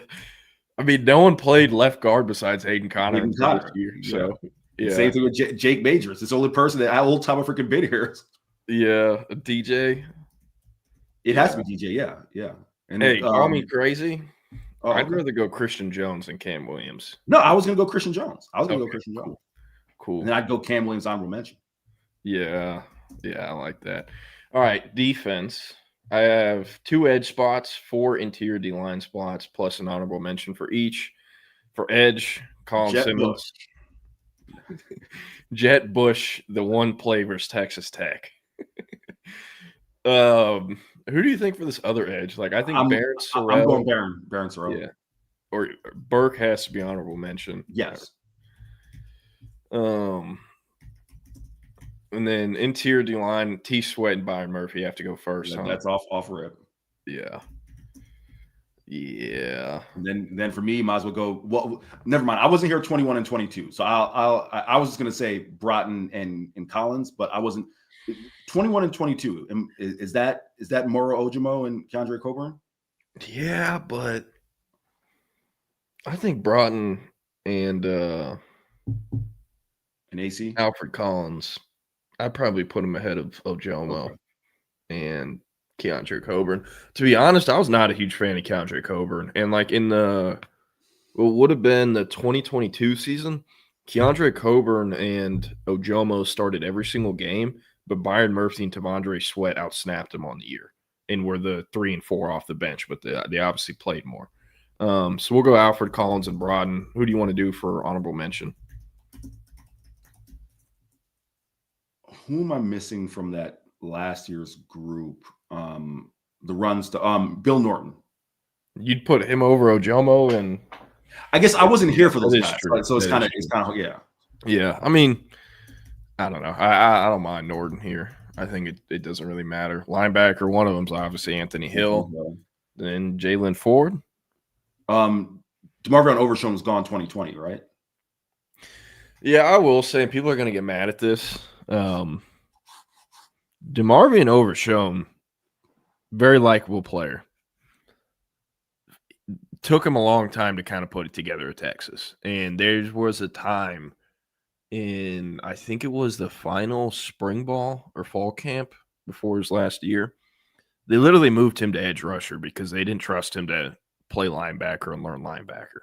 Like he's obviously been hurt a lot, but I've kind of been surprised at the success he's had for the Cowboys. And I'm obviously rooting for him, but I would put Jalen Ford ahead of DeMarvion Overshown as far as what they brought to the table in college. And I mean, I guess we could go Overshown. Trying to think of other guys that would make sense. The only one's Benda, right? Yeah. Ty Anthony Smith and Leon aren't there yet. I want to do that though. And it is a good point. He is a safety that converted to linebacker, but still, like Jalen Ford has to go over Overshown. We'll give him the honorable mention nod though. All right, corner. Are we sticking Jade at corner or star? What do you prefer? This is tough for me because you know how big of a fan I was of Jade Barron at star. Like I thought Jade Barron, he was one of the first Texas players that stood out to me. It's like, yo, that guy's no pun intended, a star. But I think his value at corner, what he showed last year, you probably got to put him there. Yeah, agreed.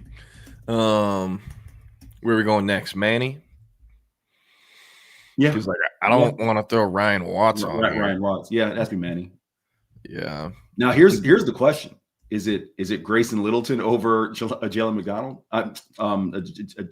Is it Grayson Littleton over Jalen Gilbo? Or is there someone that I'm missing from 21 and 22? No, because Jade was the nickel. Was the star. Right. Yeah. In the comments, they're saying Deshaun Jameson. That is a good point. I don't know, man. Deshaun Jameson did a lot of cool stuff, but that masked the fact that he got his ass tore up a lot too in the Big 12. And I get it. You're a corner. You're going to give up receptions. That's what happens. It's part of the game. But I don't know. This is kind of bad, though, that I think Grayson Littleton, I'd take him over Gilbo. So, yeah. CB honorable mention, Watts. I like Ryan Watts. I was Ryan Watts guy. I'm curious. Does anyone know if he's healthy or playing yet or working back to playing? He retired. Oh, I thought it was like taking a break to get things right. I didn't know it was I didn't catch that. I thought it was a permanent retirement. You probably are right. Safety, Drew Makuba has to be on here. Yep. And what, Mookie? Michael Taft, right? Yeah. Let me ask you this, right? Is there a case, because you saw it, I didn't, and then people in the chat, is there a case for 2022 Jaron Thompson? Fuck no. Sorry. Dude, oh my God. Having to watch Jaron Thompson and Keaton Crawford as the safeties at Texas as long as Texas fans did, I mean, like, there's a reason they basically were like, hey, we're going to go in the portal and upgrade. You're either going to get your snap count cut in half or you're going to transfer. And they transferred, and Texas got Drew Makuba. And it worked out pretty damn well. And I remember there was an Auburn on 3 site who, like, you know, they got Jaron Thompson, like, he has first team all SEC potential. And it's like, brother, it's year 5. If he was going to be this good, you would have known this already, you know? So, yeah, I think safety honorable mention. We have to go Jelani. I think he's been really good this year. And I can't really think of anyone else that BJ Foster, get out of here. He ain't, not a chance. Kicker, Cameron Dicker, or pre-2024 Bert Auburn. But we'll go Dicker. Punter, it's got to be Baumeister, no? Or am I? No, it can be Ryan Sanborn. Yeah, Ryan Sanborn was nasty. Yeah. Kick returner, it's got to be Worthy, and punt returner, Niblett. Yeah, sorry, I got a text. But you agree with Worthy at kick returner? Yeah. Okay, got it. So this is the best honorable mention at no. We're in a Jai Hall ain't going on here. All right, so for those on audio only, and actually let's pick a wildcat for funsies. Yeah, why don't we just like someone who could be the role for this one? JT Sanders or AD Mitchell would be pretty damn fun. But really, Roshan is probably the best one because he is a former quarterback and he could throw it. So we'll go Roshan. All right. So this is for those on audio only. This is the team we came up with.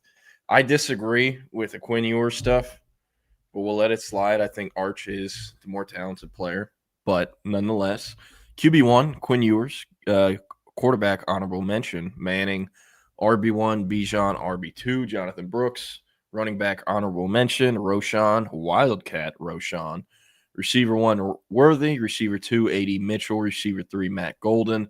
We got Jordan Whittington in the slot. Isaiah Bond is our honorable mention. Tight end Gunnar Helm, tight end JT Sanders. Those are the top 2, and then honorable mention Juan Davis.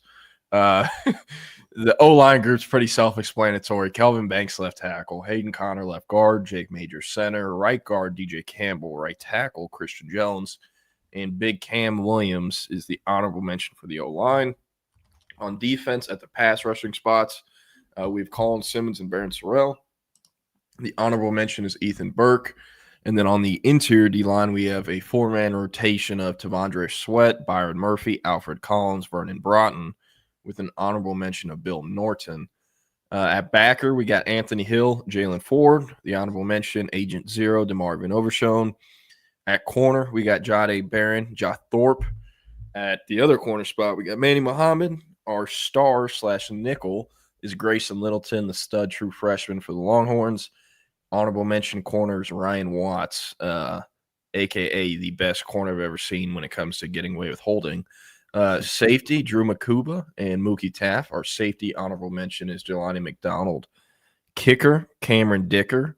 Punter, Ryan Sanborn. And then punt returner, Ryan Niblett. Kick returner, Worthy. We might have to change our kick returner. Antoine said, I thought he did return kicks. Didn't he return 1 or 2 for a touchdown, or were those punts? And I'm making this up. No, those were punts. Okay. I was deferring to because I thought maybe you returned kicks in 2022 or 2021, but definitely didn't in 23. It was Keelan Robinson. That's right. Didn't they have Whittington return kicks a little bit as well? He did a little bit, but I remember Keelan was also the primary returner in 23. Yeah. Deshaun Jameson was pretty damn solid. I think he took 1 or 2 back to the house from kick return. So we'll throw him on there. Does anyone know if he's still on the league or in the league? I think he was with the Panthers last year, but I don't know for sure. But yeah, so here it is. Pretty Fun kind of exercise. Ajay Hall. Haven't seen his name in a while. At Sacramento State, I believe. I remember being at UCF for like a week, and then that went bust. Let's well, yeah, he got arrested with a few pounds at the airport, as you know, Orlando natives do. Tampa native. So, oh, my bad. He does not have any stats on here. Is he even on the Sac State team? Doubtful. Let's see. I'm betting Ajay Hall's back in Tampa somewhere. Damn, no, he does not pop up on the roster at Sacramento State. So I'll be honest, I was kind of surprised Brennan Marion took him. Brennan Marion was the receivers coach the 1 year Ajay Hall was at Texas. And I was told that Brennan Marion told someone he was scared to be in a room alone with Ajay Hall because he, you know, is crazy. Like, there's no way to describe crazy better than someone who can get a car boot off their car, a parking boot off their car with their bare hands, you know? So I don't know. Jordan, can I hit on Woodcrest 4655's question? Yeah. Oh, yeah. I saw people on Twitter calling DKR a wine and cheese crowd. What do you think? You know what's tough, dog, is because DKR is on an open air press box, and I guess technically it will be when we go to the corner, you get this warped feel of what other stadiums are. Florida feels so loud. Mississippi State feels so loud because they're open air, right? And I'm not saying they aren't loud because they were. But whether it's Florida, whether it's Alabama, like Alabama has done the best job as far as in-game production, mixing in not just hip hop, because you are in Tuscaloosa, Alabama, some people need to hear some country, but giving fans, they never give fans a reason to sit down. There's always something, whether it's a former player or just like someone that Bama fans know in between quarters. It's not like we're going to pitch to, no disrespect, like the Longhorns in the NFL video and half the people are on their phones, you know, some people cheer. And that's one of the more popular videos they run. So I that's when they get like more engagement. It's a good question because I'll say this. Moody Center last night, they made a dedicated effort. And I've been meaning to ask Sean because I've kind of played back and forth with him a little bit about his. Sean won't come out and say, oh, man, we need to get like Moody Center's environment to where it was at different venues. But he'll kind of hint at like we need certain things to be better. They've done different things this year. The music has been different. It's been different, like shortcuts. It feels more like an NBA arena, different, newer hip hop, you know, they've been playing. So, yeah, I'm good with Thunderstruck as the come out song, like as the entrance song, like whatever. I thought it was a Texas thing. If it's not a Texas thing, then find something new. Ring. Okay, see, I thought it was a tradition. If it's not a tradition, then find something new. Yeah. Like, but nah, they definitely need to do more as far as the in-game like production, Jordan. This is what I think. Texas and the old folks of Texas, they don't want to change it from Thunderstruck. They need to. Like, y'all, Texas A&M has come out to Power by Kanye West. It's one of the best stadium entrances in all sports. It is an amazing stadium entrance. But they pulled it back because Kanye said some wild shit. And they did not want to play it. I didn't know that. And it was such a good walkout song. And the new one was so bad that the people in Power at A&M got bullied by the fan base back into playing Power, which is what they come out to. They took like a few games off. If they can get bullied into playing a song that they originally took off because the creator of the song was saying some wild shit, Texas can get bullied into not playing Thunderstruck anymore because it is boring as hell. Like, I remember growing up, going to games. I don't even remember what the song was, but they would play this hype video. And by the end of the hype video, they cut to the camera in the tunnel where, you know, they're putting their horns on the Longhorn that's mounted on the wall, like the Longhorns. And it would be this hype video that would show, you know, the old natty stuff, but it would also, a big chunk of it was talking about Freddie Steinmark, the All-American safety who got cancer, lost half his leg, and eventually lost his life. An amazing story. And there's a book about it. I recommend everyone read it. It's somewhere on the shelf. There's also a great movie that my uncle worked on, my All-American, but I can't remember the last time I saw anything Freddie Steinmark related on the video board. Now, I don't have season tickets. I don't go to every home game, but the Sam Houston game this year I was on the field for, they didn't play anything. The game I went to last year, the Mississippi State game or the ULM game, they didn't play anything. Jordan, can I help you out? I've covered this team for 3 years, and I have no idea who you're talking about. So that's what I'm talking about, man. So, like, and this is Texas's fault. I don't know if this is Sark or CDC or whatnot, but like Freddie Steinmark, he was a kid from Colorado, came to Texas. He's playing under DKR in the 60s, and was literally an All-American. And I believe it was at some point in the offseason during the season, he got really sick, and they did these scans, and they found out he had a ton of, like, a big cancer mass in his leg. And he eventually had to get his leg amputated, but he was on the sideline for games in crutches, walking around on one leg or crutching around on one leg. And it was like a very inspirational thing. And again, they used to play it before every home game, like a segment on it during the hype video. And I mean, it matters to people. Like, you know, I know you're obviously from Florida and hopped on the beat like 2 years ago, but like if you're at every home game and you had no idea who Freddie Steinmark was, and I just mentioned it, that is a big effing problem on CDC, Sark, or whoever's in charge of the stadium stuff on game day. Because it's like one of the best stories in Texas football program history. And it's, you know, it's like everything. As generations move on, old stories get forgotten. And the Steinmark one is one that shouldn't be forgotten. I firmly believe that. And again, if you have time, the movie isn't all that good, but the book is really good. And that's what the movie's based on, obviously. But the movie's called My All-American. And he also, it was kind of like one of those stories with, or I think it was kind of like with Pete Maravich, how he grew up and his dad was just this kind of psychopath about getting him, you know, to the highest stage or whatnot. I think it was kind of something like that too. So, yeah. Jordan, can I just add one quick thing before I run? Yeah. I saw Woodcrest's comment about hell, I'll take even Mo Bamba or enter song like Chief Keef Finito, like they did versus Georgia in the SEC title game. That triggered a thought, right? And I'm going to try and tell this story without exposing a source. So just stay with me because I want your thoughts on it before I run.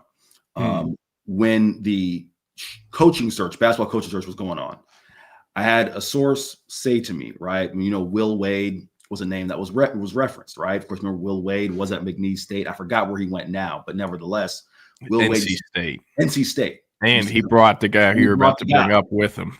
And he brought the guy who used to come with the boombox, and they was playing, you know, music. I'm forgetting which song it is right now. I know they're listening to "In and Out" by Ludfoe. That's the one that blew him out. I would love, man, if Sark and Tex ever came out to Ludfoe and Arch Manning and Michael Taff are just going bar for bar and In and Out, that'd be one of the funniest things I'd ever seen in my life.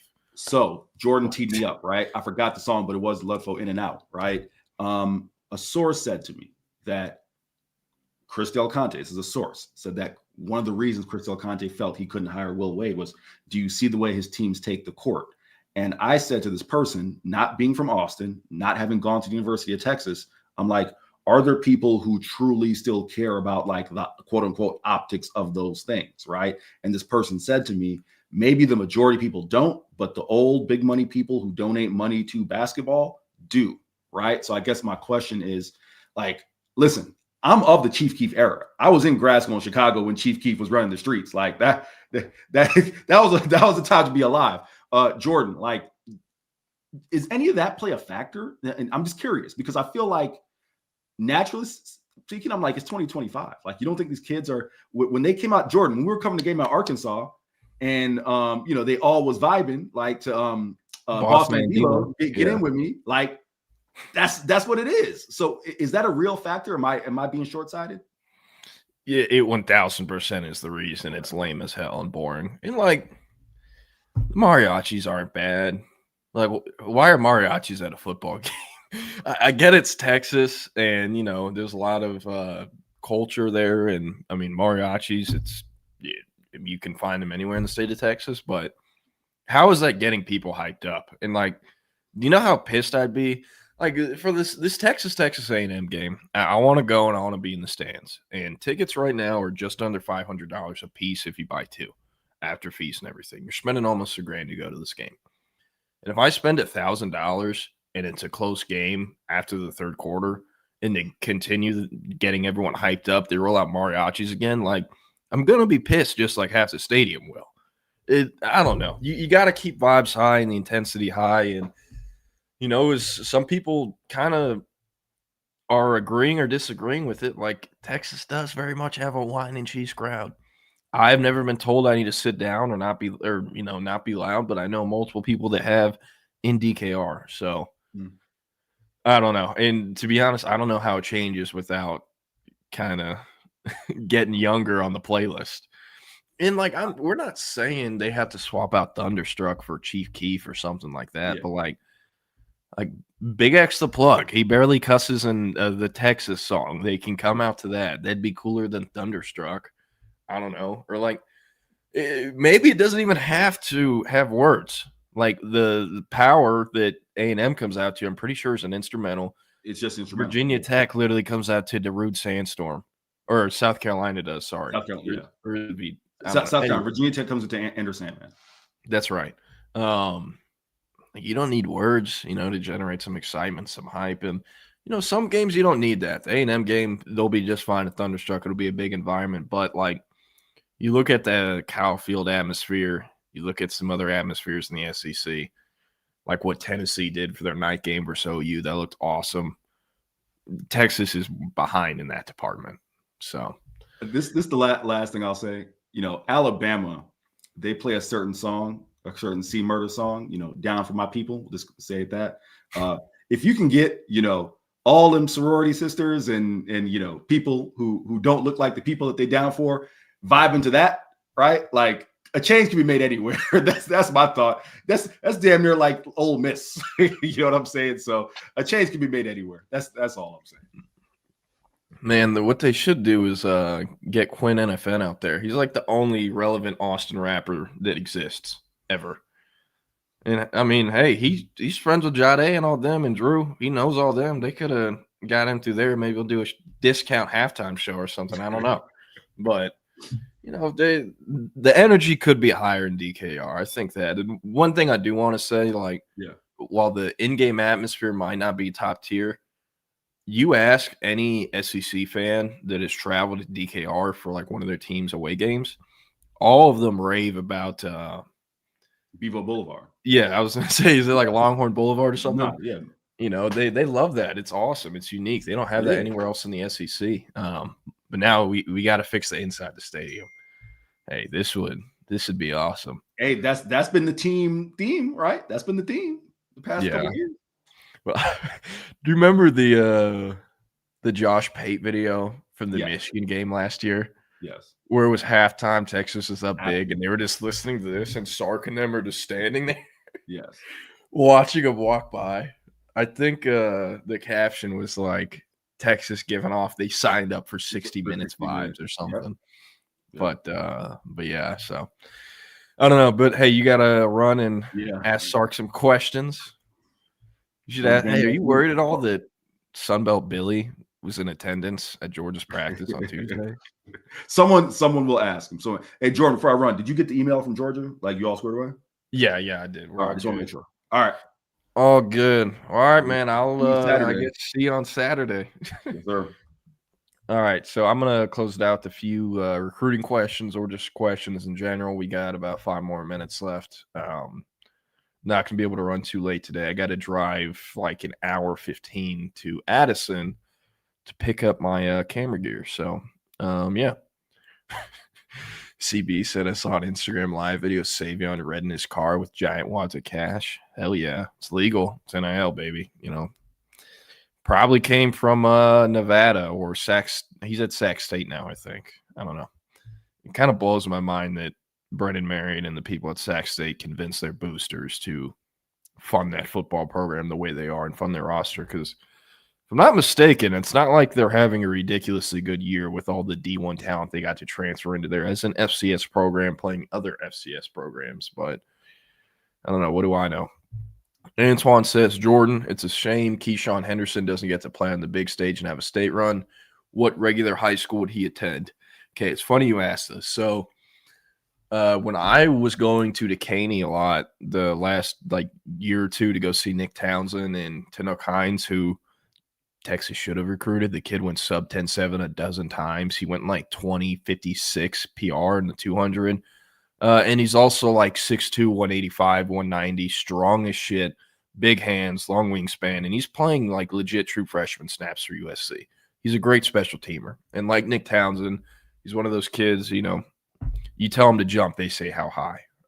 So one of the – in Texas never prioritized him or really looked at him, and we're never going to take him if he tried to commit. And they never recruited him hard. And now he's probably going to be USC's receiver 1 next year as a sophomore. But anyway, so Keyshawn Henderson, his best friend is the nephew of one of those coaches at Dekaney. And that coach is no longer at Dekaney. He went and took a college job. But Dekaney thought they were getting him several times because he's like, hey, my nephew's your best friend. We can get both y'all to move to Dekaney. You're QB1. We'll even let nephew start. You can play real competition, UIL, you know. Well, you'll get better this way and all that. And he stayed. He wanted to stay. And another thing I heard, since the school he goes to, Legacy, the School of Sports Sciences, is not in TAPS or like TCAL, the other private school division. Since they're not a UIL school, they're not in a classification. So Keyshawn Henderson's already getting paid from NIL deals, some of them already. Nothing can happen because there's no classification or league they're in that can suspend him. And if they wanted to, his season's already over, so they can shove it. So that's like the one pro of playing an outlaw schedule and being at a school that is not in a legit league. So, yeah. But I do think he was originally zoned to Dekaney or I think one of the Klein ISD schools, if I'm not mistaken. But obviously never went there. He went day one of high school to Legacy. So, yeah. David Keith Williams said, I remember going to the Veterans Day game in 2012, both honoring veterans and acknowledging the life of Coach Royal, who had passed earlier that week. I stood up the entire 3+ hours of that game. Awesome. Man, that I have a photo somewhere on my phone. My family and I were at an Italian restaurant in West Austin, and DKR was in there. And only a few months later was when he passed away. That was the only time I saw DKR in person. And, you know, I'm kind of a learner where when I find out about something, I want to find out as much info as I can and learn as much as I can. It's kind of like, you know, when I like an artist or start to like an artist, I will listen to that artist's music for a few months until I just get tired of it. And then I move on to the next person, do the same thing. And with Daryl K. Royal, I mean, that seeing him in person and hearing my dad talk about him, my dad's an older guy. He was born in 1963, you know, grew up in Austin, saw a lot of those Texas teams as a kid, kind of sent me down a rabbit hole. But yeah. Could you imagine if Texas started playing Nuck If You Buck as they walked out? That'd be pretty awesome. Troy Naquin said, isn't Thunderstruck a mandatory NCAA playlist thing? I think the NCAA has a list of songs they have to play at certain times. I don't know. I've never heard about that. I have no idea. Let's see. Oh, hey, what a coincidence. CB said today's the 10th anniversary of the release of My All-American, the Freddie Steinmark movie. Yeah, hey, I'm with you, Woodcrest. I think Mo Bamba is a better entrance song than what Thunderstruck is. Let's see. No, they're not playing Cue to Fool at DKR. They used to call DKR the quietest 100K in college football. Yeah, well, David Keith Williams said, as a lover of real hip-hop music, I'd love to see Texas enter the stadium to Redmond's. Time for some action. It's good enough for Mike Tyson. It's good enough for the Longhorns. Hey, good point. Woodcrest said, Jordan, how much time do coaches sit in the game planning room for the weekly opponent? I don't have this answer. Multiple hours. Like, you have to understand with how big college staffs are now. And I think the Connor Stallion stuff kind of exposed this. Like, there are people who have the most specific jobs ever. And their job is to know everything about what their task is, whether that's weather game planning for the offensive line, obviously like charting, hey, they run motion. How often is the motion guy the primary target? Hey, when they run 12 personnel, how often is it going to that? Like people, their jobs are they get paid to do specifically that. Sark isn't going through and saying, "Oh, Zach Branch motions 8 times a game. How many times does he get the ball?" That's not Sark doing that. It's not PK doing that either. It's other people who are analysts or assistants or interns that either make like $40K a year or they're working for free as college kids.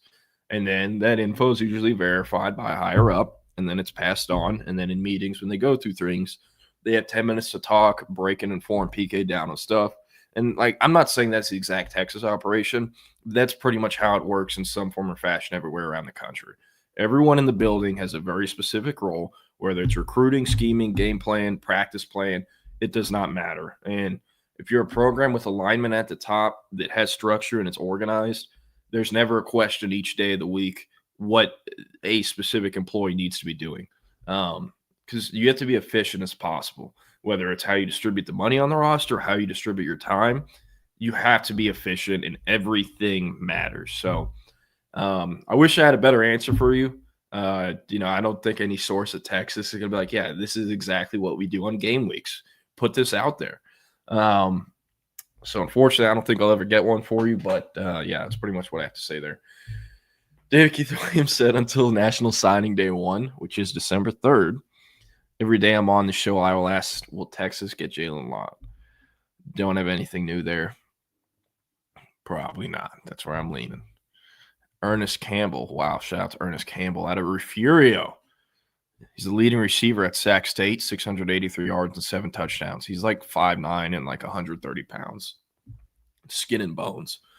One of the best track athletes I've ever seen in my short time on the high school football / athletics beat.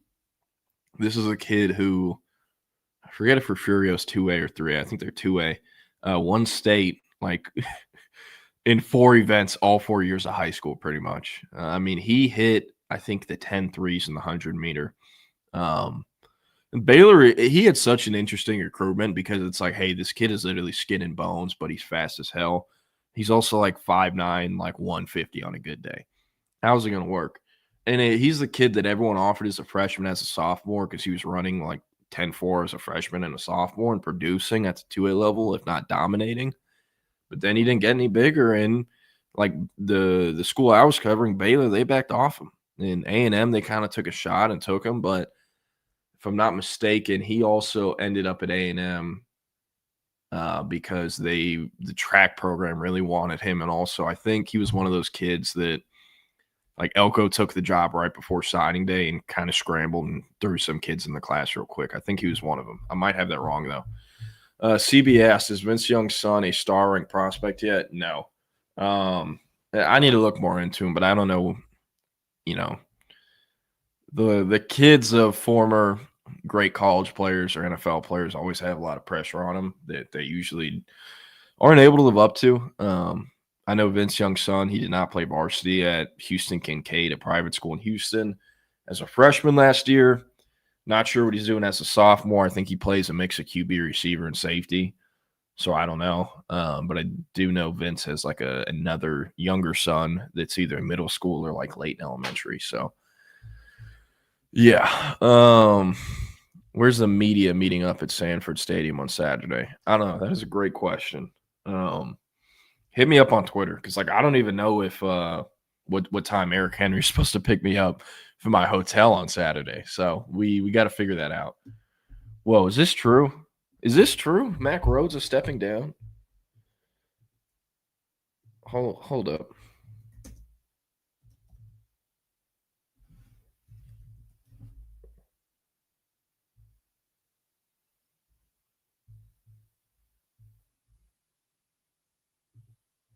What? He's taking a leave of absence for personal reasons. Interesting. Baylor confirms to ESPN that it received allegations involving Mac Rhodes on November 10th. These do not involve Title IX, student welfare, or NCAA rules, and do not involve the football program. So this is separate from the previously reported Michael Trigg incident. Oh, God. Oh, God.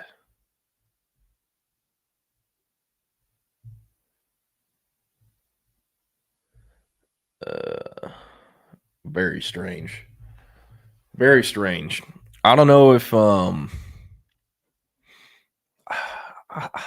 don't know if I don't know if we can trust Baylor when they say it's not related to the Michael Trigg thing. They clearly kind of try to cover that up a little bit, which is why we didn't find out about it till weeks after. And you know, everyone knows about the Art Briles stuff at Baylor, but with that combined with the other stuff, Baylor has covered up like more scandals than anyone else in college athletics, whether it's Art Briles stuff or everything else involved. So whatever Baylor is telling us in the press release, I do not believe it. I'll say that. So I do think this has to do with the Michael Trigg thing, unless he got caught with some stuff on his computer or said some stuff in private meetings or something. I don't know. I've talked about it before. I don't think the dude's very bright.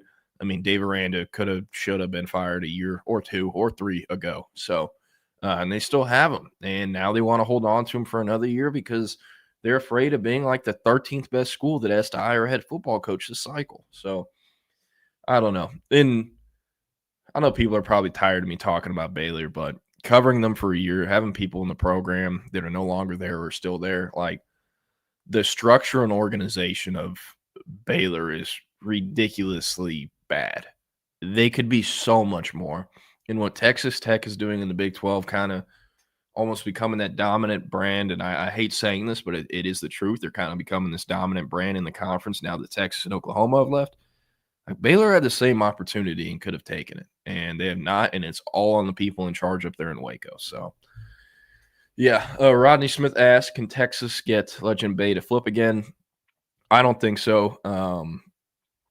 Later in the day after he flipped to Ohio State, I think that was Sunday or Monday, I talked to someone very close to the recruitment on Bay side of it, and they told me he was done. He's signing with Ohio State. His recruitment's over. So that's what I reported. Now we are in the year 2025, and I don't think Texas is getting Jalen Lott, and I do think they'd like to add another receiver / offensive weapon.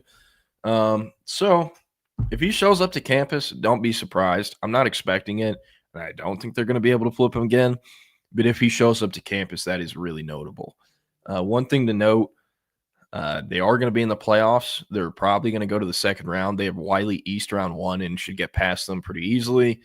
And then round 2, they'll meet Waxahachie, who ended their season last year. And round 2 lines up with the Arkansas game weekend. Their playoff game will probably be on the same day.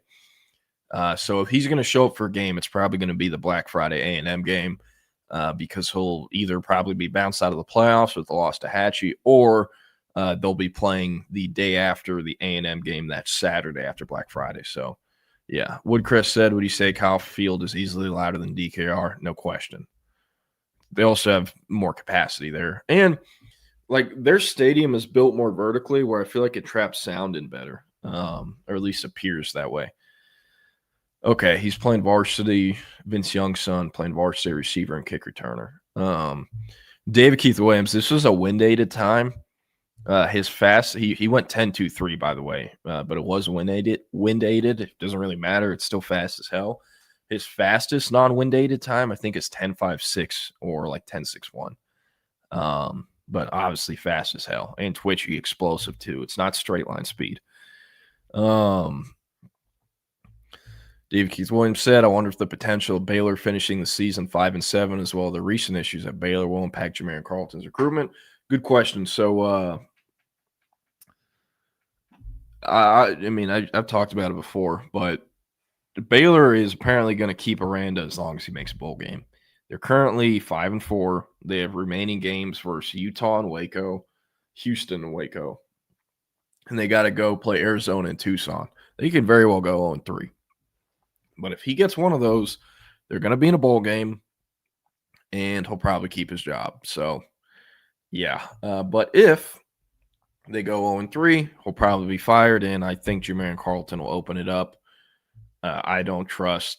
I mean, look, it's November 13th. They're going to let Aranda coach through those 3 games. So that's, November 29th would be the last game. Are we really putting stock into Baylor having it set up where they'll fire him on the 29th or the 30th and have a new coach in before December 3rd? Because LSU is a school that can say, no, don't worry. We'll just sign December 3rd. We'll get the coach after. Don't worry. We're LSU. you can trust them, even with all the crazy politics and government stuff, because football is such a big deal there. If I was a handler or recruiting coordinator or a coach at a high school helping a kid with his recruitment, and Baylor said, hey, we want to keep your commitment. We know we just fired the coach. Don't worry, we're going to get this figured out. Just sign on the 3rd and we'll figure it out later. I'd be like, hey, we're going somewhere else. We're not going to Baylor.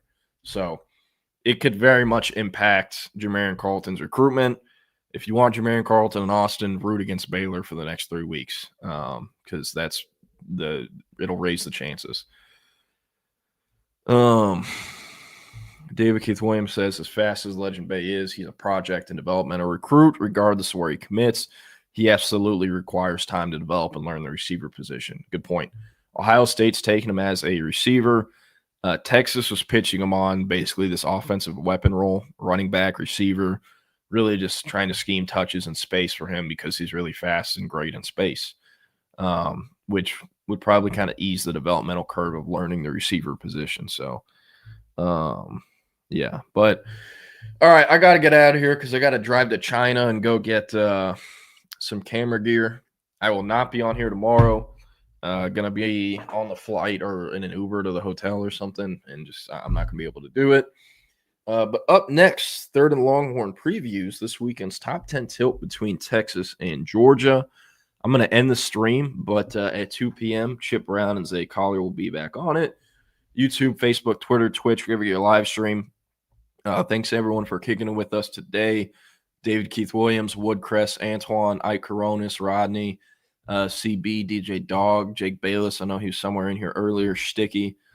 Appreciate all y'all. Appreciate those listening on podcast platforms. Please give us a like, comment, and subscribe. And hey, y'all have a great Thursday. Only one more day to the weekend. Peace.